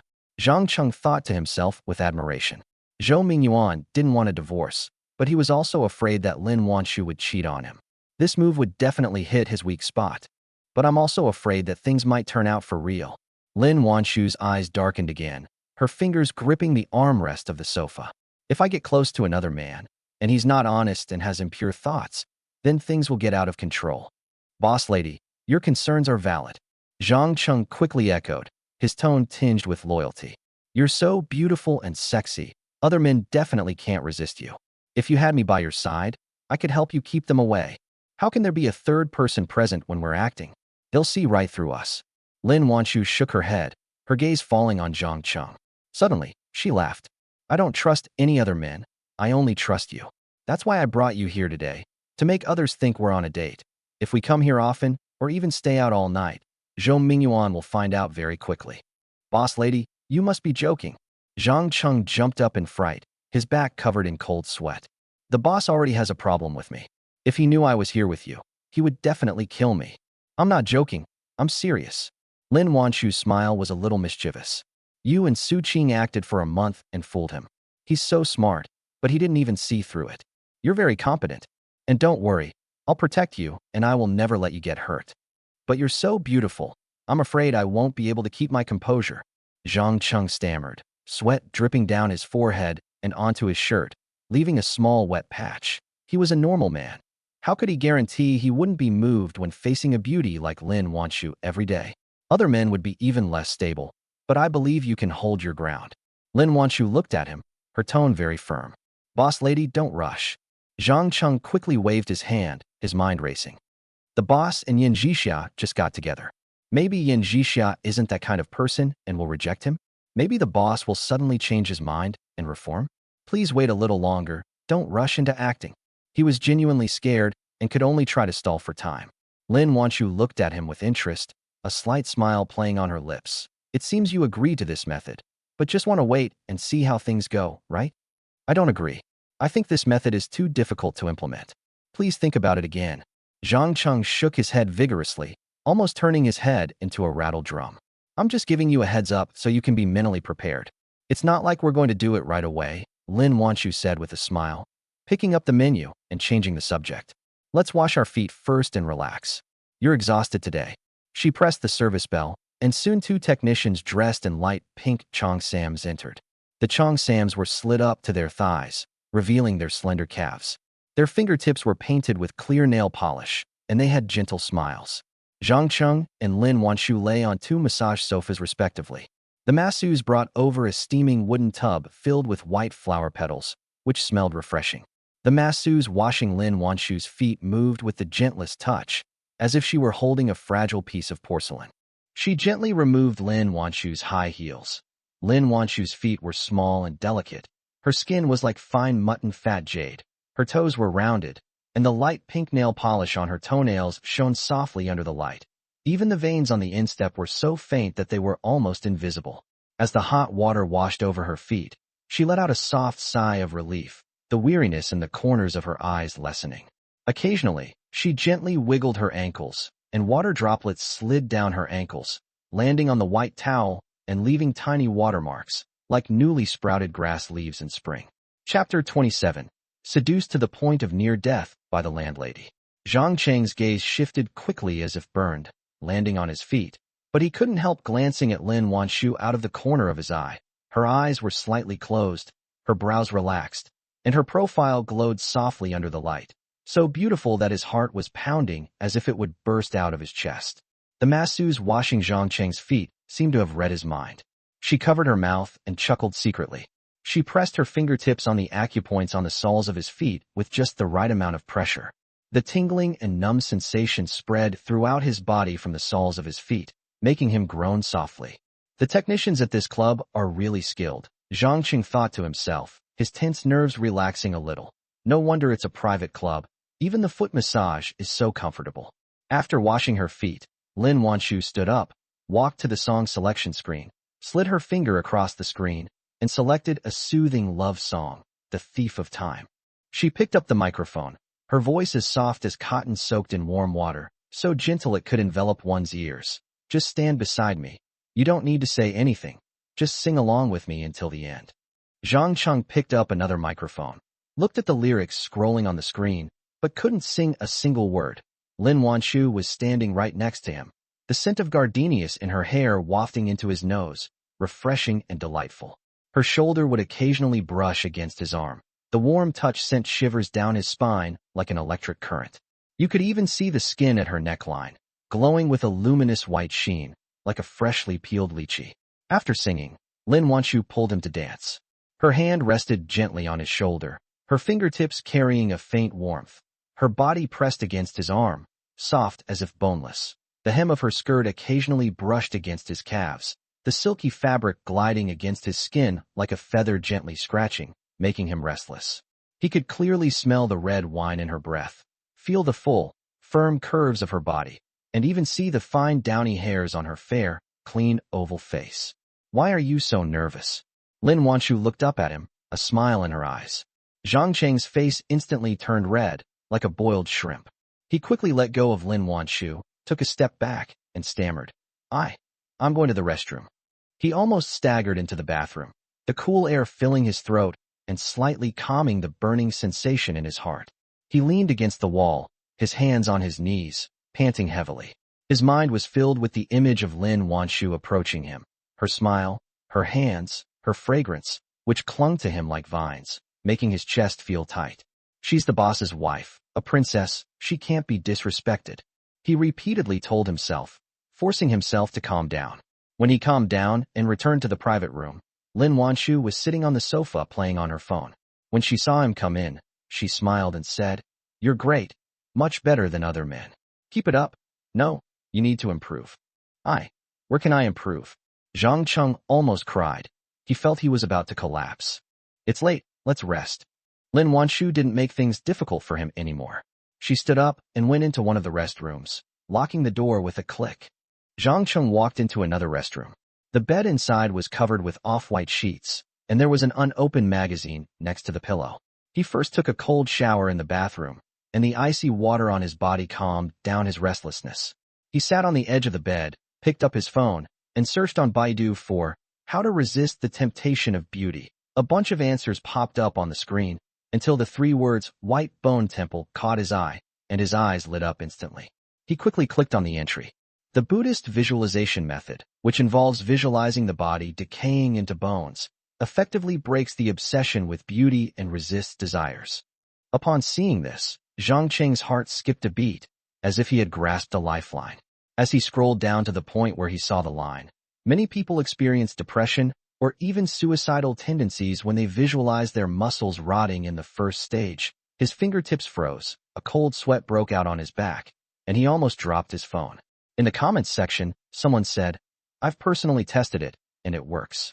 It involves visualizing your body rotting into bones every day. I always have nightmares at night, and I eventually couldn't help but attempt suicide twice, but luckily I was saved." Another person said, "My friend practiced for half a month and said he felt that life was meaningless, like a walking corpse. He had to stop to recover." Zhang Cheng swallowed hard, feeling a little scared. He was afraid he might also become depressed. But then he thought that if he couldn't help but defile Lin Wanshu herself would make him disappear, and Zhou Mingyuan would tear him to pieces. The consequences would be even more serious than depression. At least I won't disrespect the boss's wife, thus keeping this high-paying job. He gritted his teeth, turned up the brightness of his phone screen, and carefully looked at the steps of the white bone contemplation. The first stage is to visualize the muscles rotting into white bones. The second stage is to visualize the white bones shining. And the third stage is for the white bones to grow back into muscles. The third stage is recovery. You just need to get through it. He closed his eyes and tried to imagine his palm. First the skin turned yellow and wrinkled, then slowly rotted, revealing bluish-white bones with bits of brownish rotting flesh clinging to the bone crevices. The image was so vivid that it made his stomach churn. He gritted his teeth and forced himself to continue visualizing, from his palms to his arms, and then to his whole body. Imagining his skin peeling off piece by piece, his muscles turning into dark brown rotten mud, until finally only a skeleton stained with blood and dirt remained, its empty eye sockets staring at the ceiling, as if mocking his obsession. "It doesn't seem that difficult," Zhang Cheng muttered to himself, gradually getting into the zone. The image of the skeleton in his mind became clearer and clearer, and he could even see the texture of the bones. When he tried to visualize the white bones emitting light, he suddenly woke up. The sunlight outside the window had already shone through the gauze curtains and fallen on the foot of the bed, like a thin layer of golden gauze. "Holy crap, I meditated on it all night." Zhang Cheng was dumbfounded, the image of the white bones still lingering in his mind. The image of the blood-stained bones seemed to be engraved in his mind, indelible. He touched his arm. His skin was still warm, but his heart felt empty, as if something had been ripped out. A thought suddenly popped into his head. Since everyone will eventually turn into bones, what's the point of living now? He gasped instantly. Could I really be depressed? This skeleton contemplation is terrifying. He quickly picked up his phone and left a comment under the previous post. "I spent the whole night visualizing for the first time, and now I feel like life has no meaning. Can anyone tell me why?" Someone quickly replied, "Are you bragging? The white bone contemplation is very difficult to learn. It's good enough if you can visualize your palm on the first try, let alone visualize your whole body all night. It's fake, right? Don't joke around with something like this just to grab attention." Seeing that no one believed him, Zhang Cheng became so anxious that he broke out in a cold sweat and kept posting online. "Is there any master who can answer my question? I'm really panicking." Chapter 28 The Landlady is my antidote. A few minutes later, an account named Master Zhiguang replied, "If you feel empty during visualization, you can recall things in your life that are worth cherishing to alleviate discomfort. If you have already had this thought, it is recommended to stop immediately, otherwise you may have suicidal tendencies." "But I have to practice, or I'll die," Zhang Qingfei replied quickly. "Then I pray that you can advance to the second stage as soon as possible, visualizing the white bones emitting light, which can slightly reduce the feeling of emptiness. If you can reach the third stage, the thought of emptiness will no longer exist." Master Zhiguang replied again. "Thank you, Master." Zhang Cheng was overjoyed and quickly closed his eyes, trying to recall the things in his life that were worth cherishing, but all he could think of were the images of his time with Su Qing. The scrambled eggs with tomatoes she cooked, the way she smiled, the warmth of her arms against his, nothing else. But these memories were like faint sparks, unable to stop the invasion of the skeletal image. The skeleton became clearer and clearer, and even the bloodstains on the bones seemed to be flowing. "Holy crap, is this visualization technique some kind of evil magic?" Zhang Cheng was terrified. almost crying. His palms were covered in cold sweat. Just then, there was a gentle knock on the door, and Lin Wanshu pushed the door open and walked in. The morning light fell right on her. She was wearing a white spaghetti strap mini dress, the hem of which just reached her knees, revealing her slender, snow-white calves. Her black hair cascaded over her shoulders like black silk, with the ends still slightly curled from just waking up. Her peach blossom eyes shone with a moist luster, and a faint smile played at the corners of her lips. She was like a newly painted oil painting, so bright that it was impossible to look away. Looking at her, Zhang Cheng's mental image of white bones shattered instantly. Those terrifying memories of decay and maggots seemed to be blown away by the wind, and the emptiness and panic in his heart disappeared without a trace. Even his breathing became smooth. He stood frozen in place, as if he had been immobilized, feeling as if the person in front of him was a ray of light that dispelled all the darkness. Holy crap, is the boss lady really that charming? Zhang Cheng was both surprised and delighted. It turned out that Lin Wanshu's beauty could actually outweigh the negative effects of the White Bone Temple. It seems that I have found a way to resist the negative effects of the White Bone Contemplation, and also a shortcut to practicing the White Bone Contemplation. Therefore, I am confident that I can resist the temptation of beauty, refrain from disrespecting the boss's wife, and keep this high-paying job of 8,000 yuan. His request was so simple and unpretentious. Go wash up, we need to go back to work. Seeing Zhang Cheng staring at her blankly, his eyes tinged with a pale pink, his long eyelashes trembling slightly, his shyness like the tender white buds just sprouting on the branches in early spring, so delicate that you could squeeze water out of them. Lin Wanshu gave him a light glare, her tone carrying a hint of reproach, but without a trace of anger. She was all too aware of her charm. Her skin was as smooth as mutton fat jade. Her long hair draped over her shoulders like black silk, and she could even make a simple white slip dress look high class. Few men could resist her allure, and it was already remarkable that Zhang Cheng could restrain himself. Yes, ma'am. Zhang Cheng's cheeks flushed, and he quickly lowered his head, feeling a little embarrassed. He had only glanced at the proprietress a couple of times and had been caught red-handed. But the proprietress was not angry at all. Instead, she was gentle and shy. Her delicate appearance was like a white lotus flower after the rain, unable to withstand the cool breeze, which made his heart beat even faster. He strode into the bathroom, turned on the tap, and the cool water splashed on his face, which slightly calmed the burning sensation in his heart. Looking up at the mirror, he was suddenly stunned. Himself in the mirror hadn't slept all night, yet there wasn't a trace of bloodshot in his eyes, and his face showed no signs of fatigue. Instead, it shone with a rare brightness, and even the dullness left from staying up all night had faded somewhat. He looked even more energetic than usual. It seems that as long as the negative effects are removed, the White Bone Temple also has some benefits. Zhang Cheng touched his cheek and muttered to himself, "At least it can make the long nights a little less unbearable." Stepping out of the restroom, Lin Wanshu was sitting on the sofa ordering breakfast. Her phone screen was lit up, displaying the breakfast shop's menu. She swiped her fingers lightly, occasionally frowning in thought, her serious expression particularly captivating. Zhang Cheng hesitated for a moment, then mustered his courage and quietly leaned close to her ear, his voice extremely low. "Boss lady, I'd like to dance with you one more time. Is that all right?" He wanted to test whether his resistance to beauty had truly increased after a night of contemplation. He had almost lost control while dancing last night, and if he could hold his nerve this time, he might be able to handle the subsequent acting. It's almost time to go to work. Lin Wanshu was startled by his sudden request, her cheeks instantly flushing red. She looked at him with a strange expression, as if she were looking at someone whose brain had short-circuited. Why dance so early in the morning? There's no atmosphere at all. Before she could refuse, Zhang Cheng had already strode to the song selection screen, his fingers frantically swiping across the screen, selecting a soothing piano piece. The melody flowed like water, gently enveloping the small room. Zhang Cheng stretched out his hand, his eyes filled with anticipation. "Boss lady, just one dance, it'll be quick."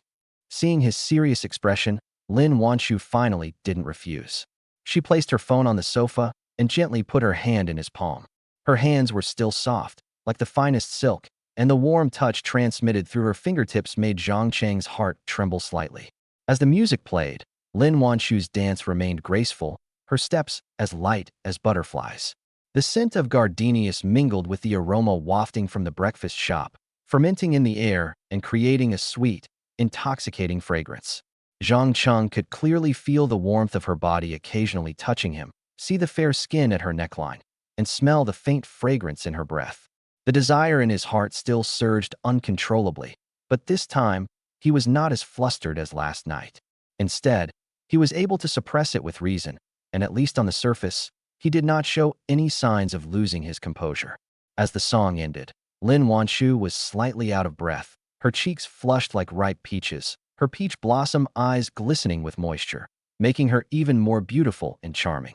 Zhang Cheng's heart was still pounding. His breathing became rapid, and his gaze unconsciously fell on her lips. Those lips were pink and tender, like peach blossoms in March. He couldn't help but think how wonderful it would feel if he could kiss her. But as soon as the thought crossed his mind, he suddenly came to his senses. If he really kissed her, the landlady would definitely slap him hard and fire him on the spot. If Zhou Mingyuan found out, he would definitely not let him off the hook and might even make him disappear from Shenzhen completely. I must continue practicing the white bone observation technique and continue to strengthen my resistance, Zhang Cheng silently recited to himself, forcibly averting his gaze and daring not to look at Lin Wanshu again. They're gone. Lin Wanshu clearly noticed his intense gaze. Her cheeks flushed even more, and she quickly stood up, tidied up her luggage on the sofa, and walked towards the door first. Chapter 29 Lin Wanshu. Let's meet once a week. On the way back to the company, the car was quiet, with only the soft sound of the engine. Lin Wanshu suddenly spoke, her tone serious. From now on, we'll go on a date once a week. Just act like you did last night, and see how Zhou Mingyuan reacts. Huh? Didn't you say to wait a while longer? Zhang Cheng's heart skipped a beat, and he panicked instantly. Although he had kept his composure while dancing, if Zhou Mingyuan really misunderstood, the consequences would be unimaginable. The proprietress said she would protect him, but Zhou Mingyuan was a billionaire. Once he got angry, his methods would be 100 times more ruthless than those of ordinary people. The proprietress's promise might not be effective. Once a week isn't too frequent, he won't find out for now. Lin Wanshu looked at the street scene flashing past the window, her tone tinged with helplessness. Actually, I don't have much confidence in him. I'm afraid he'll hook up with Yin Jixia soon, and then it'll be difficult to separate them. So I want to implement the plan before they get involved. If it doesn't work, then we'll have to get a divorce. You don't want me to waste too much time on him, do you? Of course I hope you can gain your freedom and live a good life. But, Zhang Cheng said earnestly, but he was still panicking inside. Don't hesitate. I won't treat you badly. Lin Wanshu interrupted him, her tone firm. Okay, I promise you. Zhang Cheng gritted his teeth and agreed. Fortune favors the bold. If the landlady really divorces Zhou Mingyuan, given her strength and character, and if she keeps her promise, he might be able to escape his status as a poor loser and perhaps even settle down in Shenzhen. Then let's find a place to go on dates every Friday from now on, okay? A faint blush rose on Lin Wanshu's cheeks again. The sunlight shone through the car window onto her face, giving it a soft glow, making her breathtakingly beautiful. Okay. Zhang Cheng glanced at her in the rearview mirror, then quickly looked away, afraid that he would lose control again. The car arrived at the company building quickly, and Zhang Cheng escorted Lin Wanshu to her office door. Lin Wanshu opened the office refrigerator, which was filled with various drinks and snacks. She took out a bottle of Red Bull and handed it to Zhang Cheng. Don't be shy with me in the future. Take whatever you want to drink. If it's not here, you can tell Secretary Wang to buy it for you. As soon as she finished speaking, Secretary Wang walked in carrying documents. Upon hearing this, she paused, glancing at Zhang Cheng out of the corner of her eye with a hint of inquiry, as if examining some rare object. Then, she put on a professional smile and said, Driver Zhang, tell me, what else do you need? I'll write it down. No need. We already have plenty of options. Zhang Cheng broke out in a cold sweat, his mind perfectly clear. The landlady was deliberately saying this to Secretary Wang, to let her spread the word that the landlady is giving the driver special treatment, thus gradually drawing Zhou Mingyuan's attention and suspicion. He's walking on a knife's edge. One wrong step, and he's doomed. All right, let me know if you need anything. Secretary Wang smiled, didn't ask any more questions, and turned to leave. Zhang Cheng also hurriedly walked out, but just as he reached the door, Secretary Wang grabbed his sleeve. Driver Zhang, wait a moment, I have something to tell you. Secretary Wang's tone was somewhat mysterious as she pulled him into the secretary's office next door. The secretary's office wasn't spacious, but it was clean and tidy. A small succulent plant sat on the desk, and sunlight streamed in through the window, falling on the pink tablecloth, creating a warm and inviting atmosphere. A faint scent of perfume lingered in the air, a unique fragrance belonging to Secretary Wang. Secretary Wang's name is Wang Yanli. Although her name is common, she is quite good-looking, with willow leaf eyebrows, almond-shaped eyes, fair skin, and a well-proportioned figure. Although she is not as alluring as Su Qing, nor as noble as Lin Wanshu, she was once the goddess in the hearts of many men. She invited Zhang Cheng to sit on the sofa, her tone meaningful. Driver Zhang, I've been with the company for 5 years, and I've never seen the boss's wife treat any man so well, including the boss, Zhou Yuan. If you become successful in the future, you'll have to take good care of me. Secretary Wang, you flatter me too much. Zhang Cheng's eyelids twitched, and he became even more flustered. I'm just an ordinary driver. My life is precarious. How can I possibly take care of you? I'll have to rely on you for support in the future. That's not necessarily true. Secretary Wang smiled, her eyes filled with even more inquiry. The fact that you've managed to win over Vice President Lin's heart already sets you apart from others. Zhang Cheng couldn't sit still any longer and quickly made an excuse. Secretary Wang, I have something to do, so I'll have to talk to you later. After saying that, he got up and left, afraid that if he continued the conversation, he would give himself away. Only he knew that Lin Wanshu's kindness towards him was just an act, and that if the act went wrong, disaster could strike. That evening, Zhang Cheng dropped Lin Wanshu off at the entrance of the villa complex. Just as he was about to drive away, he saw Huang Mao driving a Rolls-Royce Phantom and bringing Zhou Mingyuan back. Zhou Mingyuan looked unwell, his brows furrowed tightly, clearly indicating that his business trip had failed. If he had gotten involved with Yan Zhixia, he certainly wouldn't have returned so soon. When Zhou Mingyuan saw Zhang Cheng, his eyes swept over him like knives, so cold they could freeze someone to death. Zhang Cheng quickly lowered his head and hurriedly rode away on his electric bike. When I got home, I took a shower first. Lying in bed, the beautiful and enchanting scenes from last night and this morning involuntarily surfaced in my mind. Dancing with the landlady, her gentleness, her beauty and sexiness. It made him parched and burning with desire. But he didn't want to contemplate the skeleton, because the landlady wasn't in front of him, so there was no need to resist her beauty. Just as he was about to go to the toilet to relieve himself, Yan Zhixia suddenly sent a WeChat message. Want to meet up? Such a good thing. Zhang Cheng was overjoyed and somewhat incredulous. He tentatively asked, You were practically ready to beat me up during the day, and now you want to meet up? I have a strong addiction. Is that a problem? Puff. Zhang Cheng burst out laughing. This woman was quite fierce. Could it be that seeing him today stirred up beautiful memories of the past? Is it getting a little hard to sleep during this long night? So you wanted to ask him out? How do we make an appointment? Zhang Cheng stopped thinking about it and asked expectantly.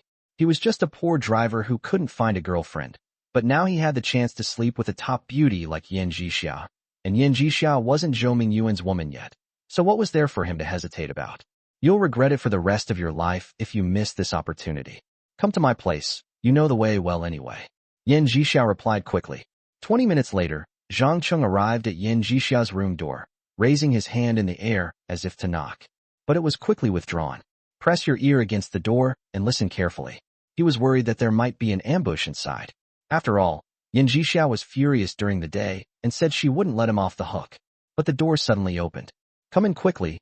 I've been missing you so much. A slender, delicate hand reached out from inside and grabbed his wrist. Chapter 30 Yan Zhixia's Scheme. Yan Zhixia pulled Zhang Cheng directly into the room. The door clicked shut, shutting out the hallway lights, and a familiar fragrance wafted out. In the familiar room, Yan Zhixia wore a white silk slip dress, the hem of which swayed gently, shimmering with a subtle sheen. Black lace stockings encased her slender calves, the tops digging into her skin, leaving a faint red mark. Her black hair cascaded over her shoulders like silk, the ends still fluffy from being blown by the wind, a few strands falling beside her cheeks, making her skin appear as white as snow. You? Zhang Cheng had just opened his mouth when he was captivated by Yan Zhixia's charm.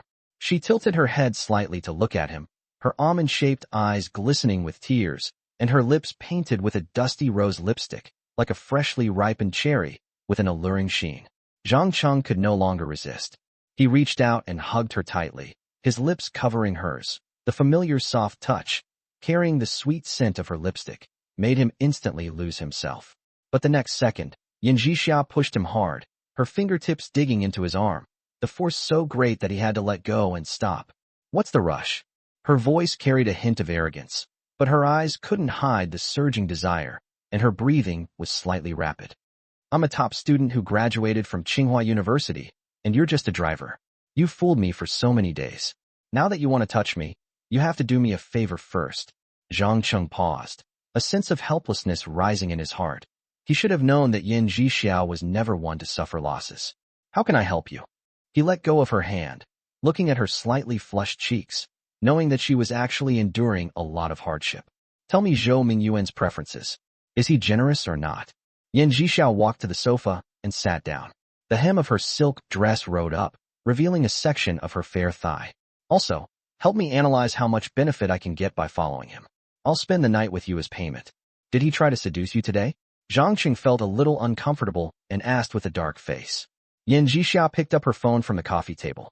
The screen lit up, reflecting the smugness on her face. He took me to a hotel, wanted to sleep with me, and directly said he would give me a BMW. I didn't want the car and asked him to convert it into 300,000 yuan in cash, which has already been transferred to my card. As she spoke, she shook her phone, and the SMS notification of the bank card deposit flashed by. 300,000. Cheng's pupils shrank. His heart felt like it had been hit by a heavy hammer, and his clenched fists were full of cold sweat. He only earned 6,000 yuan a month as a driver, and it would take him 5 years of working without eating or drinking to earn 300,000 yuan, while Yan Zhixia earned it in just one day. Envy and shock surged into my heart like a tide. He immediately fell silent. On the one hand, he had been Zhou Mingyuan's driver, and his professional ethics prevented him from revealing his employer's secrets.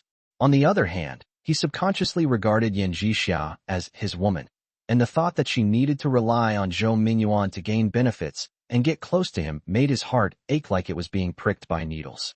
Yan Zhixia was very clever and seemed to know what Cheng was thinking. She said coldly, Cheng, don't forget, he fired you a long time ago. Now you are Lin Wanshu's driver, so you are naturally his enemy. She paused, then scoffed. You're not jealous and don't want to talk, are you? Don't flatter yourself by treating me like your woman. Yan Zhixia, wasn't in the past, I'm not now, and I never will be. After tonight, we have nothing to do with each other. Think about it. I'm a talented and beautiful boss's secretary, and even a billionaire giving me 300,000 yuan wouldn't let me touch a hair on my head. Yet you've taken so many advantages from me, and now you won't even say a few words to me? Cheng's face turned bright red, and he felt suffocated and upset. But Yan Zhixia's words were like a bucket of cold water, waking him up. Yes, Yan Zhixia was never his girlfriend. He was just a temporary playmate. What right did he have to stop her? He took a deep breath and looked up. 1 night's pay isn't enough. It needs to be at least 3 nights. Yan Zhixia's cheeks flushed instantly, and a hint of panic flashed in her eyes. She had clearly not expected him to bargain. She gritted her teeth. 2 nights. Once tonight, I'll contact you next time. All right, 2 nights it is. A strange smile appeared on Cheng's face. Just as they were about to begin, the phone on the bedside table suddenly vibrated. The screen lit up, and the words Zhou Mingyuan appeared on it. The two froze instantly, their eyes filled with astonishment. Yan Zhixia hurriedly picked up her phone, her fingers trembling slightly as she opened WeChat.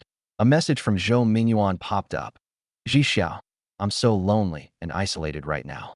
Can you come over and keep me company? Damn, Zhou Mingyuan's gone mad. He just got back from Guangzhou, and he's already asking people out again tonight. Isn't he afraid the boss's wife will get jealous? Cheng stared in disbelief, his face filled with disbelief. He also had a bad feeling. Would Yan Zhixia agree to his request and leave him to be with Zhou Mingyuan? I don't want to go with an old man like him. Do you think I like spending time with him? Yan Zhixia clearly knew what Cheng was thinking and gave him a playful glare. That's good. Cheng felt greatly relieved. He leaned closer, staring intently, wanting to see how Yan Zhixia would reject Zhou Mingyuan. What's so interesting about it? Yan Zhixia gave Cheng a shy glare before frowning slightly and quickly replying. Didn't you go back to the villa? President Lin is so beautiful. How could you be lonely? I came back on time this time, but she still suspects me and doesn't give me a friendly look at all, so we've been sleeping in separate rooms for a long time now. I'm really lonely and upset right now.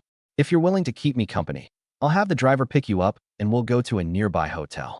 Yan Zhixiao paused, a troubled look on her face, and replied, Boss, it's too late now, and I'm already asleep. I really don't want to get out of bed, let alone go out. Zhou Mingyuan's message popped up again, sounding somewhat urgent. I've already booked a room. I promise, I'll only let you chat with me. I absolutely won't do anything else. Do you think I'm a fool who would believe your nonsense? If I went there, I'd either be slept with tonight or get beaten up by Lin Wanshu. I won't fall for it. A hint of disdain appeared on Yan Zhixiao's face. He deliberately waited a moment, pretending to hesitate, before replying, Boss, maybe next time. I really don't want to go out right now. Okay, then next time. Zhou Mingyuan didn't press the matter further and seemed quite pleased, because I achieved my goal and received her promise. Little did he know that Yan Zhixiao was currently in bed with his former driver. Otherwise, he would be absolutely furious. Let's continue. Yan Zhixiao tossed her phone aside and said to Zhang Cheng in a charming tone. Chapter 31. I got into a fight with my brother-in-law. 2 hours later, Yan Zhixiao lay on the bed as if she had lost all her strength. Her hair was scattered on the pillow, her cheeks were flushed with satisfaction, and she couldn't even move her fingers. She could only breathe slightly, and her eyes were full of languor. Zhang Cheng leaned against the headboard, recalling his previous promise, and said, Zhou Mingyuan is indeed generous to women. As long as you can please him, you won't be short of money and things. But Lin Wanshu is very capable. She manages the company's finances very strictly. It's probably not easy for you to get too many benefits from Zhou Mingyuan. Yan Zhixiao's eyes instantly turned cold. She turned her head to look at Zhang Cheng, her tone filled with dissatisfaction. That's all? What kind of secret is that? What use is it to me? She sat up. The silk quilt slipped down, revealing red marks on her shoulder. I let you sleep with me for so long for free before, and now I have to spend 2 more nights with you, and all I get in return are a few useless words. That's all I can say, Zhang Cheng said, frowning. After saying that, he got up and started to put on his clothes. He had already figured it out.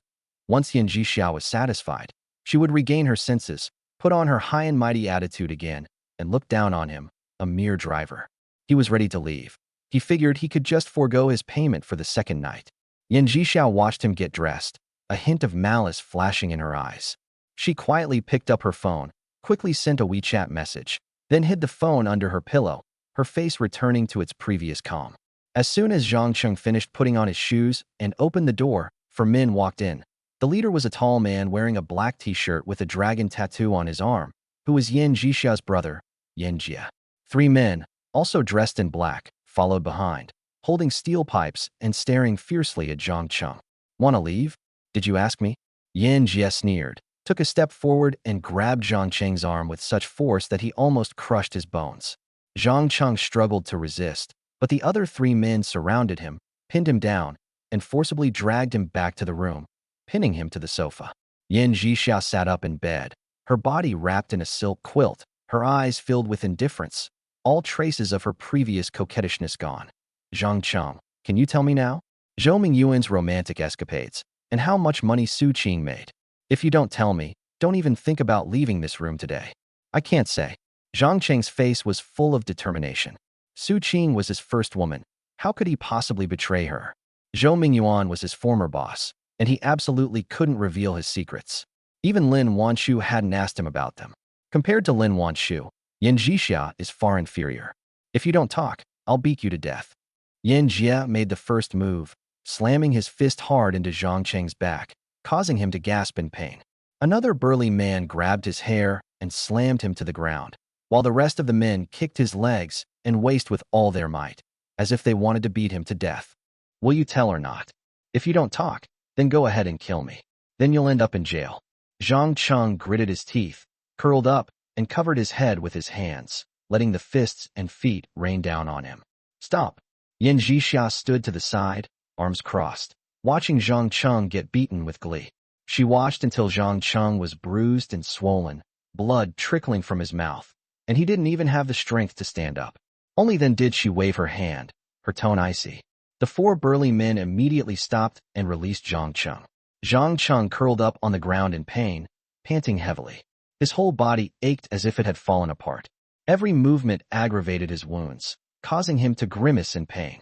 Brother, you can leave now. Yan Zhixiao waved her hand. Are you just going to let him go like that? What if he retaliates against you? The burly man hesitated for a moment, his eyes still fixed fiercely on Zhang Cheng. Don't worry, he won't dare, and he'll be very obedient and well-behaved, Yin Zhixia said calmly, her tone full of confidence. All right then, call me if you need anything. The burly man nodded and left with the other 3 burly men. Only Zhang Cheng and Yin Zhixia remained in the room, and the air was so quiet that Zhang Cheng's breathing could be heard. Yin Zhixia walked up to him, looking down at him with icy eyes and a hint of mockery in her voice. Zhang Cheng, I didn't expect you to have some backbone. You'd rather be beaten to death than reveal some trivial secrets? But they don't know you took the beating for them. Is there any point in your steadfastness? It makes sense. Zhang Cheng recalled the wonderful and happy days he spent with Su Qing over the past month, and a gentle smile appeared on his lips. In what way am I inferior to Su Qing? Yin Zhixia seemed to understand that Zhang Cheng was reminiscing about Su Qing, and her face was full of jealousy. My looks and figure are in no way inferior to hers, and I'm better at pleasing men. Do you dare to deny it? You are far inferior to Su Qing. Her goal is not just to make money, but your goal is only to make money. Zhang Cheng scoffed. I'm here to gain experience and make money on the side. You're underestimating me. Yin Zhixia retorted, unconvinced. Then why did you hit me? Was it interfering with your money-making? Zhang Cheng scoffed. You took advantage of me first, and then broke your promise. You deserve to be hit, understand? Yin Zhixia, embarrassed and angry, retorted. You were the one who contacted me and seduced me. I never intended to lie to you. Besides, I've said what I needed to say, and it has already been of great help to you. Zhang Cheng was furious, with blood still dripping from the corner of his mouth. He raised his hand to wipe it, and gasped when his fingertips brushed against the wound, but he still kept his back straight. Even if he was a poor driver, he couldn't let people slander him at will, and he couldn't tolerate this unwarranted beating. If you hadn't pretended to be a rich second generation, and Su Qing hadn't vouched for you, would I have contacted you? You were the one who lied to me first, and you never said you were a poor driver afterward. What else are you but a liar? It's obvious that you had ulterior motives and wanted to break me up with Su Qing, so you seduced me. Stop making excuses. Zhang Cheng gritted his teeth, leaning against the wall as he struggled to his feet. His bones felt like they were falling apart, and every movement aggravated his wounds, causing him to break out in a cold sweat. Let me tell you, this isn't over. You want to get revenge on me?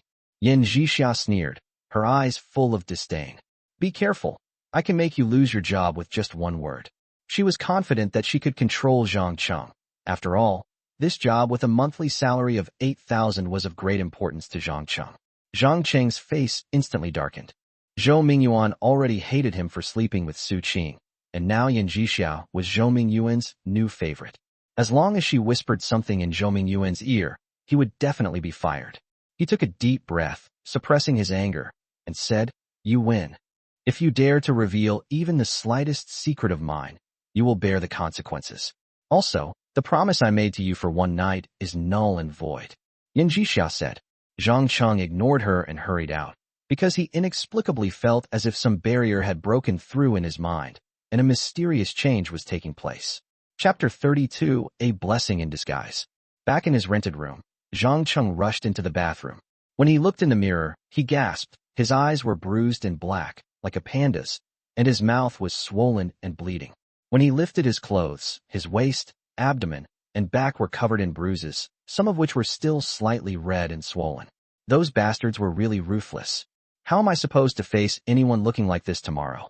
The landlady will definitely ask me if she sees me, and how am I going to explain it? Zhang Cheng panicked and paced around the room in a flustered manner.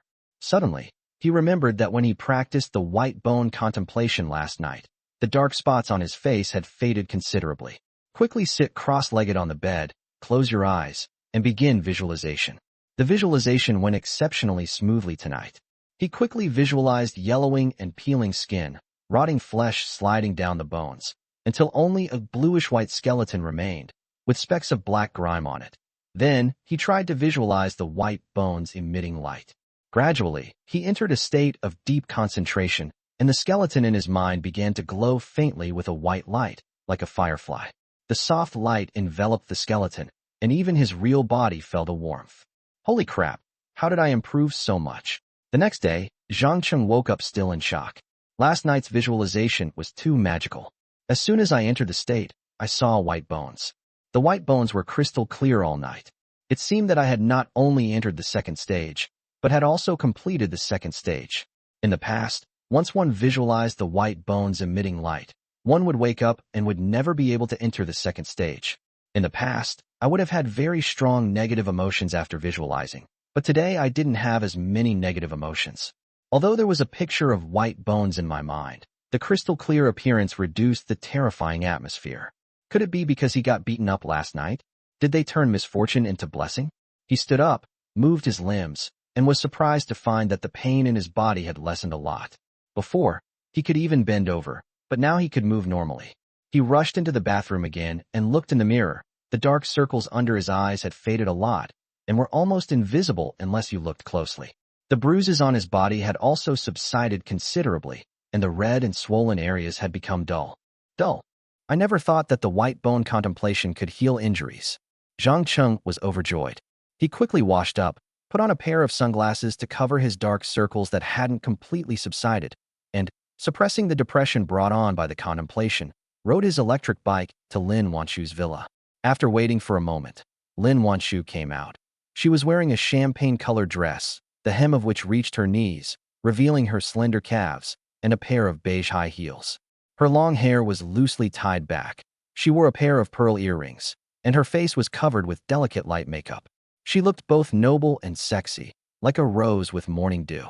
Looking at her, the image of white bones in Zhang Cheng's mind vanished without a trace, like snow melting in the sunlight. Even the lingering depression was swept away, and the pain throughout his body seemed to lessen. "The landlady is truly my savior," he muttered to himself, a slight smile creeping onto his lips. After dropping Lin Wanshu off at the company, Zhang Cheng followed her into the office, unceremoniously took a bottle of Red Bull from the refrigerator, unscrewed the cap, took a sip, suppressed his excitement, and said in a low voice, "Boss lady, I got word that the boss gave Yan Jixia a BMW the day before yesterday, but Yan Jixia didn't want the car and asked the boss to give her the cash instead. Moreover, the boss didn't even hold Yan Jixia's hand. She was clearly after the money. Last night, after hearing Yan Jixia mention that Zhou Mingyuan had given him 300,000 yuan, he was merely envious of Yan Jixia and never thought of telling on her. Even if she defaults on her debt and owes him one night, they won't tell on us. But having been beaten once, he certainly wouldn't hold back. You do the first day of the month, I'll do the 15th. It is a matter of course. Is the information correct?" Lin Wanshu paused as she flipped through the documents, her face instantly darkening. Partly because she felt heartbroken over the hundreds of thousands of yuan, and partly because she was utterly disappointed in Zhou Mingyuan. He was indeed incorrigible, and was actually trying to seduce Yan Jixia again. "Absolutely true," Zhang Cheng said earnestly. "I understand, thank you." Lin Wanshu nodded, her fingers flying across the tablet. The financial system interface popped up, and she pinpointed Zhou Mingyuan's private bank account transaction history. The record of transfer to Yan Jixia was particularly glaring, the amount being exactly the market price of a BMW. She took a deep breath, her disappointment deepening, and got up to walk towards Zhou Mingyuan's office. "Yan Jixia, now you'll experience the boss lady's methods firsthand," Zhang Cheng muttered excitedly to himself. As soon as Lin Wanshu entered Zhou Mingyuan's office, she slammed her tablet on the table, pointed at the transfer record, and said in an icy tone, "Explain yourself. What's going on with this money?" When Zhou Mingyuan saw the record, his face turned pale instantly, and cold sweat broke out on his forehead. He stammered and couldn't speak. This bank card was newly opened and was specifically used to transfer money to Yan Jixia. Lin Wanshu had no idea about it before. How did she suddenly find out? "I'm so disappointed in you." Lin Wanshu looked at his flustered appearance, her eyes devoid of any affection, only filled with deep disappointment and contempt. "Zhou Mingyuan, let me tell you, my patience is limited. Don't go too far." She really didn't understand why Zhou Mingyuan, who clearly had a wife, insisted on having affairs outside, as if he couldn't live without playing around with women. "Honey, it's not what you think." Zhou Mingyuan's mind raced, and he quickly came up with an excuse. "I originally wanted to transfer money to you so you could buy yourself a gift you like, but I accidentally entered the wrong account number and transferred it to Yan Jixia instead." "Oh, it was a wrong number." Lin Wanshu suddenly laughed, but there was no warmth in her smile. She picked up her phone and dialed Yan Jixia's extension. "Secretary Yan, Come to my office. Yin Zhixiao arrived quickly, putting on a respectful demeanor. President Lin, you wanted to see me? Take a look at this. Lin Wanchu handed her the tablet, her tone icy. My husband was going to transfer money to me to buy a gift, but he entered the wrong account number and transferred it to you. Please return the money immediately, or we'll see you in court. Yin Zhixiao looked at the transfer records on the screen, her face instantly turning from white to green, and then from green to red. She never expected that Lin Wanchu would be so capable, even able to find out about Zhou Mingyuan's private bank card. She quickly calculated in her mind. If she didn't return the money, she would not only have to go to court, but she would also lose her job. If she returned the money, Zhou Mingyuan might compensate her in a more discreet way. In the end, she could only painfully open her mobile banking app and transfer the money back. Chapter 33. Gaining Lin Wanchu's trust. Everything changed. Honey, you've been working hard lately. Here, take this money and buy yourself a nice gift. Zhou Mingyuan quickly transferred the money back to Lin Wanchu, forcing a flattering smile on his face. Thank you, husband. Lin Wanchu feigned a happy expression, then glanced coldly at Yin Zhixia. Secretary Yan, it's best not to be tempted by money that isn't yours, or you won't be able to bear the consequences. Yin Zhixia stood there, her face flushed and paled in turns. She felt aggrieved, uncomfortable, and extremely embarrassed. This was the first time Lin Wanchu had publicly reprimanded her. What pained her even more was that the hundreds of thousands of yuan she had just earned were taken away. Lin Wanchu returned to her office, sat on the sofa, and told Cheng what had just happened. She sighed at the end. Zhou Mingyuan is utterly shameless. I don't even want to act with him anymore. Yin Zhixia is the last one. If he doesn't change, I'll have no choice but to get a divorce. Meanwhile, in Zhou Mingyuan's office, Yin Zhixia finally came to her senses, looked at Zhou Mingyuan with a wronged expression, and said in a slightly coquettish voice, Boss, how come your wife is so amazing? Strange, she didn't know about this card before. How did she suddenly find it? Zhou Mingyuan was also very frustrated, his brows furrowed tightly, his mind full of doubts. Then he slammed his hand on the table. It must be that bastard Zhang Cheng. He's been with me for 10 years. He knows a lot of my secrets and my habits. He must be the one who reminded Lin Wanchu to be wary of me. So Lin Wanchu started checking the accounts. Now I understand. My wife hired him as her personal driver because he knew a lot of my secrets. Zhang Cheng really got revenge on me.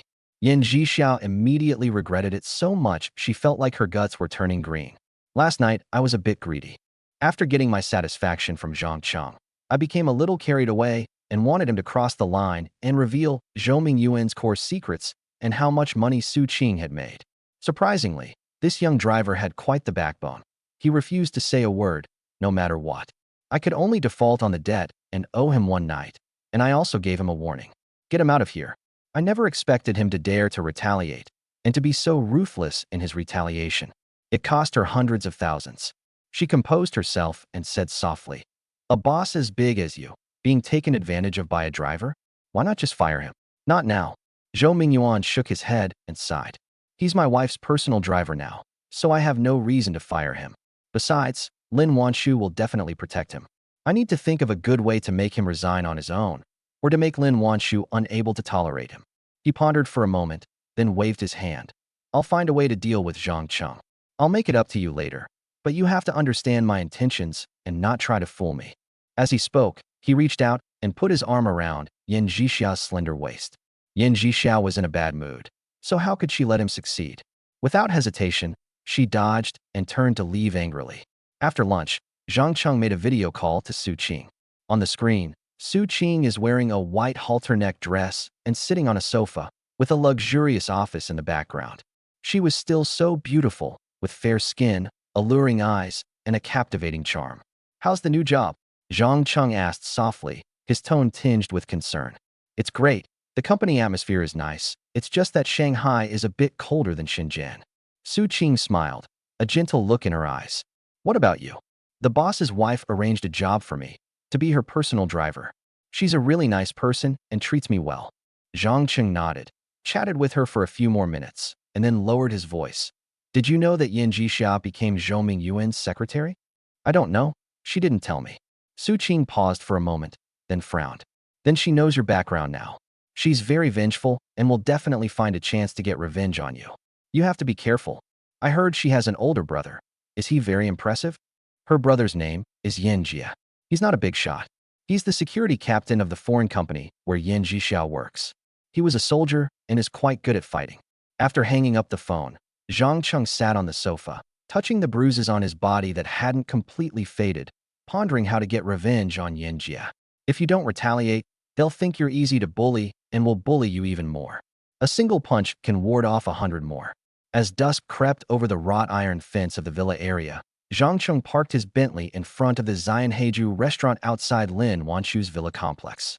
The aroma of steamed shrimp with garlic wafted from inside the glass door, and the warm yellow light made the wooden tables and chairs look especially cozy, a stark contrast to the cold and austere atmosphere of the company during the day. Zhang Cheng followed Lin Wanchu into the private room, where 4 men were already seated, each with a straight back, dressed in black casual wear, with the cuffs rolled up revealing faint muscle lines on their forearms, clearly not ordinary office workers. This is Zhang Cheng, my driver, Zhang Cheng. This is Liang Ying, Xiao Wei, Song Wu, and Xin Jun. All of them are my men.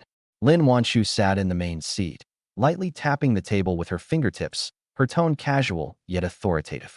They usually work as security guards at the company, and in special circumstances, they keep an eye on Zhou Mingyuan for me. To put it bluntly, they specialize in catching adulterers. Liang Ying is the oldest among them.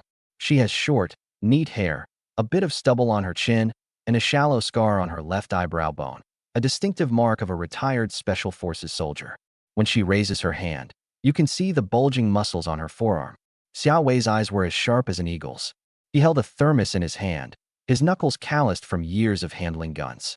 Song Wu had fine lines around his eyes, but he always unconsciously tensed his back, sitting with the discipline of a soldier.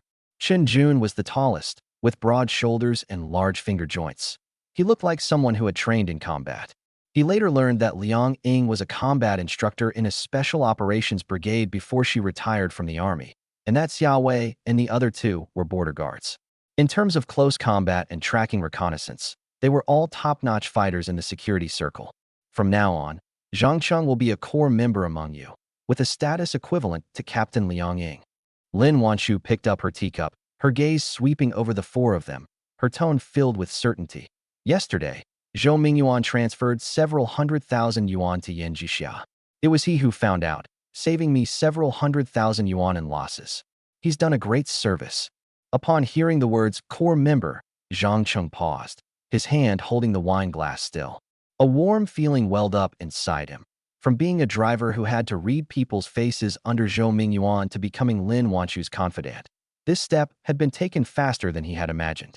Before he could speak, Liang Ying stood up, patted his shoulder with the force of a soldier. Brother, we've become friends through a fight. If I offended you in any way before, please forgive me. Previously, when Zhang Cheng followed Zhou Mingyuan, Liang Ying and the other 3 were often ordered to follow him, and occasionally small conflicts would occur. Once, Zhang Cheng deliberately took a detour to shake off his pursuers, almost causing Xiao Wei to fall into the green belt. At that time, Liang Ying glared at him through the car window. At this moment, Liang Ying's palm was firm and strong, and the pat on my shoulder had a solid, rough feel. The thugs I ordered have arrived. Zhang Cheng was overjoyed. Chapter 34, Taking Revenge with Lin Wanchu's bodyguards. Zhang Cheng quickly stood up and said modestly, Brother Liang, you're too kind. I was ignorant before. Please take care of me in the future. The atmosphere instantly became lively. Song Wu first took out a hard pack, Zhonghua, cigarette, and handed one to each person. The lighter clicked, and the flame reflected on their faces. Zhang Cheng didn't hesitate either. He took out a He Tianxia ingot from his pocket, opened it, and distributed it to the 4 people. Xiao Wei touched Zhang Cheng's glass to the rim, the liquor swirling and creating tiny bubbles. Brother, with you joining us now, things will be much easier for us. Zhang Cheng quickly downed half a cup. The spiciness went down his throat, but his heart felt even warmer. This was the first time he had been treated as one of his own, and it felt much better than being bullied by Zhou Mingyuan. After a few rounds of drinks, Lin Wanchu put down her chopsticks, wiped her mouth with a tissue, and her eyes instantly turned cold. Let's get down to business. Zhou Mingyuan is definitely not willing to give up, and Yin Jixia won't be idle either. They'll be hooking up soon. You 2 will keep watch in 2 shifts. Liang Ying and Xiao Wei will keep watch during the day, while Song Wu and Qin Jun will keep watch at night. Notify me immediately if they meet alone. This time I need to get irrefutable evidence of his infidelity. Otherwise he'll dare to try and fool me again with that mistakenly transferred excuse. Don't worry, Mr. Lin. Liang Ying nodded immediately. We'll keep a 24-hour watch. Even if he hides in a mouse hole, we'll still follow him in. Xiao Wei and the other two echoed her sentiments, their eyes brimming with enthusiasm. Lin Wanshu's bonuses were twice as high as those of other companies, and there were extra subsidies during holidays. Plus, she never put on airs as a boss, so no one wanted to miss the opportunity to perform. Zhang Cheng. Lin Wanshu looked at Zhang Cheng with a hint of admiration in her eyes. From now on you can drive a Mercedes E202 and from get off work, and all your fuel and toll expenses will be reimbursed. You don't need to report to Zhou Mingyuan. This is my special approval. Thank you, boss. I will definitely work hard and live up to your trust. Zhang Cheng was overjoyed. He used to drive for Zhou Mingyuan, and he would secretly drive the E502 and from get off work. He was always on edge, afraid that Zhou Mingyuan would find out and deduct his salary. Now Lin Wanshu directly allows it and even reimburses all expenses. The difference in treatment is like night and day. After dinner, the 5 people escorted Lin Wanshu back to the villa. After the wrought iron gate closed, Liang Ying hooked her arm around Zhang Cheng's shoulder and said in a warm tone, "After get off work, when we're free, let's get together and go eat at the nearby barbecue stall. Their grilled kidneys with ice-cold beer are amazing." Song Wu smiled and asked to add Zhang Cheng on WeChat. Qin Jun took out his phone and said he would add him to a small group chat of 4. The group walked out of the community arm in arm. The streetlights cast long shadows of the 5 of them, and the atmosphere was as warm as that of brothers who had known each other for many years. Suddenly, Zhang Cheng's phone vibrated. Yin Jixia's WeChat message popped up. "Zhang Cheng, I've thought about it, and I know it was wrong of me to hit you last night. I apologize. I owe you one night, and you can come and get it tonight." Zhang Cheng frowned, his fingertips swiping across the screen, a cold smile playing on his lips. "She beat me up last time, and I just lost hundreds of thousands of yuan. Why is she suddenly being so proactive? It can't be anything good." He replied, "Really? Of course it's true. Why would I lie to you?" Yin Jixia replied to the message instantly, adding a wronged emoji, making it seem like she had really given in. Zhang Cheng's eyes darted around, and he looked up at Liang Ying and the other 3, saying dejectedly, "Brothers, to be honest, I was cornered in an alley last night and got a severe beating. I know where those guys are now, but I don't have the guts to go back. Can you guys help me get revenge?" Liang Ying immediately stopped, her eyes darkening, her fists clenching so tightly they cracked. "No problem. I'll go kill them right now." "Let's go, let's kill them. They dared to bully our brothers. Today we'll teach them a lesson." The other 3 didn't hesitate and echoed him. In their eyes, since Zhang Cheng was one of their own, they couldn't just stand by and do nothing if he was bullied. That was the rule among brothers. The 5 men got into Liang Ying's black SUV. The seats were covered with camouflage mats, and there was a tactical flashlight in the passenger side storage compartment, clearly indicating that it was often used for field work. Zhang Cheng, sitting in the passenger seat, gave Yin Jixia's apartment complex address. Liang Ying drove at breakneck speed and arrived at her destination in 20 minutes.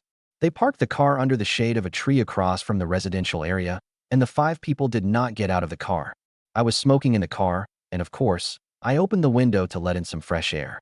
Before he could even finish his cigarette, Yin Jixia messaged him on WeChat. "Didn't you say you were coming? Why aren't you here yet? Wash it again. I'm in a bit of traffic. I'll be there soon." "You bastard, are you trying to fool me? Are you out of your mind? Using the same trick twice?" Zhang Cheng retorted without any politeness, then added, "I arrived a while ago and had a friend go up to check. You have someone hiding in your room, right? The same ones from last night. Don't pretend. I'm not that stupid." In the room, Yin Jixia stared at her phone screen, her face turning from pale to ashen, her fingertips digging into her palms until even her nails turned white. She looked up at the 2 people sitting on the sofa. The older brother, Yin Jia, was holding a baseball bat with anti-slip tape wrapped around it, and the other was Xiao Li, a security guard from his company, who was carrying a baton. Both of them had a fierce look on their faces, eager to try. "You guys go back first. He knows there's an ambush. He won't come over." Yin Jixia threw her phone on the coffee table, looking utterly frustrated. "You're just going to let it go like that?" Yin Jia suddenly stood up, slamming his baseball bat on the floor with a thud. That kid made you lose hundreds of thousands. He took 2 steps forward, his eyes almost blazing with malice. Why don't you find out where he lives? We'll go there tonight and break his leg. As long as we do it cleanly and no one dies, the police won't keep bothering us. Once he's crippled, he can't be a driver anymore, so he can't cause any more trouble. That's called cutting off his supply lines. Are you crazy? Yin Jixia glared at him, her voice rising several decibels. If he calls the police, brings up the beating he got yesterday, and identifies us as the culprit, do you think you can get away with it? She took a deep breath, suppressing her surging emotions, and her tone turned cold. Tonight, I just wanted to vent my anger. I didn't intend to make a big deal out of it. If we really want revenge, we don't need to lift a finger. Zhou Mingyuan already hates him. I'll just whisper in his ear and let Zhou Mingyuan deal with him. It's much safer than us doing it ourselves. He'll lose his job and maybe even end up in jail. Isn't that more satisfying than breaking his leg? Fine, I'll do as you say, but we'll remember this grudge and get our revenge sooner or later. Yan Jie pretended to be very obedient, and after speaking, he and his companion walked out one after the other. As soon as the two of them got downstairs, they saw 2 other security guards leaning against the entrance of the building smoking. They were Yan Jie's helpers, one named Wang Chong and the other Zhao Lei, both of whom were his good friends in the company. Seeing that Yan Jie looked unwell, Wang Chong quickly stubbed out his cigarette. Captain, what's wrong? Chapter 35. Now I feel better. That kid's shrewd, he saw through it. Yan Jie kicked the wall in annoyance, leaving a black footprint on it. Those hundreds of thousands are just going to be lost for nothing?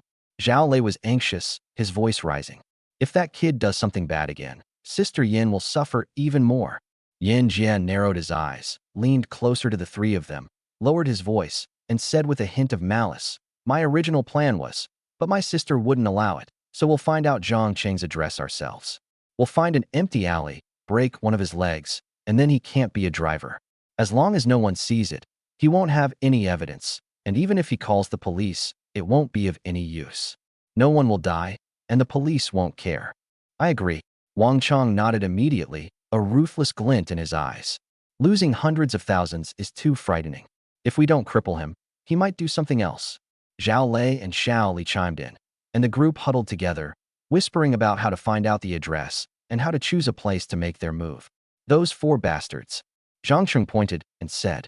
Liang Ying and the other 3 immediately got out of the SUV, their movements as swift as lightning. Before Yan Jie could react, Liang Ying had already grabbed his arm, twisted it behind his back, and with a crack, he screamed in pain, and the baseball bat clattered to the ground. Xiao Wei and Song Wu dealt with Wang Chong and Zhao Lei, one using a chokehold and the other tripping them, and in just a few moves they pinned them to the ground, their knees pressing into their backs so they couldn't move. Chen Jun blocked Xiao Li's escape route and punched him in the chest. The man instantly collapsed to the ground, unable to utter a sound. Then the 4 of them each pinned one person down and beat them mercilessly. Bang, bang, bang. As Liang Ying fought, she cursed loudly. Damn it, you dared to hit our brother Zhang Cheng last night. Today I'll beat you to death. Yan Jie lay on the ground, his face pressed against the cold floor, tears welling up in his eyes from the pain. Big brother, we were wrong. We'll never do it again. Stop hitting him, or someone will die. The other 3 security guards also begged for mercy, their voices trembling like leaves. Although they were former soldiers, they were no match for the bodyguards Lin Wanshu had specially hired. Liang Ying and the others only stopped when the 4 of them were beaten to a pulp, their faces bruised and swollen, blood streaming from their noses, and unable to get up. They dusted off their hands and said, Don't mess with Zhang Cheng next time, or it won't be as simple as just getting beaten up. They strolled back to their car with an air of nonchalance.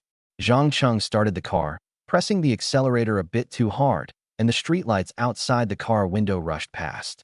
Looking at the disheveled state of Yan Jie and his 3 companions in the rearview mirror, he felt incredibly satisfied and pleased. He glanced at Liang Ying and said admiringly, Brother Liang, your skills are amazing. Thank you. Liang Ying smiled and said, We're all brothers. No need to be so polite. If you ever need anything, just call us anytime. We'll be there for you. Yan Jie, who was beaten to the ground, took a long time to catch his breath. The dull pain in his chest made every breath feel like swallowing razor blades. He struggled to pull his phone out of his pocket. The screen was cracked from the fall, and his fingers were shaking so badly that he entered the wrong unlock code twice.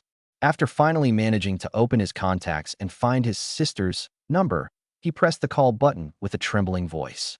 As soon as the call connected, he cried out urgently, "Sister, come down quickly. Take us to the hospital. It hurts so much." When Yin Jixia heard the sobbing in her brother's voice on the other end of the phone, her heart skipped a beat. She hung up and rushed downstairs. Each step was hurried and heavy, the heels striking the concrete floor with a thump-thump sound that echoed in the empty entrance of the building, like striking a taut string. She was still clutching her phone. Her nails were white from the force, and her hair was a bit messy. Clearly, she had rushed down without tidying herself up. As soon as Yin Jixia turned the corner of the stairwell, she saw 4 people lying on the ground, bruised and swollen, with blood streaming from their noses, groaning like mud. Who did this? Yin Jixia's voice trembled, both shocked and angry. She rushed over to help Yin Jia, but he pushed her away in pain. Yin Jia struggled to sit up, half of his face swollen like a bun, and he spoke with a lisp. Who else could it be? Zhang Cheng's men. That guy is not to be trifled with. Why did you have to provoke him? But he forgot that he had just planned to break Zhang Cheng's leg so that he could no longer be a driver. Captain, is your sister mentally challenged? Wang Chong, who was busy looking for his teeth on the ground, suddenly spoke up. His voice was muffled and urgent, trembling with pain. We just beat him up yesterday, and now she wants to do the same thing again? And what happened? She used your sister's information to ambush us here and beat us up. If it weren't for her messing around, Zhang Cheng wouldn't have been able to find us at all. Yeah, what bad luck. Zhao Lei also pushed himself up from the ground, a large bruise on his left temple. He grimaced as he spoke. Look at my head. How am I going to go to work tomorrow? I can't exactly tell the boss I got beaten up, can I? That would be a disgrace to our security team. Xiao Li clutched his chest, gasping in pain, but didn't forget to chime in, glaring at Yin Jixia. Big-breasted, brainless woman, don't just stand there. Get us to the hospital. This injury won't heal for less than 1,000 or 800 yuan, and you'll have to pay for the medical bills. If it weren't for helping you get revenge, would we have taken this beating? Yin Jixia stood there, the evening breeze blowing her messy hair, her face flushing red and then pale, feeling both ashamed and angry. Wang Chong's words were like a slap in her face. She was indeed eager for revenge, so she set up an ambush without thinking much about it. But she didn't expect to be outmaneuvered by Zhang Cheng. Zhao Lei and Xiao Li's complaints made her feel even more upset. She should indeed pay for the medical expenses, but the thought of having just lost hundreds of thousands of yuan and now having to spend extra money made her feel like she had a stone stuck in her chest. But she felt mostly regret. She regretted her arrogance. She had been happy and comfortable for a few days after being slept with by Zhang Cheng, which was unprecedented. Why did her happiness and comfort turn into unbearable humiliation after she found out that he was a chauffeur? She lost her mind and asked her brother to find someone to beat up Zhang Cheng. And then he betrayed her. Now look what happened. They lost hundreds of thousands, and my brother and his gang got beaten to a pulp. If I had known, I would have let him sleep one more night, or even several nights. She had to drive all 4 of them to the hospital, a process that took half the night and left her completely exhausted. I've been racking my brains trying to figure out what to do. If there is retaliation, the intensity will escalate. Your own losses will be greater. If she doesn't retaliate, Zhang Cheng will definitely think she's easy to bully and will continue to do bad things. Wait for Zhou Mingyuan to deal with Zhang Cheng. I don't know when it will be ready. If we wait a year or 2, the daylily will be too late. This won't work, that won't work. What should I do? Chapter 36. They finally hooked up. As night fell, like cotton wool soaked in ink, pressing heavily over the city, the aroma of rice wine wafted from the private rooms of hometown cuisine restaurant.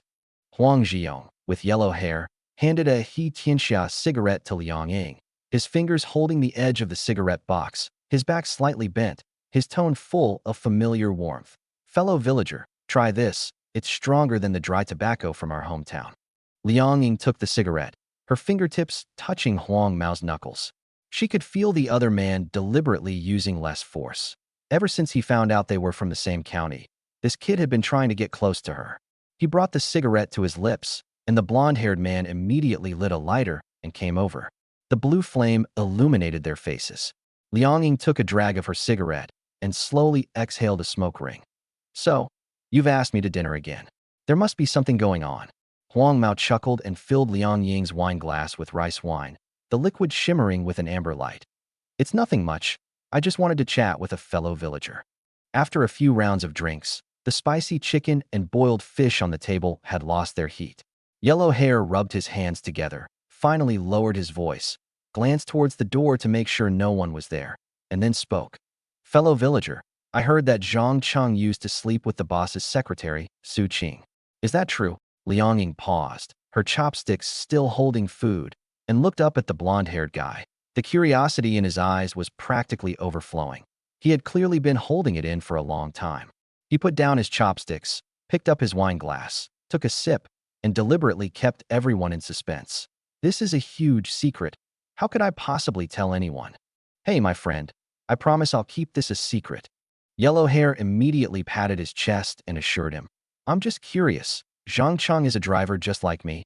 How come he's so lucky? Just tell me the truth. I promise I won't tell anyone else." Seeing Huang Mao's anxious look, Liang Ying recalled her own confusion when she first entered the city and finally relented. He leaned back in his chair, lowering his voice even further. "Su Qing is indeed a stunning beauty. Her looks and figure are no less than Secretary Yan's. Zhang Cheng was incredibly lucky. He not only slept with Su Qing, but also took her virginity. The two later lived together for over a month. Zhou Yuan had originally intended for them to act as a couple to appease the boss's wife, but they ended up taking it too far and sharing a bed every day." He paused, then added, "Later, Zhou Yuan installed surveillance cameras in their room and discovered the secret. He was so angry he almost vomited blood. But in the end, it was all because the landlady caught them cheating.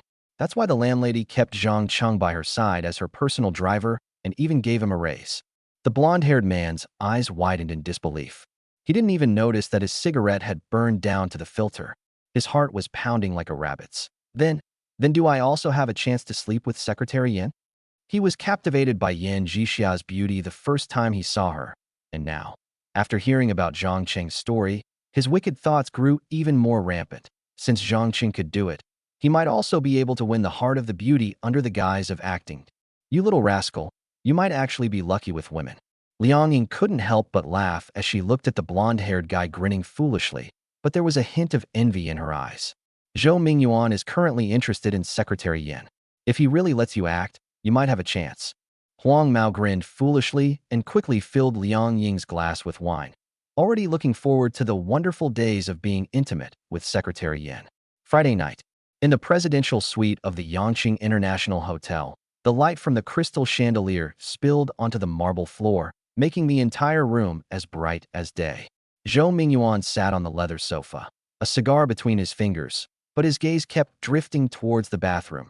The sound of rushing water came from inside, like an itch on the tip of one's heart.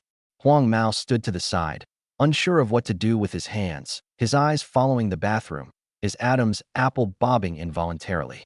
"Go to your room and rest. Don't come out," Zhou Yuan suddenly said, his tone carrying an unquestionable authority. He booked this presidential suite for two reasons.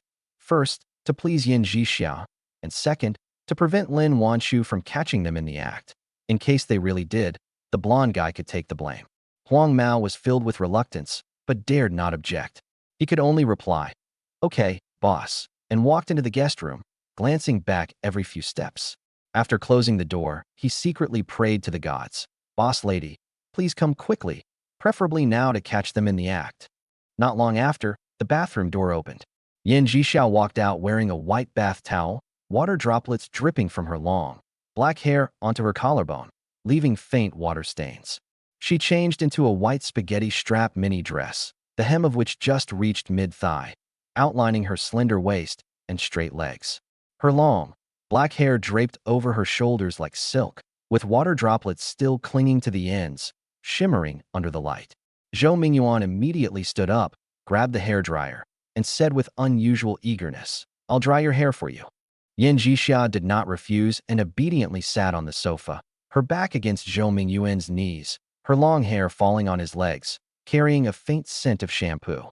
The hot air from the hairdryer brushed against her hair, and Zhou Yuan's fingers gently combed through her long hair. Occasionally, his fingertips touched her earlobe, and Yan Jixia trembled slightly, a faint blush rising on her cheeks, with a hint of shyness hidden in her eyes. After drying her hair, Zhou Yuan looked at her smooth, long hair and smelled her fragrance. A surge of desire welled up in his heart. and he reached out to hug her. Yan Zhixia gently dodged away, her eyes darting around.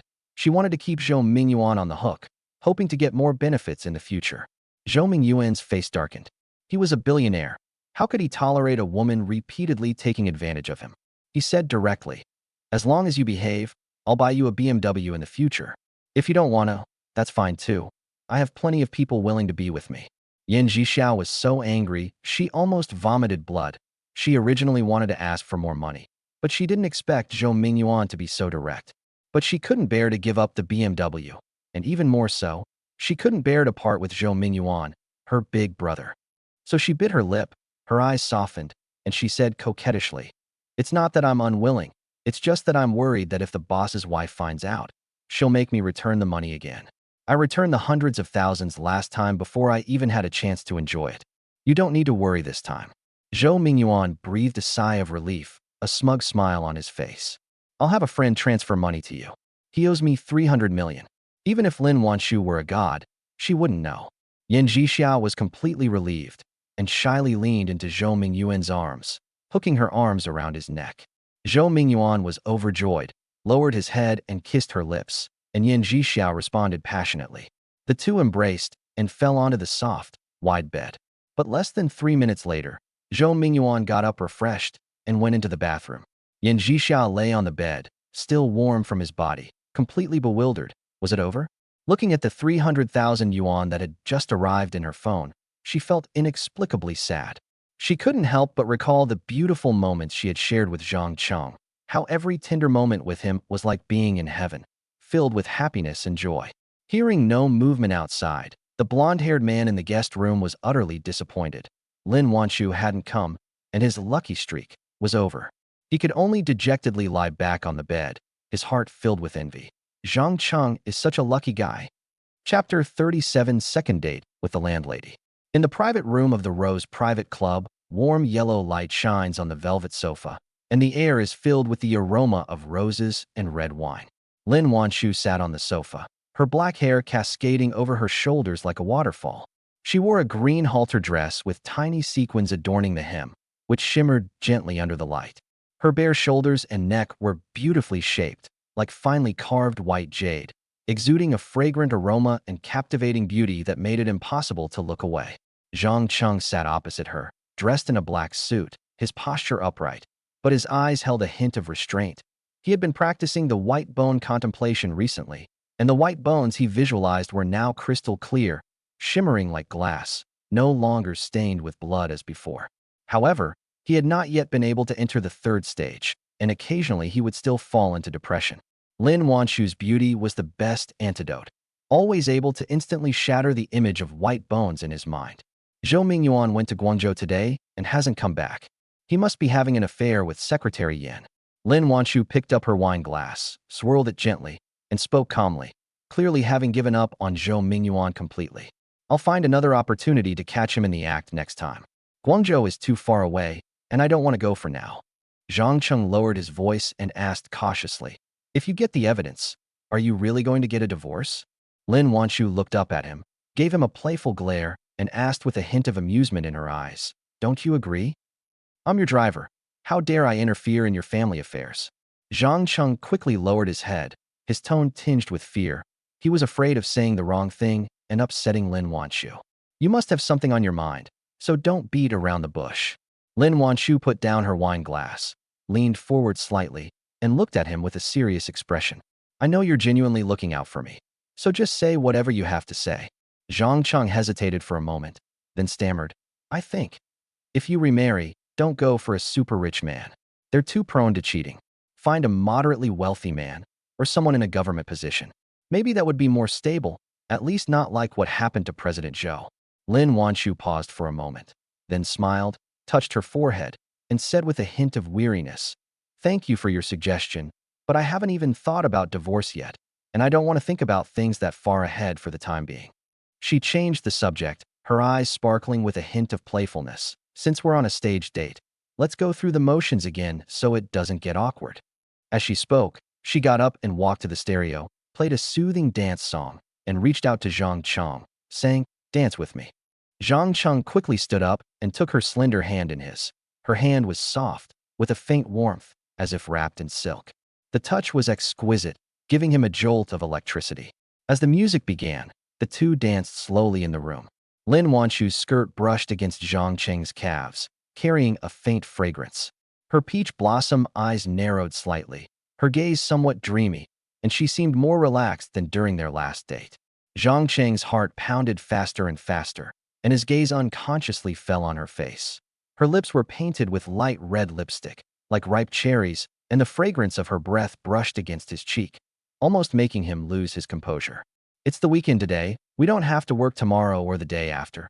Let's play a little longer," Lin Wanchu said close to his ear, her warm breath brushing against his earlobe, making him tremble all over. "Play a little longer? How do we play?" Zhang Cheng muttered to himself, but didn't ask any further questions, merely nodding in agreement. Lin Wanchu picked up her phone and dialed the club's number. "Have two of the best massage therapists come to my private room." After hanging up the phone, she looked at Zhang Cheng's surprised expression and whispered in his ear with a smile, "When the masseuse arrives, if you want to sleep with her, we'll massage separately. If not, we'll massage together." "Of course we'll get a massage together." Zhang Cheng was startled and quickly waved his hand. How could he dare to do such a thing in front of Lin Wanchu? Not long after, two massage therapists dressed in cheongsams walked in. They were fair-skinned, beautiful, and had voluptuous figures. They looked at Zhang Cheng and Lin Wanchu with a knowing look in their eyes. One was handsome and tall, the other was beautiful and charming, and they were about the same age. They were definitely a very wealthy couple. "This way, please, the massage room is ready." The masseuse smiled and led them to the massage room next door. There were two massage beds inside. The two first went to the bathroom to shower and change into the club's loose bathrobes. Then I lay down on the massage bed. Since the two female technicians assumed they were a couple, they didn't draw the curtain to separate them. This allows them to see each other and chat more easily. Lin Wanchu had drunk quite a bit of red wine and was a little tipsy, so she didn't notice that the curtains weren't closed. Once the massage began, the masseuse's fingers gently pressed on both of their bodies with just the right amount of pressure. Lin Wanchu closed her eyes comfortably, her head resting slightly on the massage bed. The hem of her bathrobe rode up a little, revealing her slender ankles and part of her calves, her skin as delicate as white jade. Zhang Cheng lay on the bed next to her, his eyes constantly catching glimpses of her figure. His heart pounded like a rabbit's. He had never seen a woman with such a beautiful figure before. Her waist was so slender it seemed as if it could be broken with a single grasp. Her legs were straight and long, and her long hair was spread out on the massage bed like black silk. Every detail exuded ultimate beauty. He dared not look any longer and could only force himself to look away. He knew he could not disrespect the landlady and could only suppress this feeling of attraction in his heart. After the massage, Lin Wanchu was not fully awake. She leaned on Zhang Cheng's arm as they walked out of the massage room, her fragrance lingering in his nose. Zhang Cheng supported her, his heart filled with complex emotions. Lin Wanchu's beauty was deeply imprinted in his mind, but he knew that there was an insurmountable chasm between them. Therefore, I never dared to have any extravagant hopes. Lin Wanchu pulled Zhang Cheng back to the sofa, her fingertips holding a half glass of red wine, the liquid shimmering with an amber light, which made her eyes mist over. "Tell me, isn't Zhou Mingyuan currently all lovey-dovey with Yin Jixia?" she suddenly asked, her voice as light as a feather, yet carrying an unconcealed sense of unease. Her fingertips unconsciously rubbed the rim of the glass, causing the wine to tremble. Zhang Chenggang stiffened as he sat down, his fingers clenching the hem of his suit jacket. He stammered, "This? I can't guess." He dared not make any hasty conclusions. On one side was the boss, and on the other was the boss's wife. Even a single wrong word could backfire, not to mention that Lin Wanchu's tone clearly concealed unspoken grievances. Lin Wanchu looked up at him, her long eyelashes fluttering gently, her eyes filled with a hint of reproach, as if reminding him or being coquettish. "You know his personality best. Can't you give me a straight answer? Don't forget, you're my driver now." Chapter 38 Serving a drunk landlady is really tough. Zhang Cheng was instantly drenched in sweat, the sweat on the back of his neck sliding down his collar. Lin Wanchu's ability to put Zhou Mingyuan, a seasoned shrew in the business world, in a difficult position was not solely due to her beauty, but also to her wisdom and cunning. "She treats me well now, giving me a car and trust, but if she feels I've been disloyal, firing me is just a matter of a word." He quickly sat up straight, carefully choosing his words, and said, "Boss lady, Mr. Zhou built his empire from scratch, amassing billions. He is always decisive and will not let a woman manipulate him again and again. Last time he transferred 300,000 yuan to Secretary Yin and didn't even get to hold her hand. This time he'll definitely learn his lesson. He'll get Secretary Yin to comply first, then give her the benefits. In my opinion, they're probably already sleeping in the same bed." After listening, Lin Wanshu gently patted the back of his hand. Her palms were warm and soft, still carrying the warmth of red wine, but her tone was as calm as a lake. "From now on, you should talk to me like this, instead of beating around the bush." Cheng clearly saw that when she lowered her eyes, the light in her eyes dimmed. No matter how calm a woman is, how could she really be unmoved when she heard her husband being intimate with another woman? "Let's drink." She didn't say anything more, picked up the glass and drank it all in one gulp. Red wine dripped down her lips and onto her green dress, like a dark red mole. She drank one glass after another, and soon a deep blush rose on her cheeks, spreading from her ears to her neck, like a white plum blossom dipped in rouge. She looked more delicate and fragile than usual, and even her eyes were veiled in a drunken haze. Cheng stared wide-eyed. His gaze was drawn to her, as if by a magnet, sliding from her flushed cheeks to her cascading black hair, and then to her slender fingers holding the wine glass, fingers as white as jade, with pink tips, and even the way she drank exuded an indescribable elegance. His mouth was dry, his heart was pounding like a drum, and he even breathed softly, afraid of disturbing this moment of tenderness, and also afraid that his gaze would be too direct and displease her. "Is it pretty?" Lin Wanshu suddenly asked, her voice soft and sweet from being drunk, her eyes fixed on him. Cheng snapped back to reality, quickly lowered his head, his palms instantly becoming sweaty, and stammered, "W-it-la." His heart skipped a beat. Oh no, the landlady found out. Would she think he was frivolous? Would she be angry? "I'm asking you, after looking at me for so long, do you think I'm pretty?"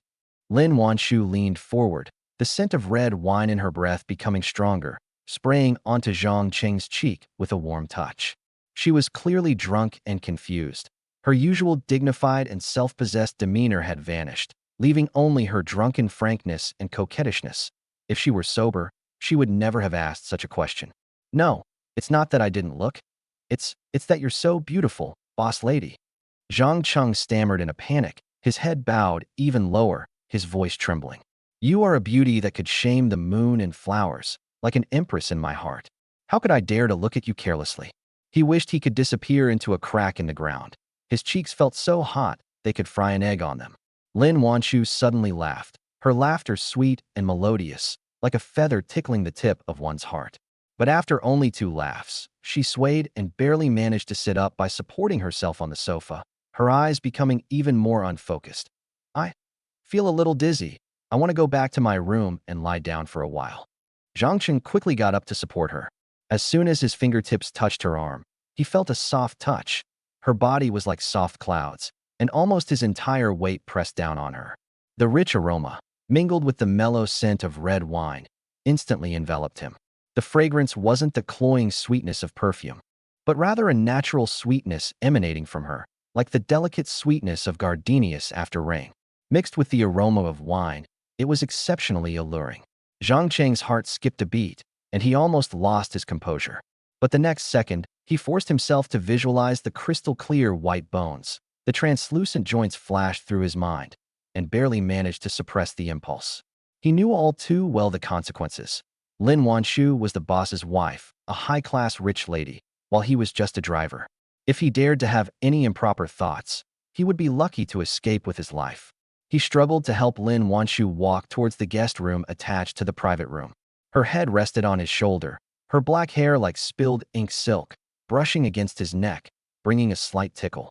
With each step she took, her soft body pressed closer to his chest, her warm breath spraying against his neck, making him tense all over. He didn't dare to let his hands go anywhere, and could only stiffly hold her waist. When his fingertips touched the soft flesh of her waist, his heart almost jumped out of his chest. After finally helping her to lie down on the bed, he was about to pull the blanket over her when Lin Wanshu suddenly frowned, clutched her chest, and let out a painful whimper. Before Zhang Cheng could react, she suddenly turned to the side and vomited with a whoosh. The excrement stained her long dress and splashed onto the edge of the bed, the pungent smell instantly overpowering the fragrance in the room. Zhang Cheng stood frozen in place, his heart feeling like it was being pulled by two hands. Should he turn around and leave? No, the landlady was so drunk, she would definitely suffer if no one took care of her. Should he stay and clean up? But changing her clothes and wiping her body were matters of gender. And besides, she was the landlady. He had no right to do that.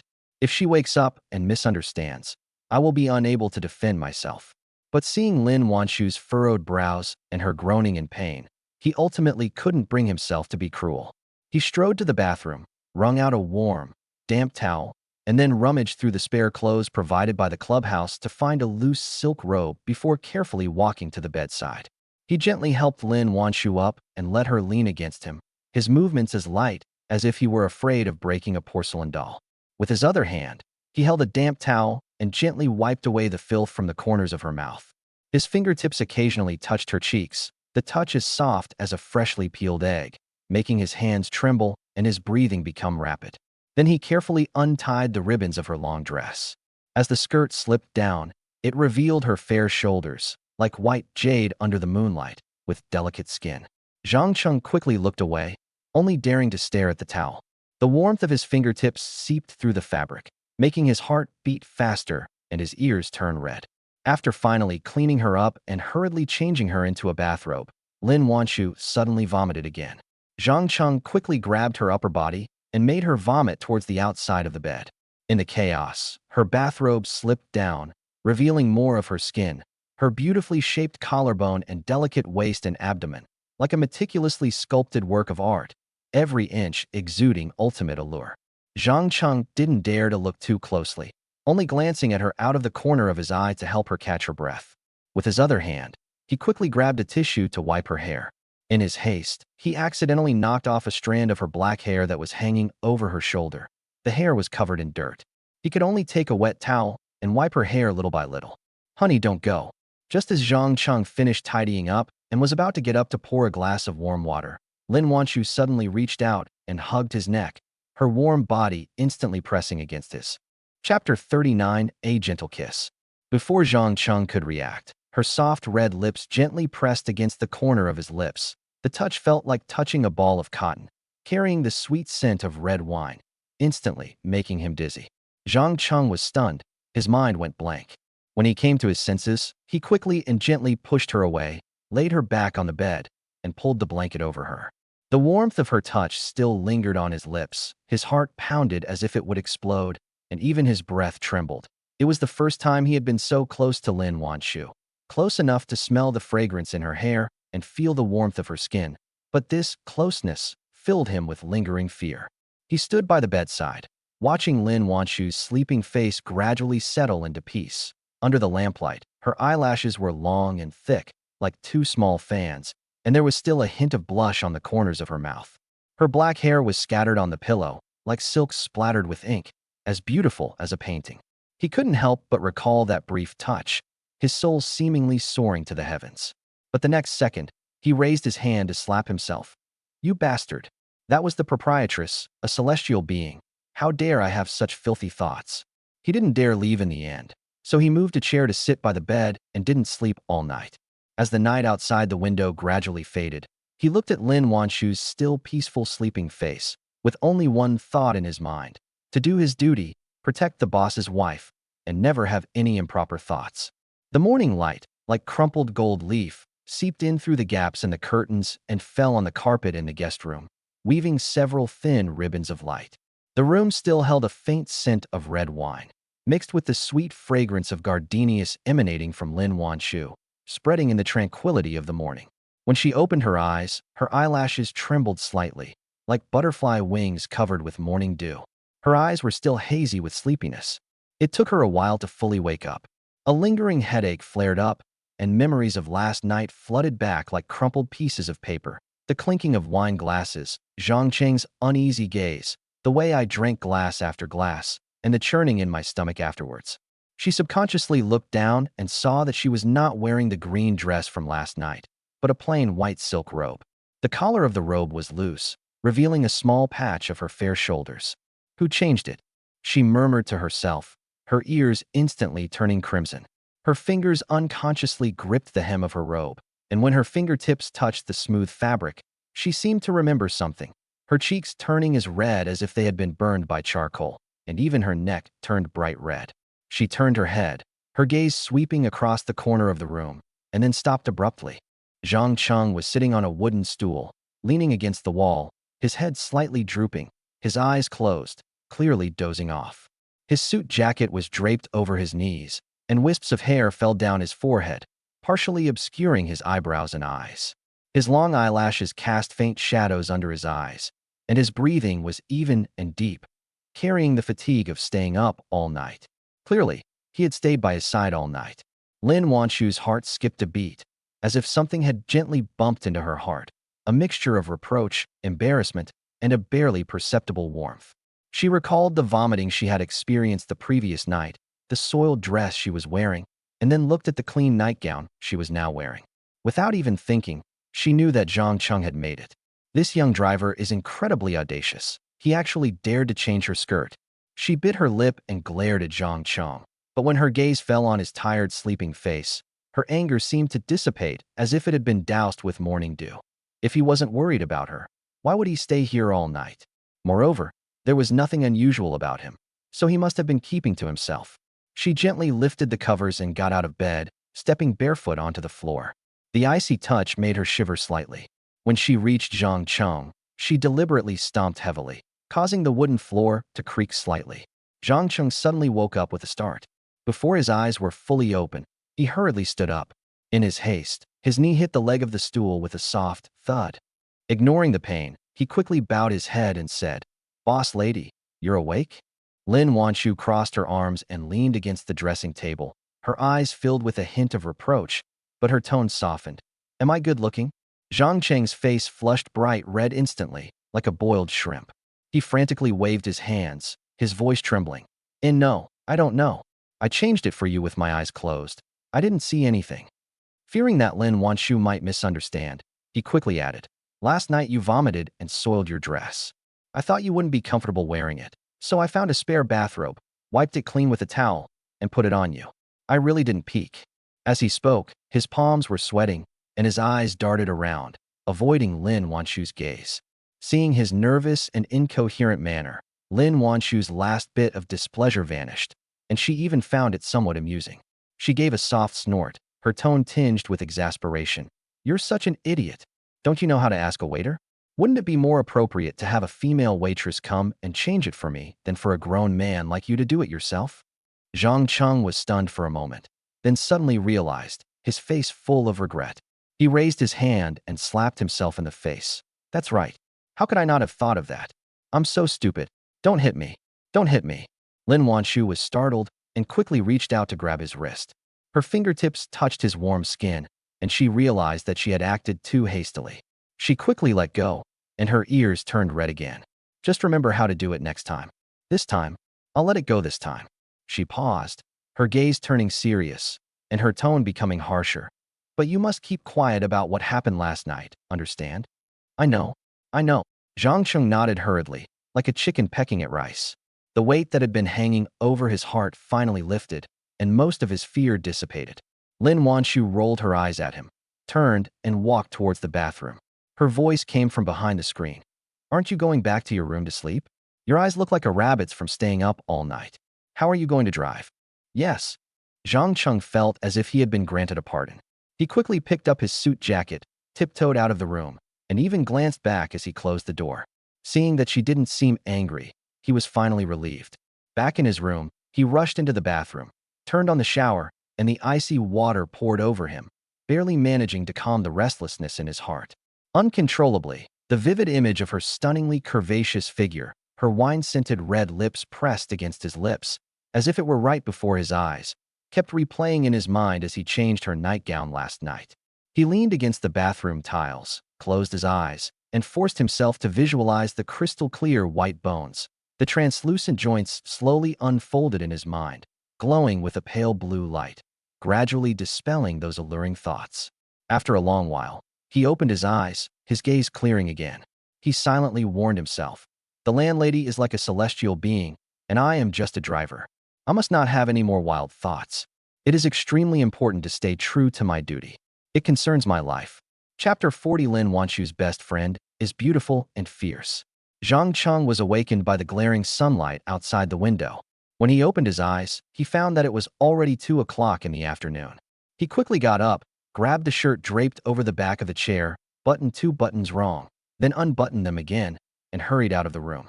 Inside the private room, Lin Wanshu was sitting on the sofa, opposite a woman wearing a black tight-fitting dress. She had a stunning figure, sat upright with her legs crossed, revealing slender ankles. Her features were as delicate as finely carved white jade, but she had no expression. Her eyes were as cold as ice, and her aura was like a drawn sword. Even the air seemed to be pressed down by her, making people afraid to look at her for too long. Zhang Cheng recognized the woman, Li Xuelan, the best friend of the proprietress Lin Wanshu. He graduated from Yinxing University with a degree in chemical engineering at the age of 26. In his sophomore year, he dared to raise money to start Xuelan Perfume Company, Limited. In 8 years, he turned a small workshop into a company with a market value of over 5 billion yuan. He was shrewd and had a strong personality to the core. When Li Xuelan found out about Zhou Yuan's affair, she stormed into Juning Company and slapped him twice in front of the employees, calling him worse than a pig or a dog. From then on, Zhou Yuan hated her to the bone and forced Lin Wanshu to break off all contact with her. Lin Wanshu could only meet with her secretly, for fear of causing further marital conflicts.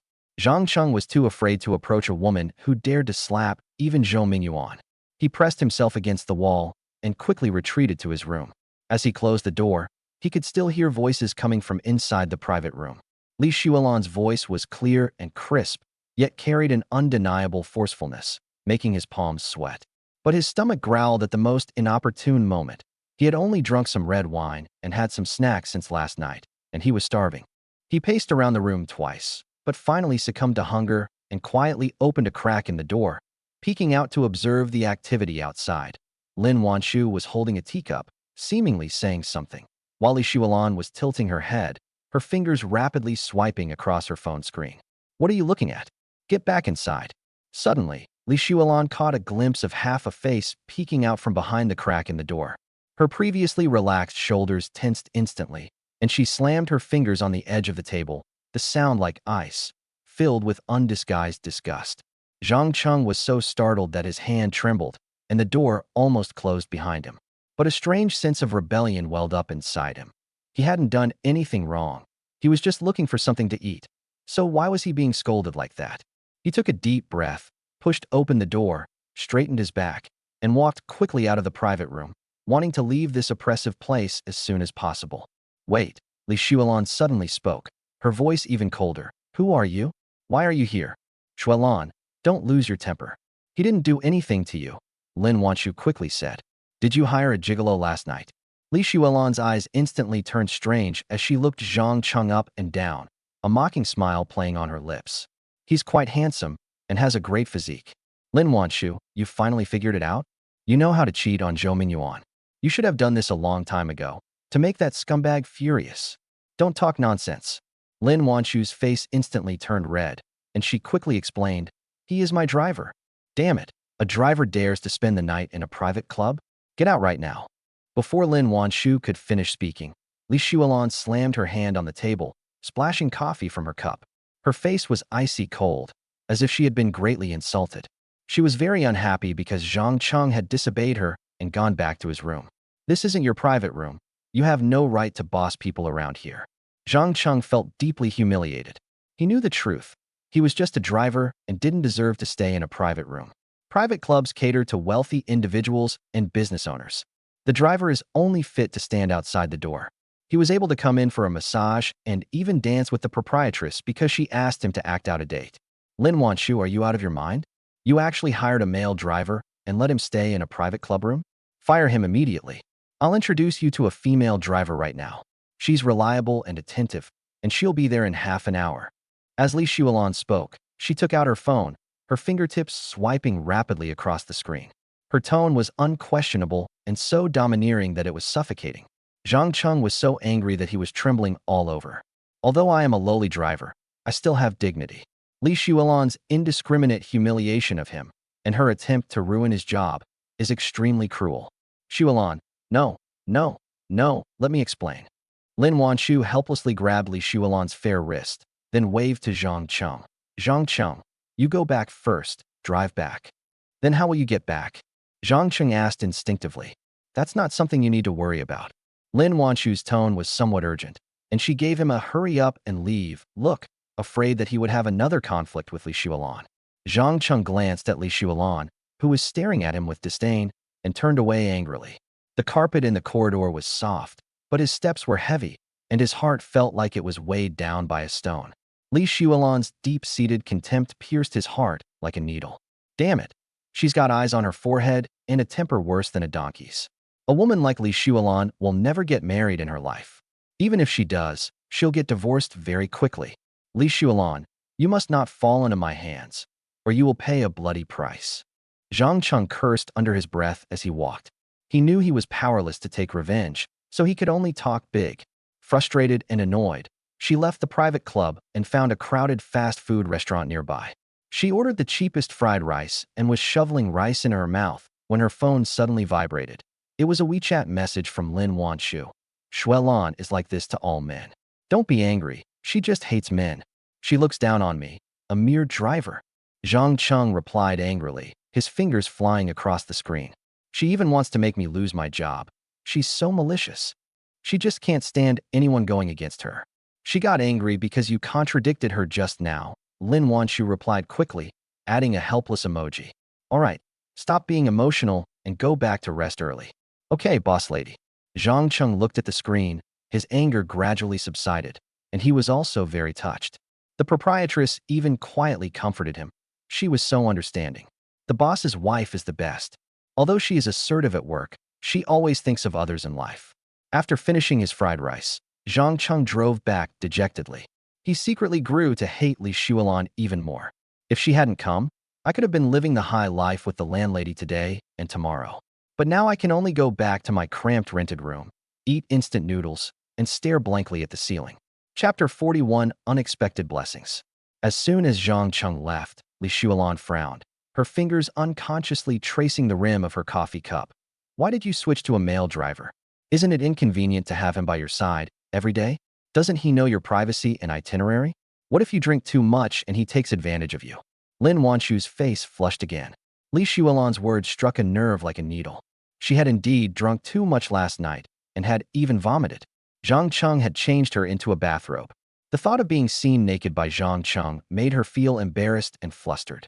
If Zhang Cheng hadn't stayed up all night with her and hadn't actually done anything inappropriate, plus he's very handsome, she probably would have fired him long ago.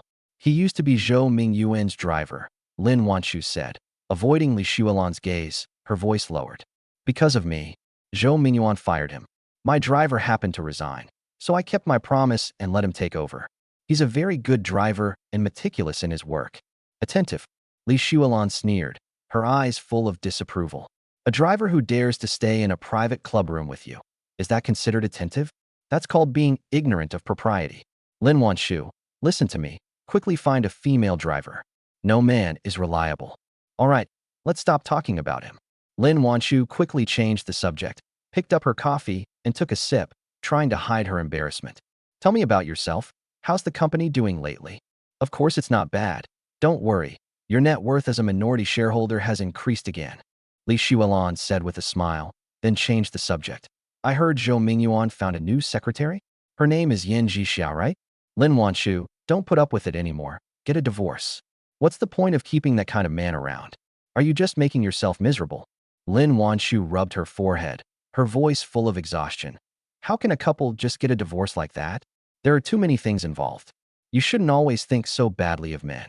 Hurry up and find someone. You'll understand after you get married. I'm not getting married. Li Xuelan pouted, her eyes full of disgust. I get annoyed just looking at men.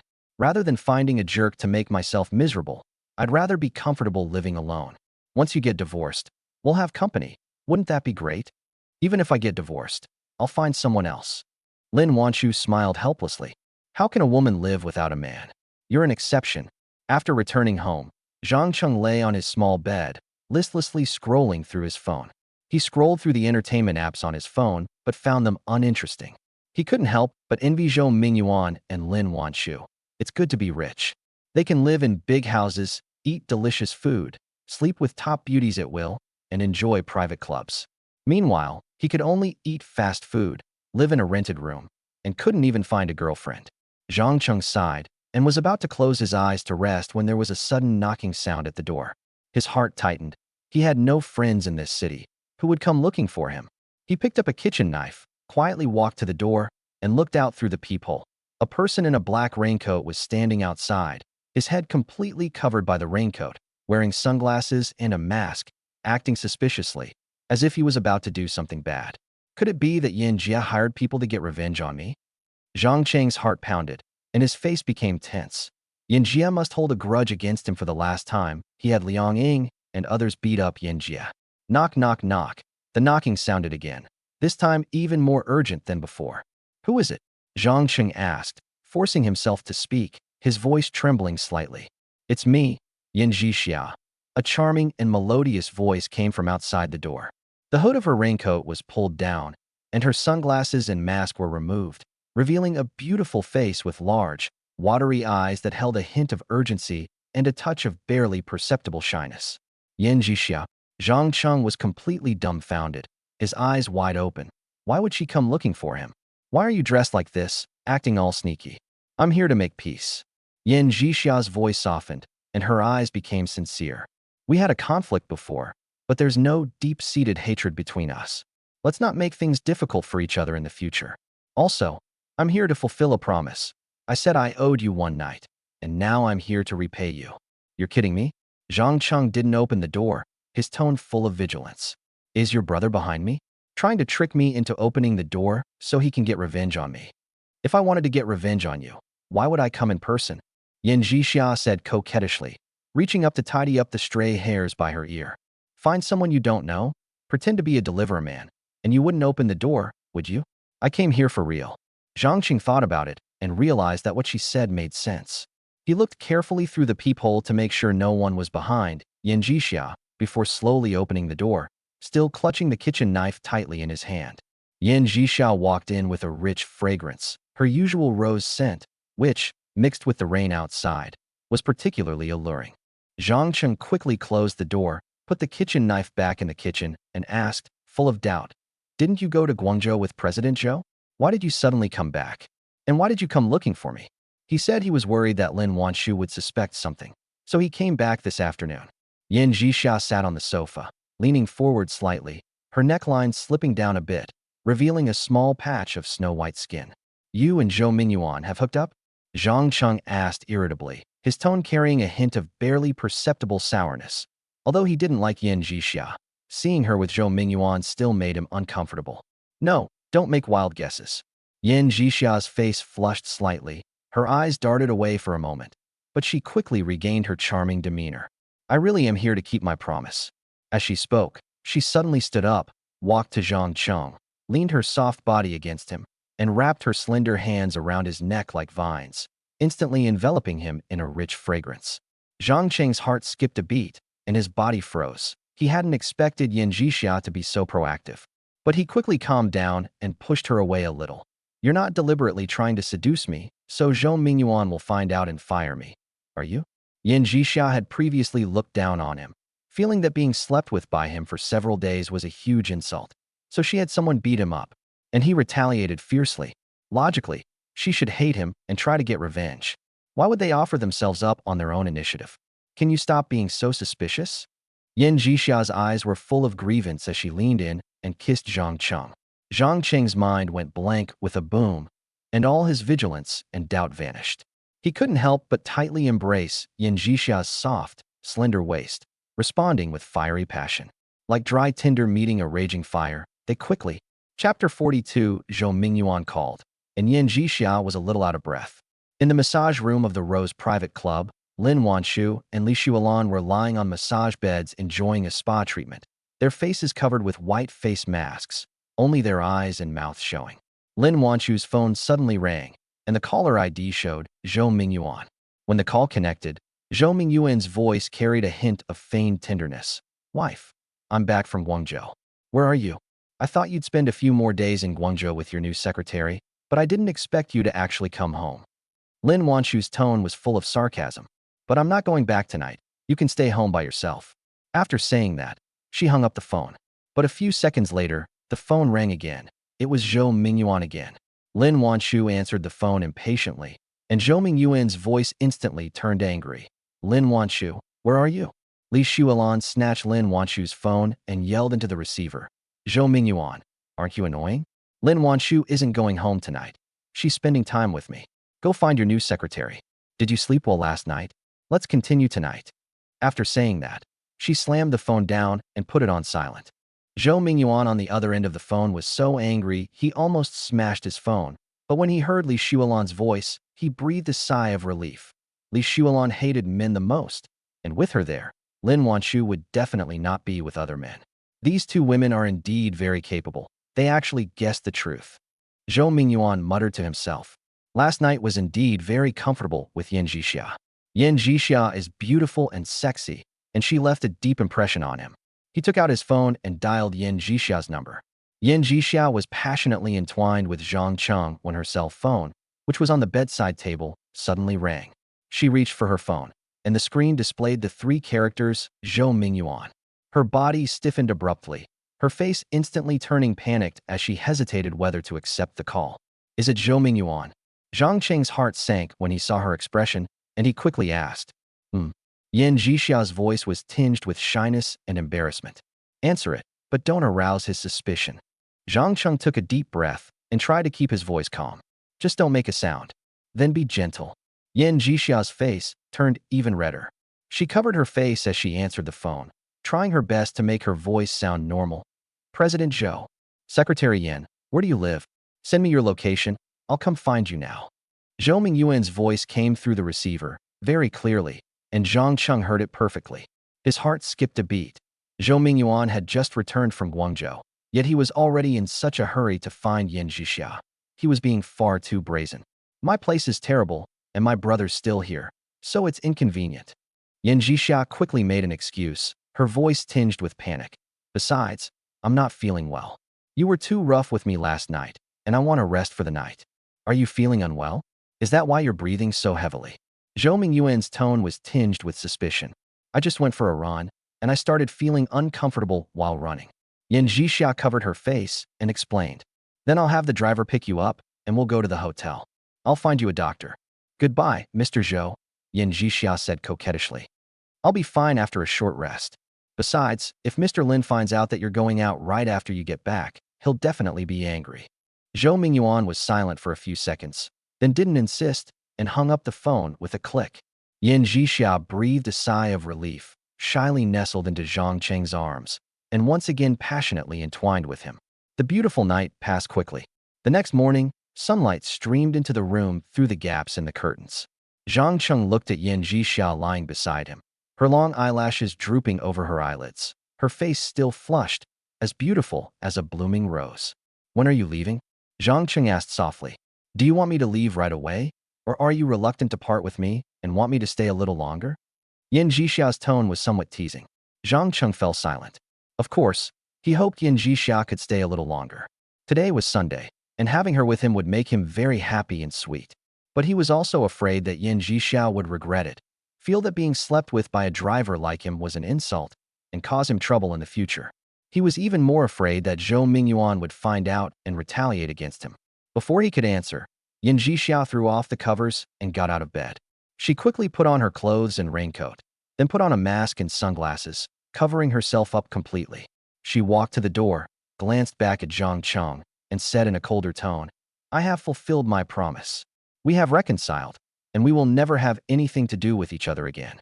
You should forget about me as soon as possible. After saying that, she pushed open the door and left without looking back. Only her unique fragrance lingered in the room, inspiring endless reverie. Zhang Cheng stood there, stunned, his heart filled with mixed feelings. Last night she had called him husband so warmly, and even called him dad when things got intimate, but now she had become so indifferent. But he also felt like he had gained something. As a poor driver, being able to spend another night intimate with Yan Jixia was like the sun rising in the west. What more could he ask for? In a private room at the Rose Private Club, Lin Wanshu sat on the sofa with a dark expression, while Song Wu stood respectfully in front of her, holding a voice recorder. If you've discovered anything, sit down and tell me. Lin Wanshu's tone still carried the grumpiness of being woken up. She rubbed her temples and gestured for Song Wu to sit down. Yesterday afternoon, after Zhou Yuan and Secretary Yin returned from Guangzhou, they went home separately. Song Wu sat down and reported in a serious tone, I was responsible for following Yin Jixia. She went back to her residence first, and about half an hour later, she was wearing a black raincoat, sunglasses, and a mask, and drove off in a BMW. I thought she was going to see Zhou Yuan, so I quickly followed her, but I didn't expect. She went to Zhang Cheng's rented room and stayed overnight. What did you say? Zhang Cheng. Lin Wanshu suddenly raised her head, her eyes wide, and she almost dropped the teacup in her hand. The two of them spent the night together? Yes. Song Wu nodded, his tone hesitant, but he still forced himself to say, I stood guard outside Zhang Cheng's rented room all night and heard the sounds inside. Yin Jixia's cries were very loud, and she was calling husband and daddy, and she sounded like she was enjoying it. I recorded it all. I suspect that Yin Jixia used her beauty to seduce Zhang Cheng, hoping he would tip her off so he wouldn't catch her in bed with Zhou Yuan during their date. Lin Wanshu fell silent, her fingers unconsciously stroking the rim of the coffee cup, her heart filled with disappointment. She hadn't expected Zhang Cheng to be so shameless as to have an affair with Yin Jixia, and she certainly hadn't expected Yin Jixia to resort to such methods. She had initially thought Zhang Cheng was reliable and wanted to consider him one of her own, but now it seemed she had misjudged him. Zhang Cheng, you've disappointed me greatly. Lin Wanshu sighed softly, her eyes filled with coldness. What she hates most is betrayal. Whether it's Zhou Yuan's betrayal or Zhang Cheng's betrayal, she cannot accept it and finds it hard to forgive. Chapter 43, Clever Uses of Videos. In the Rose Private Club, Lin Wanshu sat on the sofa, her fingers gripping a voice recorder, her knuckles turning white. In the recording, Yin Jixia's charming panting and the clear words husband and dad pierced her heart like needles. Zhang Cheng was so honest and well-behaved last night, and didn't have any bad intentions, so why couldn't he resist Yin Jixia's temptation? To get together with her? It seems I really did betray her. The more she thought about it, the angrier she became. Her chest felt like it was on fire, and she didn't even notice that her coffee had gone cold. She picked up her phone, found the name Zhang Cheng in her contacts, and almost gritted her teeth as she pressed the call button. As soon as the call connected, Zhang Cheng's somewhat ingratiating voice came through. Boss lady, you were looking for me? Do you want me to come pick you up? You're fired. Lin Wanshu's voice was as cold as ice, without the slightest hesitation. Go to the company tomorrow to complete the resignation procedures. Your salary will be paid on time. Zhang Cheng on the other end of the phone went silent for a moment, and after a few seconds, he asked in a panic, Boss lady, what's wrong? What did I do wrong? Have you misunderstood something? But the call had already been disconnected, and all that could be heard was a dial tone. With a thud, Zhang Cheng's phone fell to the ground, his face turned pale, and fine beads of sweat appeared on his forehead. Lin Wanshu's icy voice still echoed in his ears, like a bolt from the blue, leaving him dizzy and disoriented. Fired? Why was he suddenly fired? He frantically picked up his phone, his fingers trembling as he tried to call back, but he didn't dare. Lin Wanshu's tone had been too resolute. She was clearly genuinely angry. He sat on the ground, his mind a jumbled mess, frantically trying to recall recent events. Was it because he changed the landlady's dress last night that the old grudge was brought up? But the landlady wasn't angry at the time, and even told him not to take it to heart. Was it Li Xuelan who instigated it? Li Xuelan disliked him, but the boss wouldn't fire him just because of her best friend's words, especially since he had been very careful and hadn't made any mistakes lately. Why is that? Zhang Cheng grabbed his hair, his heart filled with panic. This job was too important to him. If he lost it, even if he could find another driver's job, he would be lucky to earn 5,000 yuan a month. His heart suddenly skipped a beat, and a terrible thought popped into his head. Could it be that the landlady found out about what happened between him and Yin Jixia last night? Zhang Cheng quickly grabbed his phone, found Chen Jun's number, and dialed it. He knew that Song Wu and Chen Jun were on night shift last night, and Chen Jun had a friendly personality, so he might be able to get some information out of him. The call connected quickly, and Chen Jun's voice was a little hoarse from just waking up. Zhang Cheng? What's wrong? Why are you calling at this hour? Brother Chen, I have a question for you. Zhang Cheng's voice was urgent. How did it go when you followed President Zhou and Secretary Yuan last night? Did President Zhou go out to pick up girls? Mr. Zhou hasn't come out since returning to the villa, even though the boss's wife hasn't returned either, Cheng said with a smile, his tone relaxed. Wasn't Song Wu with you? Zhang Cheng replied with a set of platitudes. Song Wu was in charge of keeping an eye on Secretary Yuan, so of course he wasn't with me. In an instant, Zhang Cheng understood everything. He slammed his fist on the ground, his palm turning red, his heart filled with regret. How could he have been so stupid as to not see through Yan Zhixia's scheme? Yan Zhixia must have already learned from Zhou Mingyuan that the landlady would send someone to follow her. She deliberately acted suspiciously to lure Song Wu to follow her, and then took the initiative to come and sleep with him. She wanted the landlady to know about their affair and used the landlady to fire him. This is not peace talks, it's revenge. Using such underhanded tactics to make him lose his job is even worse than just beating him up. Zhang Cheng sat on the ground, increasingly panicked, tears welling up in his eyes. He couldn't lose this job. He quickly got up, grabbed his coat, and ran outside, driving his Mercedes E200 to the Rose private club as fast as he could. They went straight to the private room where Lin Wanshu often stayed. The door to the private room wasn't closed properly, and Lin Wanshu's cold voice came from inside, as if she were on the phone with someone. Yes, Zhang Cheng will resign tomorrow. You need to hire a new driver, someone reliable, preferably a veteran. Zhang Cheng's heart tightened, and he quickly pushed open the door, standing there panting heavily, his face full of anxiety. Boss lady, please let me explain. Things between me and Yan Zhixia are not what you think. Lin Wanshu raised her head, her eyes as cold as frost. I don't want to hear your explanation. Zhang Cheng, I thought you were an honest man. That's why I kept you by my side. I never expected you to be so shameless. Don't you know what kind of person Yan Zhixia is? You got involved with her to help her inform on things, didn't you? No, boss lady. Zhang Cheng was so anxious that tears were about to fall. He wanted to walk quickly to the sofa, but Lin Wanshu stopped him with a look. He could only stand there and explain incoherently. Actually, Yan Zhixia is my ex-girlfriend. What? Yan Zhixia is your ex-girlfriend? Lin Wanshu's eyes widened, her face full of absurdity and disbelief. How could Yan Zhixia possibly be interested in a poor driver like you? She's a top student who graduated from Tsinghua University, with fair skin and beautiful looks. She's a top beauty and has a very high opinion of herself. Really? Song Wu, who was still standing to the side, was also dumbfounded, staring at Zhang Cheng as if he were a monster. I knew before that Zhang Cheng was very lucky to have slept with the enchanting Secretary Su. Last night, when I saw Secretary Yin coming to Zhang Cheng's door and being intimate with him, God knows how shocked he was. Now Zhang Cheng is actually saying that Secretary Yan is his ex-girlfriend? Is it possible that a mere driver is so skilled at picking up girls? I have evidence.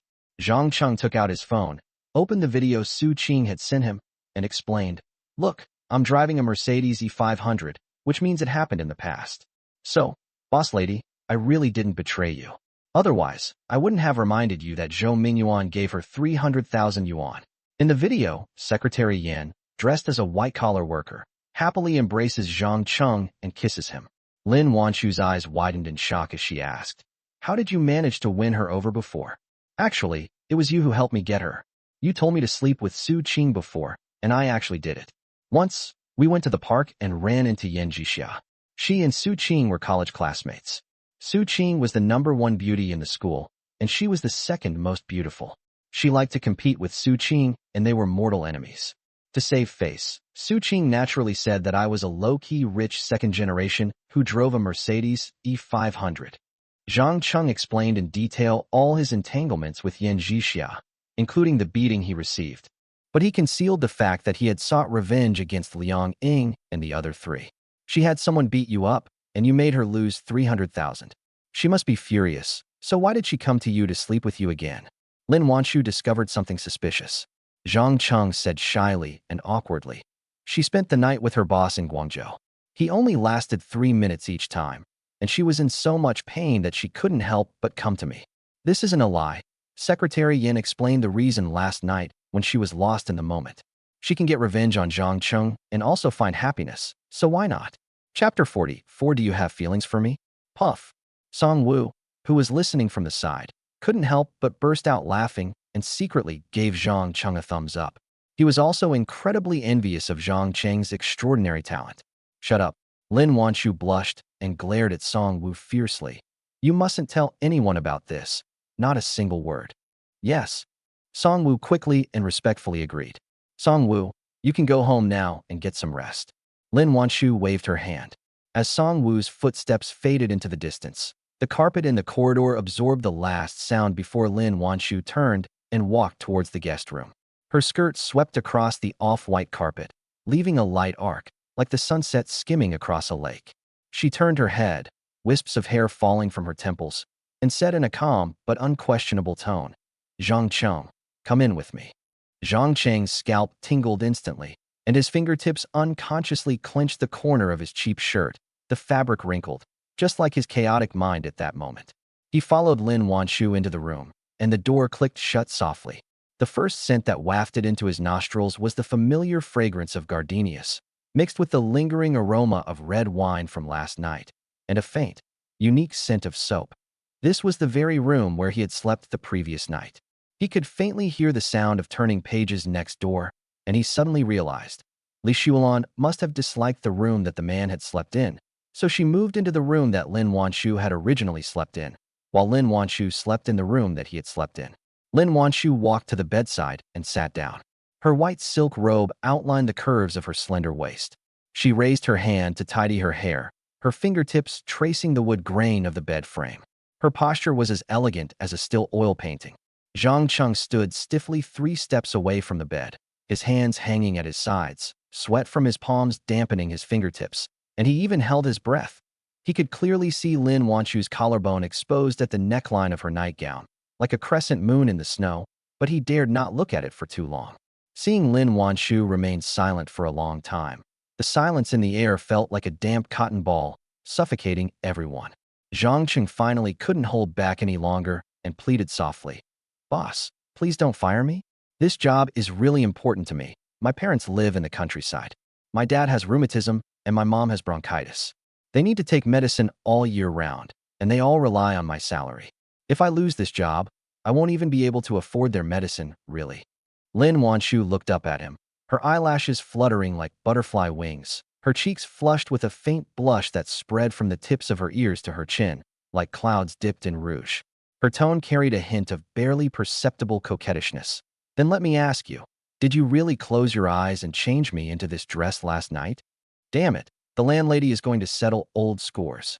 Zhang Cheng's heart jumped into his throat. Cold sweat slid down his spine, soaking his shirt and sticking to his skin, chilling him to the bone.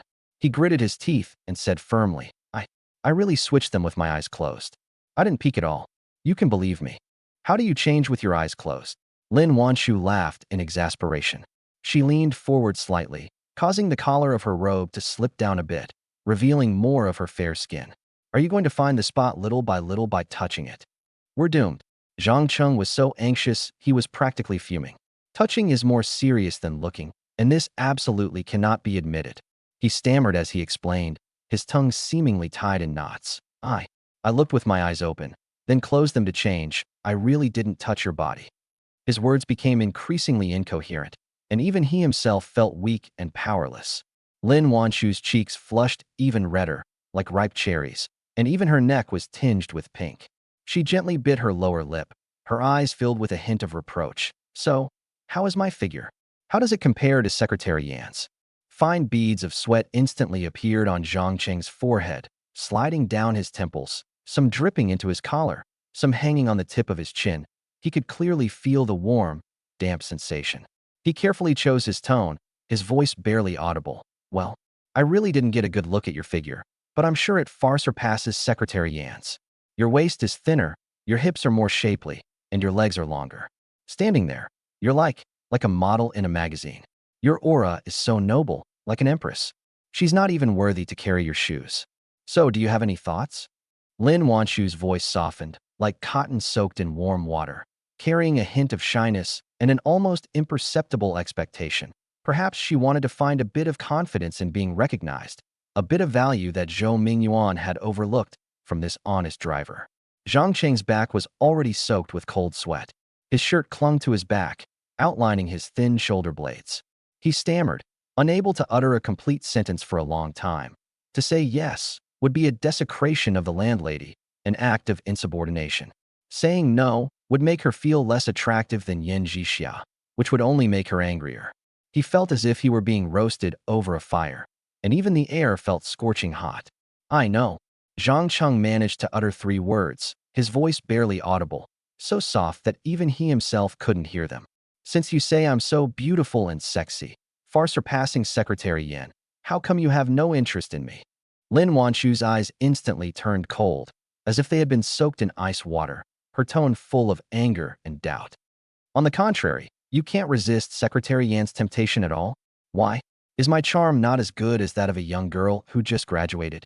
Because you are married and are my boss. In my heart you are like a celestial being, as noble as an empress. I dare not have any thoughts about you. Zhang Cheng carefully explained. Secretary Yan is not married yet. She doesn't belong to any man. Her throwing herself at me is a huge temptation for a poor guy like me who can't find a girlfriend, and it's hard to refuse. So, you still have principles? Lin Wanchu's face showed disdain. But all I see is your hypocrisy. You must be lying. I don't like drivers who lie to me. I can't keep you here. Why would I lie? The proprietress is such a shrewd woman. How could she be fooled by me? Zhang Cheng wanted to slap himself, his face full of regret. He could only sweat profusely as he changed his story. Boss lady, I did tell a little lie just now.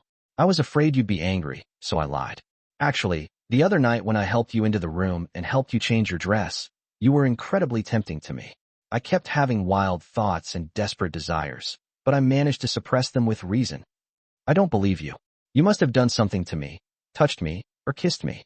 Lin Wanchu became increasingly embarrassed and annoyed, and said coquettishly, I didn't. I really didn't.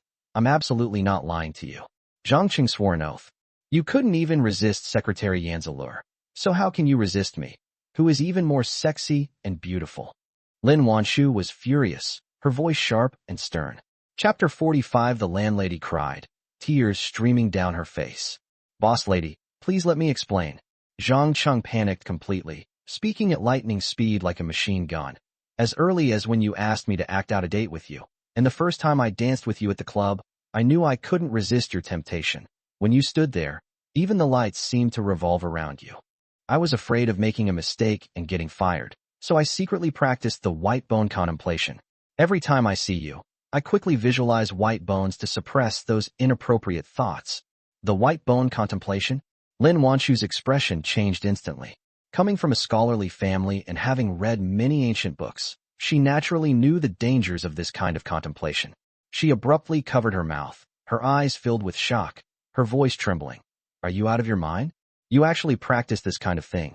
Don't you know that many people who practiced it became depressed and committed suicide? I know. Zhang Cheng's eyes were filled with a helpless sadness. But I have no choice. I don't want to disrespect you, and I don't want to lose this high-paying job. My parents are waiting for my money to buy medicine. What will they do if I lose my job? I can only take the risk and gamble that I can pull through. Lin Wanchu's eyes welled up with tears, like morning dew falling on flower petals. Her voice softened, and even her previous anger vanished without a trace. I'm sorry. I didn't think things through and dragged you into my mess with Zhou Yuan, and put you at such a risk. If anything happens to you in the future, I will never have peace of mind for the rest of my life. She never imagined that her seemingly casual arrangements would be such an unbearable burden for him. And this honest and handsome young driver would risk his life to avoid disrespecting her and to keep his job. Boss lady, you didn't wrong me. It was my own choice. Zhang Cheng quickly shook his head, his face full of sincerity. Actually, I'm very grateful to you. If it weren't for you, I would still be a virgin. How could I have slept with beauties like Secretary Su and Secretary Yan? You even gave me a raise of 2,000 yuan so I can send more money to my parents. I'm already very satisfied. Lin Wanchu finally couldn't hold back her tears, which slid down her cheeks and dripped onto her bathrobe, leaving a small wet patch.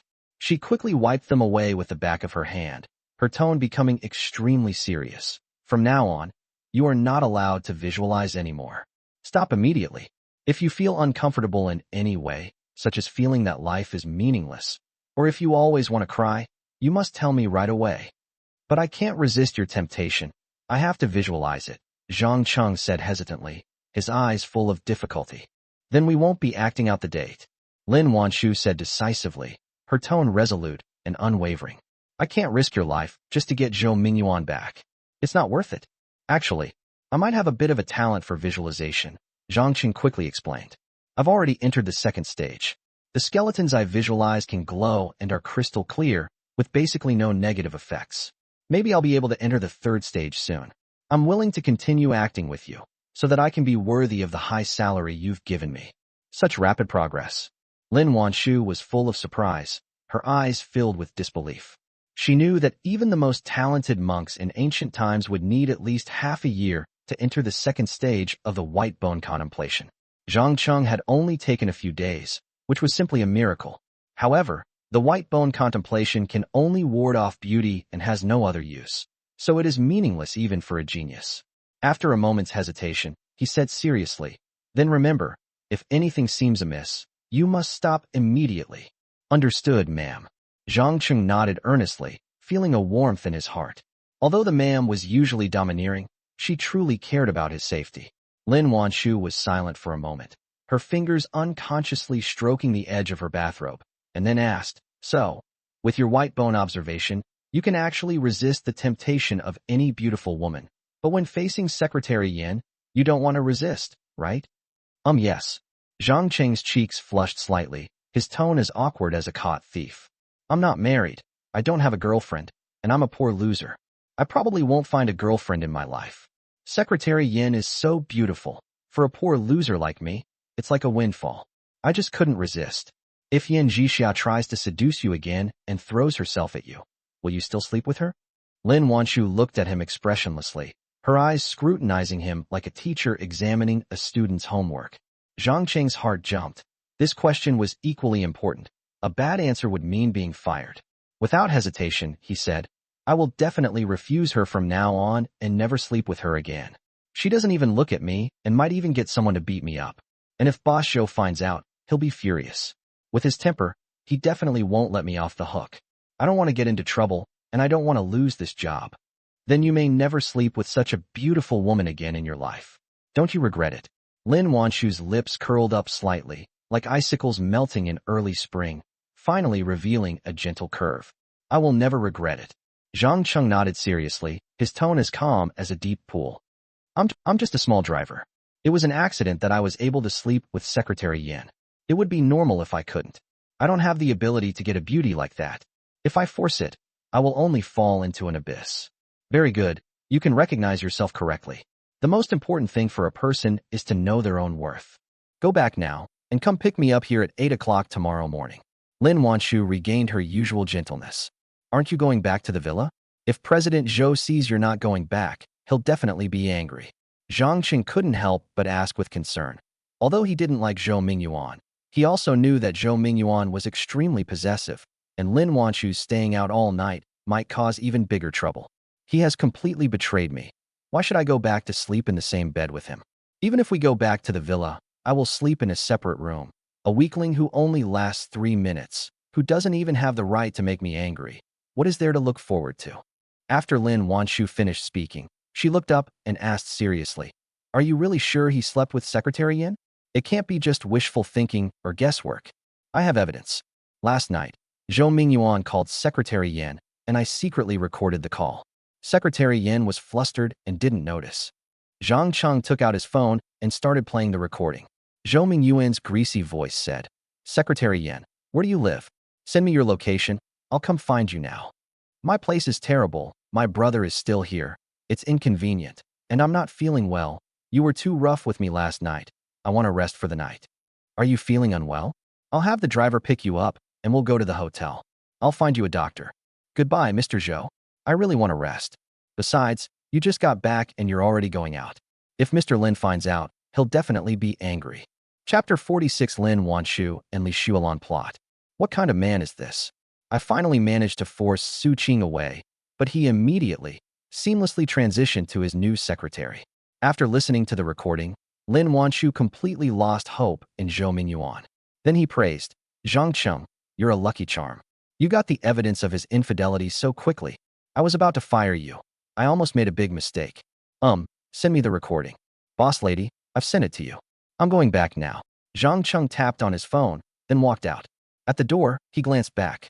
Lin Wanshu leaned against the headboard, sunlight streaming through the gaps in the curtains and gilding her features with a golden edge.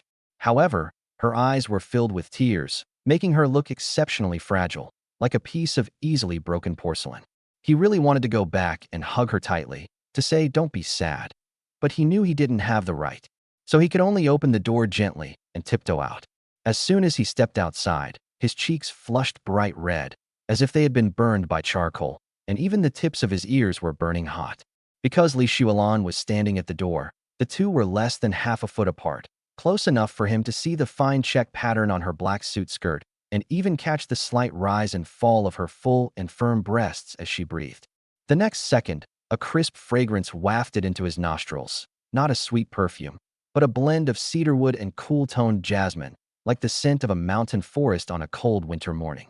It was so clean that it could cleanse his nostrils, yet it also carried a sharp edge that kept strangers at bay.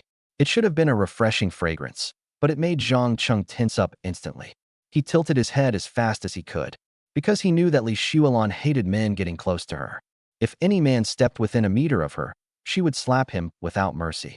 Last year, a rich second generation was pursuing her, and he accidentally got too close. He was slapped so hard that his mouth bled. Sure enough, his premonition was spot on. Li Xuelan's hand was already raised, her slender fingers stretched straight, her nails neatly trimmed, and she swung it with a sharp gust of wind, even causing the fabric of her sleeves to flutter slightly. The forceful hand brushed against his cheek, leaving only a fragrant breeze, but ultimately missed its target. A barely perceptible look of surprise flashed in Li Xuelan's eyes, only to be quickly replaced by icy coldness. She didn't continue, but simply parted her thin lips, each word like it was coated with ice. "Come with me." Without even looking to see if Zhang Cheng would agree, she turned and walked towards her room next door. Her black high heels made a dull sound on the carpet, and her skirt swept across the floor, carrying a faint fragrance. "Why should I go in with you?" Zhang Cheng didn't want to pay attention to her. Li Xuelan wasn't his boss. He didn't need to rely on her for a living, and he didn't need to be at her beck and call. She just wanted to slap him, and now she's acting all high and mighty. Does she really think she's a queen? Zhang Cheng walked out of the private room without hesitation and quickly disappeared from Li Xuelan's sight. He actually left? Li Xuelan's chest heaved with anger, her eyes filled with disbelief. She clenched her fists until her knuckles turned white. A mere driver dared to disobey my orders? She was the undisputed boss in her company, and even business partners worth billions had to give her some leeway. She never expected to be humiliated by a driver who earned only 8,000 a month. Actually, she was just curious and wanted to ask Lin Wanshu and Zhang Cheng what they had talked about in the room. Lin Wanshu deliberately avoided her, obviously not wanting her to know, which only aroused her curiosity. Li Xuelan angrily pushed open Lin Wanshu's door and blurted out, "Wanshu, your driver is too unruly. He doesn't know any manners at all. You should replace him as soon as possible, lest you regret it later. Can't you stop being so hard on him?" Lin Wanshu glared at her, sitting up on the bed, her tone tinged with helplessness. "He's just an honest man. He listens to me and respects me a lot. He'd even be willing to give his life for me. You want me to replace someone like that? So loyal." Li Xuelan looked suspicious, her eyes full of disbelief. Could he be faking it to deceive you? No man is reliable, especially one who looks honest like this. He might be full of bad intentions. He's different from other men, so stop being so suspicious. Lin Wanshu didn't want to argue about this topic anymore. She took out her phone, turned on the recording, and said, "By the way, I got evidence of Zhoming Yuan's infidelity. Listen." After listening to the recording, Li Xuelan's eyes instantly turned cold, and she said decisively, "Get a divorce quickly. Once you're divorced, you can get rid of that scumbag and never have to be sad for him again. Wouldn't that be great? All you know is divorce." Lin Wanshu sighed with disappointment. She walked to the window, looked at the traffic outside, and said with a hint of weariness, "You don't know how much my dad and I have put into Zhoming Yuan's company. When his business failed, my dad invested the first sum of money in him. His company was having cash flow problems, so I went to all my relatives and helped him borrow 2 million. Even his company's core clients were all people I negotiated with one by one. If we divorce, I can take 40% of the shares, but he can easily marry Yan Jixia or find another young and beautiful woman. In the end, someone else will benefit. Wouldn't all my years of sacrifice have benefited someone else?" In terms of wealth, you have indeed lost out. But in terms of spirit, you can be free. Li Shuolan's tone softened. You can decide for yourself. I hate men and don't want to have anything to do with them, so I can't give you better advice. If you can't make up your mind, talk to your other girlfriends. They know more about these things than I do. Lin Wanshu was silent for a moment. Then her eyes hardened. I still want to try to win him back and see if he can come back. If he's really stubborn and won't admit his mistakes even with the evidence right in front of him, then it's not too late to get a divorce. If he could turn back, the sun would rise in the west. You should prepare for a divorce, Li Shuolan said. Especially think carefully about what kind of man you want to marry after the divorce. Don't jump from one pit to another. That would be a real tragedy. What do you think about me marrying a poor loser? Lin Wanshu's pretty face flushed red, her eyes filled with anticipation and eagerness. Poor loser? Are you crazy? Li Shuolan stared in disbelief at Lin Wanshu, as if she were an idiot. Of course he's not just an ordinary poor loser. He has many advantages that even the wealthy don't possess. Lin Wanshu emphasized shyly. Does a poor loser have advantages that a rich person doesn't? Li Shuolan looked completely bewildered and confused. Tell me about it. This is something I can't explain to a virgin like you, and you wouldn't understand even if I did. Lin Wanshu stammered. Chapter 47 Lin Wanshu. If I get a divorce, Zhang Cheng, would you be willing to marry me? Jiaxiang Happy Hunan Cuisine Restaurant, a private room. Song Wu was wearing a black jacket with the sleeves rolled up to his forearms, revealing his muscular build. He was holding a pack of Baisha cigarettes. As soon as he entered, he smiled apologetically and said, Driver Zhang, I'm so sorry. I offended you this morning. Please don't take it to heart. I was just following the boss's instructions. It's all right, I understand. It's your job. Zhang Cheng waved his hand with a smile, got up and pulled out a chair for Song Wu. We're all paid by the boss's wife, so we have to do our job well. There's nothing to mind. Brother, you truly have a heart as vast as the sea. Song Wu took out a cigarette from the cigarette case, handed it to Zhang Cheng, and then took out a lighter to light it for Zhang Cheng. Song Wu also lit a cigarette. As he puffed out smoke, he suddenly lowered his voice and said with a hint of envy in his eyes, Brother, you're really something. A beauty like Secretary Yin actually offered herself up to you and asked to sleep with her. I was listening outside your rented room yesterday, and I was dumbfounded. Her cries almost blew the roof off. She kept calling daddy and husband. Zhang Cheng's cheeks instantly turned bright red, like a boiled shrimp. He quickly waved his hands and said, You can't go around saying this. If President Zhou finds out, I'm finished. If he wants to kill me, it'll be easier than crushing an ant. He never expected that Song Wu was eavesdropping outside the door, and he still felt uneasy thinking about it now. Don't worry, I'll keep my mouth shut. Song Wu patted his chest, then said seriously, But I have to remind you, you've been sleeping with Zhou Mingyuan's women time and time again.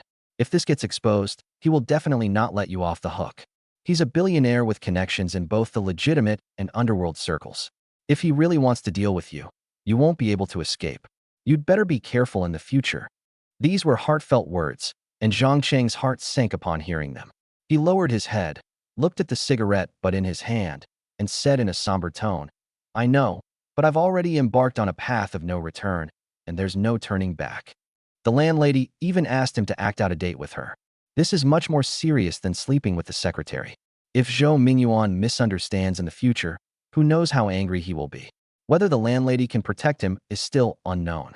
Now he can only gamble that the landlady can protect him, then he will have a bright future.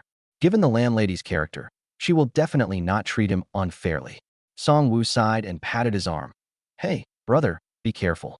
Remember to call us if anything happens. We may not be very capable, but we can still help you out with minor troubles. Soon, Liang Ying, Xiao Wei, and Chen Jun arrived. The 5 people sat around a table, and the waiter quickly brought out the dish, steaming hot chopped chili fish head, with the fish meat coated in red oil and sprinkled with bright green scallions. The stir-fried beef with yellow peppers sizzled, and the beef cubes were fragrant with a caramelized aroma. In the farmhouse delight dish, the edges of the fried egg are golden and crispy, and the aroma instantly fills the entire private room. Zhang Cheng raised his glass, stood up, and the liquor in the glass rippled slightly. Brothers, thanks to your help last time, you beat up those 4 bastards for me. I'd like to toast you all, bottoms up. With that, he drank it all in one gulp. Don't mention it. We're all brothers.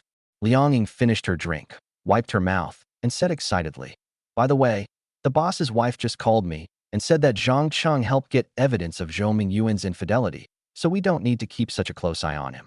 We can have a good rest tonight and don't need to work overtime. Zhang Cheng, you're amazing, Xia Wei and Chen Jun said in unison, their eyes full of admiration. We've been following Zhou Mingyuan for so long and haven't gotten any solid evidence, but you've already got it done in such a short time. You're incredible. It's all good luck. Zhang Cheng waved his hand with a smile, but he breathed a sigh of relief in his heart. With the evidence, the boss lady should no longer doubt his loyalty, and he could finally keep his job. However, the landlady said that although we won't catch them in the act for now, we should relax for a while. Liang Ying put a piece of beef in her mouth and chewed as she said, we'll wait until Zhou Mingyuan and Yan Jixiao are off guard before suddenly taking photos. That way, the evidence will be conclusive and the landlady will be in the right when we get a divorce. It was already 11 p.m. when I got back to my rented room. The room was pitch black. He fumbled in the dark to turn on the light, and the pale light illuminated the small space. He sat on the edge of the bed, looking at the empty room, feeling a deep loneliness. He then sat cross-legged, closed his eyes, and began to meditate. A crystal-clear white skeleton quickly appeared in his mind, its bones glowing with a faint blue light, and it was clearer than before. The skull was well-defined. The ribs were like a row of exquisite jade pieces, and the leg bones were straight and long. He couldn't help but start visualizing flesh growing from bones. This time, she didn't wake up immediately, but faint muscle textures began to grow on the bones of her visualized left hand. Although I woke up quickly, and it was already daylight. But this also means that he has finally begun to delve into the third stage of the white bone view. He no longer needs to worry about depression. He has finally overcome the most difficult hurdle.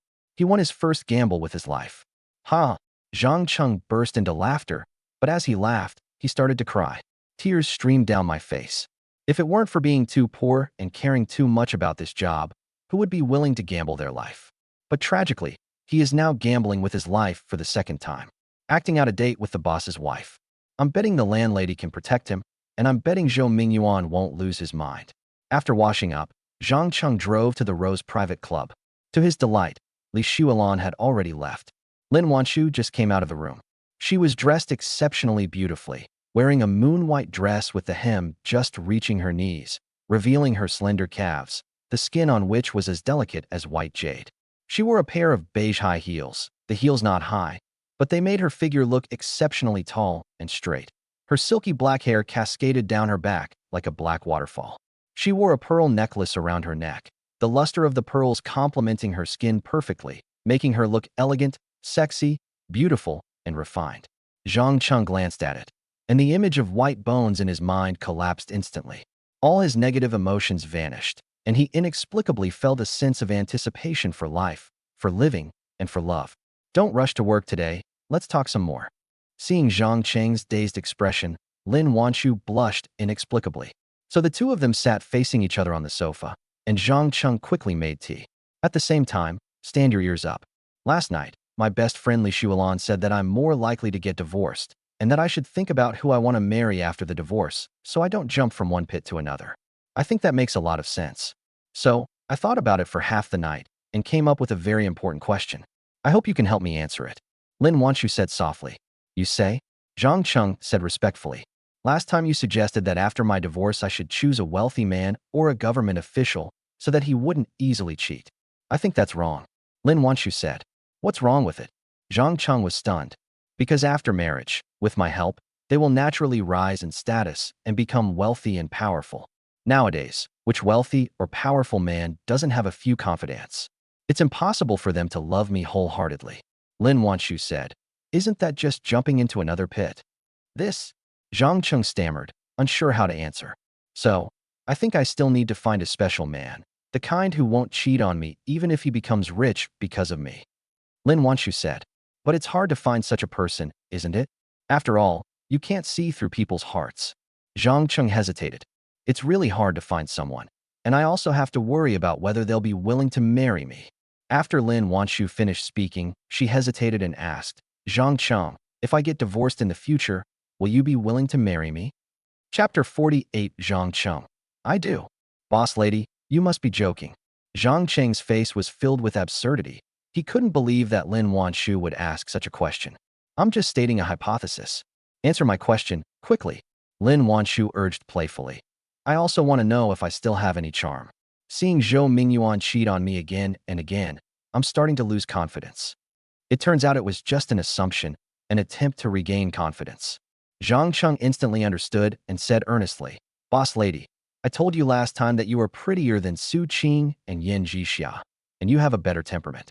You are also a top-tier rich and beautiful woman. If you get divorced and are willing to marry me, of course I would be willing. I would be overjoyed. He was just a poor driver who hadn't saved the galaxy in his past life. So how could he possibly be noticed by Lin Wanshu? Besides, Lin Wanshu may not necessarily get a divorce. So he didn't take it to heart at all, remaining calm and unperturbed by honor or disgrace. If you marry me and become rich because of me, will you cheat on me? Lin Wanshu asked again earnestly. Of course not. Zhang Cheng answered without hesitation. With a stunningly beautiful wife like Lin Wanshu, why would he cheat? He'd be too busy spoiling her. But women age faster, while men become more handsome and charming with age. At that time, won't you still cheat on them? Lin Wanshu looked at Zhang Cheng intently. Won't. Zhang Qingdao. If your secretary were as beautiful as a flower, young and lovely, and threw herself at you without asking for any status, could you refuse her? Lin Wanshu asked again seriously. I should be able to refuse. This time, Zhang Cheng didn't dare to be so confident. Because he identified with Zhou Mingyuan's character, and faced with stunning beauties like Su Qing and Yan Jixia, who were seducing and tempting him without any commitment, could he really refuse? Although the contemplation of white bones can resist the allure of beauty, unfortunately, at such moments, one doesn't want to contemplate or resist it. If you and your secretary have an affair, will you neglect me? Lin Wanshu was too smart. She asked seriously. Absolutely not. This time, Zhang Cheng was full of confidence, without any hesitation or doubt. Would you like to dance? Lin Wanshu's smile turned sweet as she leaned close to Zhang Cheng's ear and whispered sweetly. Think. Zhang Cheng's heart started pounding inexplicably, and his breathing became rapid. Dancing with Lin Wanshu is definitely the most enjoyable and happiest thing. Soon the music started. Zhang Cheng took Lin Wanshu's slender hand in his own and wrapped his arm around her tiny waist, and they began to dance gracefully. I only found out yesterday how much you've sacrificed for me, and I feel really guilty. As Lin Wanshu danced, she whispered in Zhang Cheng's ear. His eyes were full of gratitude and appreciation, and there seemed to be a hint of affection as well. Zhang Cheng took a deep breath of the rich fragrance emanating from her body, admiring her beautiful face with intoxication and listening to her voice, which sounded like a love confession. He almost lost control of himself. He wanted to hold her tightly and kiss her gently. But of course, I wouldn't dare. The consequences were something he couldn't afford. Fortunately, the white bone view has made great progress. Although Lin Wanshu is more uninhibited and closer than in the previous two dances, the ambiguity has increased many times over. But he still didn't completely lose his composure or become lost. Are you overthinking things? Lin Wanshu clearly noticed something and whispered coquettishly in Zhang Cheng's ear. I don't. Zhang Cheng broke out in a cold sweat. Not yet. It's already so obvious. Lin Wanshu rolled her eyes at Zhang Cheng. We're going to work. Zhang Cheng could only regretfully let go of her, help her pack her luggage, and leave the Rose Club. 20 minutes later, he took Lin Wanshu to the company building and watched her walk into the office building. She walked slowly and elegantly, her skirt swaying gently in the wind, as beautiful as a painting. Just as he was about to drive to the gas station, he saw Yan Jixia park her white BMW and walk over with her sexy long legs. She was dressed in a black business suit, the blazer accentuating her full bust, her legs long and slender beneath the short skirt, and wearing black high heels. When she saw Zhang Cheng, a faint blush rose to her cheeks. It adds a touch of brilliance. Secretary Yan, are you disappointed that I wasn't fired? Zhang Cheng lowered his voice, his tone laced with a hint of mockery and ridicule. What do you mean? Yan Jixia glared at him fiercely. You know the truth in your heart. Zhang Cheng scoffed. You bastard, come to my office and explain yourself, or I'm not done with you. Yan Jixia was so angry she went crazy. Zhang Cheng was quite bold, and he actually followed her to Yan Jixia's office. Yan Jixia closed the door. What exactly did you mean just now? I didn't do anything to you, did I? That night you deliberately went to see me, so that Lin Wanshu would find out about our affair. She was furious and almost fired me. You're so ruthless. I fell for your trick. Zhang Cheng said angrily. You're Lin Wanshu's man. And you didn't even know someone was following me. How would I know? You bastard, you're making baseless accusations against me. That night, I just wanted to sleep with you. So I went to you. I said we'd make peace, and that's what we mean. We're both just working, and we don't have any conflict of interest. Plus, you've given me unprecedented joy and happiness, something that even a rich man can't give me. So I don't care that you're just a lowly driver. Yan Zhixia said angrily. Could it be that she really didn't do it on purpose? Zhang Cheng was a little unsure of himself now. Perhaps I'm overthinking it? Zhou Mingyuan said he won't be here until the afternoon. How about you have some fun with me in the office? Yan Zhixia suddenly moved closer to Zhang Cheng, and instantly a rich fragrance enveloped him. Instantly, Zhang Cheng's mouth went dry. She had danced with Lin Wanshu before, but she couldn't touch Lin Wanshu, so she could only suppress her feelings bitterly. But the stunningly beautiful woman before him was someone he had slept with many times before. Now that she's flirting so boldly, it's really hard to resist. But he still backed away in fear. You're not trying to frame me, are you? I'm doomed when Zhou Mingyuan comes in. Why would I lie to you? Yan Zhixia took out her phone and opened her WeChat chat with Zhou Mingyuan. Sure enough, there was a message from Zhou Mingyuan saying that he hadn't slept well last night and would come to work in the afternoon. Let her do as she pleases. This is the office, no way. Zhang Cheng believed it, but he still kept backing away, not daring to accept it. If someone overheard this, the consequences would be unimaginable. What are you afraid of? No one comes into my office except Zhou Mingyuan. After Yan Zhixia finished speaking, she hugged Zhang Cheng and kissed him passionately. Zhang Cheng's mind went completely blank. He couldn't help but embrace her and passionately kiss her. Perhaps it's because it's in the office that it feels more exciting and wonderful. After a sweet, passionate kiss, Yan Zhixia was deeply aroused. Breathlessly, she began to undo Zhang Cheng's belt. Chapter 49, The landlady stops Zhang Cheng. Are you crazy? Zhang Chengdu was terrified. This woman is incredibly bold. If they were overheard, they would both be kicked out. Besides, he had just promised Lin Wanshu that he wouldn't get involved with Yan Zhixia. So he quickly pushed Yan Zhixia, who was squatting down, opened the door, and ran away as if fleeing. Coward. Yan Zhixia was still giggling. After work that day, Zhang Cheng returned home. I opened the Poor Guys in Shenzhen group. It only had 5 high school classmates, all of them poor losers struggling in Shenzhen. They usually talked about how much the rent had increased, which factory was hiring temporary workers, and occasionally complained about how stingy their bosses were. It was more genuine than those glamorous classmate groups. But today, this group is very lively. Wang Lei, have you contacted Duan Jun recently?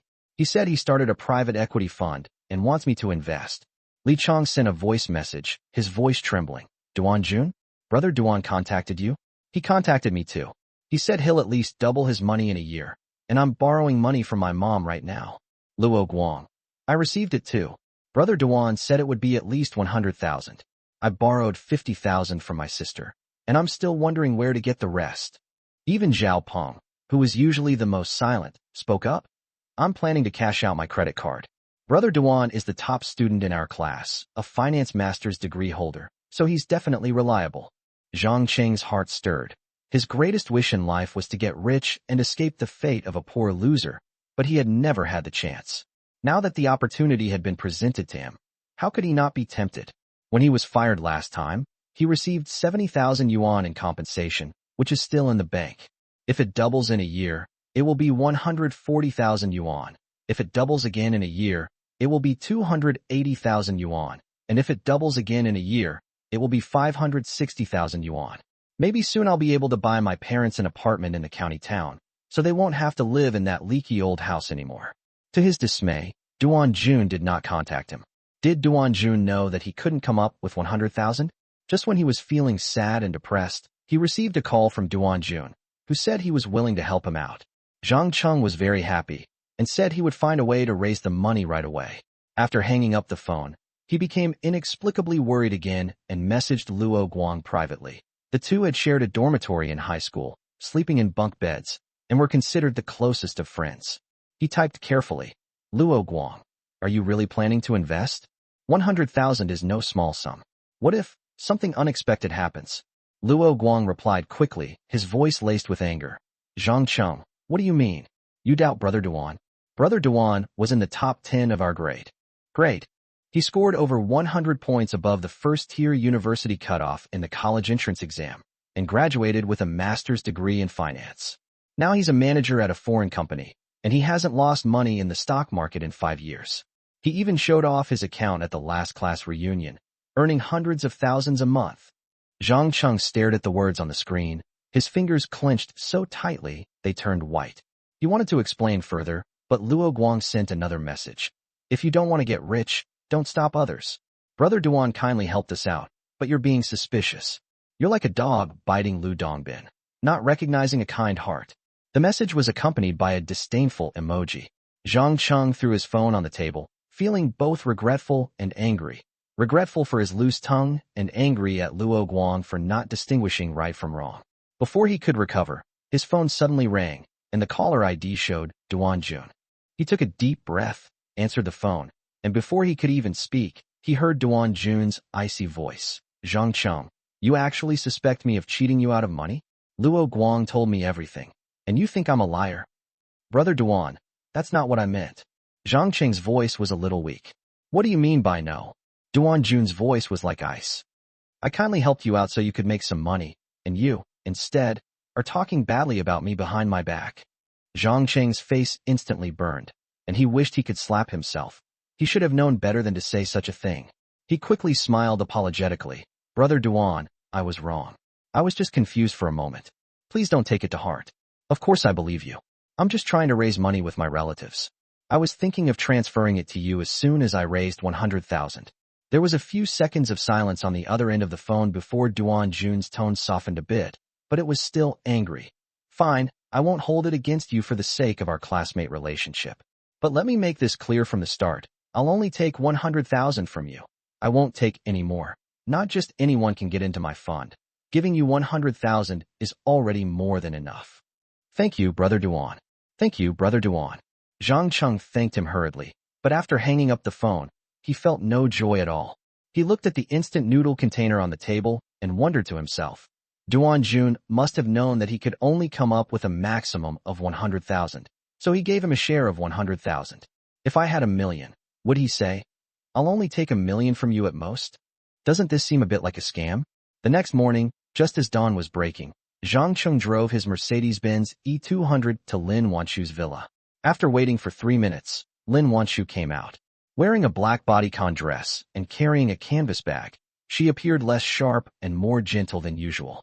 Zhang Cheng quickly opened the door, and before he could say anything, Lin Wanshu handed him a bottle of warm milk. Don't drive on an empty stomach in the morning. Drink some of this first. Zhang Cheng took the milk, and the warmth of the bottle warmed his heart as his fingertips touched its surface. The car smoothly drove onto the road. Lin Wanshu looked at the street scene passing by outside the window and suddenly spoke, her voice very soft. I didn't confront Zhou Mingyuan about yesterday's evidence. Zhang Cheng paused for a moment while holding the steering wheel. There's Yan Zhixia's abnormal breathing in that recording, Lin Wanshu said, her gaze falling on him with a hint of seriousness. I'm worried about exposing the secret that you slept with Yan Zhixiao again. He's a man who's extremely proud, and if he loses his temper, the first person he'll look for is you. I can't let anything happen to you. Zhang Cheng's back instantly broke out in a cold sweat, but his heart trembled with warmth. He thought the landlady only cared about the evidence, but he hadn't expected her to consider his safety as well. His Adam's apple bobbed, and his voice was a little hoarse. Thank you, landlady. Lin Wanshu gave a soft and added, I've been sleeping in separate rooms from him for a long time. Unless he can really change, I won't live with him anymore. As she said this, her cheeks flushed slightly, and her eyes looked a little unnatural. Zhang Cheng felt embarrassed. He was merely her driver, and it was really inappropriate for him to hear her explanation. But for some reason, I felt happy. After the car arrived at the company and parked, Zhang Cheng, who had hesitated for a long time, finally spoke. Boss lady, I have something I'd like to ask you. A high school classmate of mine asked me to invest, saying he's in a private equity fund that can double in a year with a minimum investment of 100,000. Do you think it's worth investing in? There's no such thing as a guaranteed win in the stock market. The more someone says you'll definitely double your money, the more careful you should be.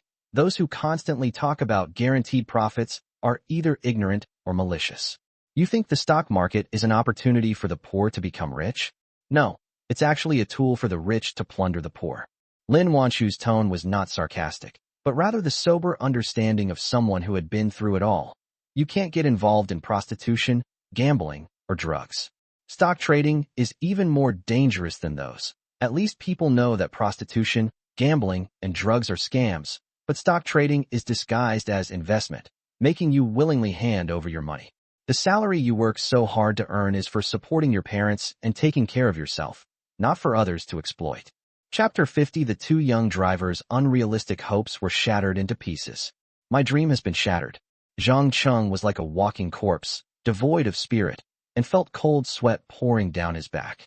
He recalled Duan Jun's account post, his classmates' enthusiasm, and how he almost got tempted. A wave of fear washed over him. If he hadn't asked the boss's wife, he might have actually invested the 70,000 yuan compensation plus the 30,000 yuan he borrowed. If he had lost it all, he wouldn't even have been able to pay for his parents' medical expenses. Are you short of money? Lin Wanchu looked at him and softened her tone.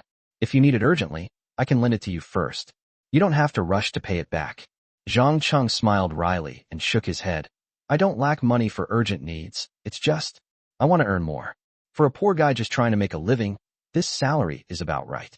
But he wants to buy a house for his parents in the county town, and he also wants to buy a house and a car in Shenzhen and find a girlfriend. He wants to enjoy life properly. Of course, he lacks money, a lot of money. How could he possibly ask to borrow it? The landlady wouldn't lend it to him either. At 10 a.m., Zhang Cheng was wiping his car when his phone suddenly rang. It was Duan Jun. He took a deep breath and answered the call. Zhang Cheng, have you raised enough money? Duan Jun's voice was impatient. I'm going to start building my position today. Li Chang, Wang Lei, and Luo Guang have all transferred their money. If you don't transfer it soon, I'll give your share to someone else.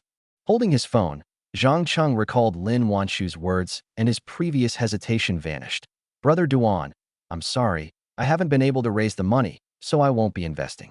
Thank you for thinking of me. Are you fucking stupid? Duan Jun's voice exploded instantly. Such a good opportunity, and you're not going to seize it? You might as well be a driver for the rest of your life. You idiot. The phone slammed down, and Zhang Cheng stared at the black screen, feeling surprisingly calm.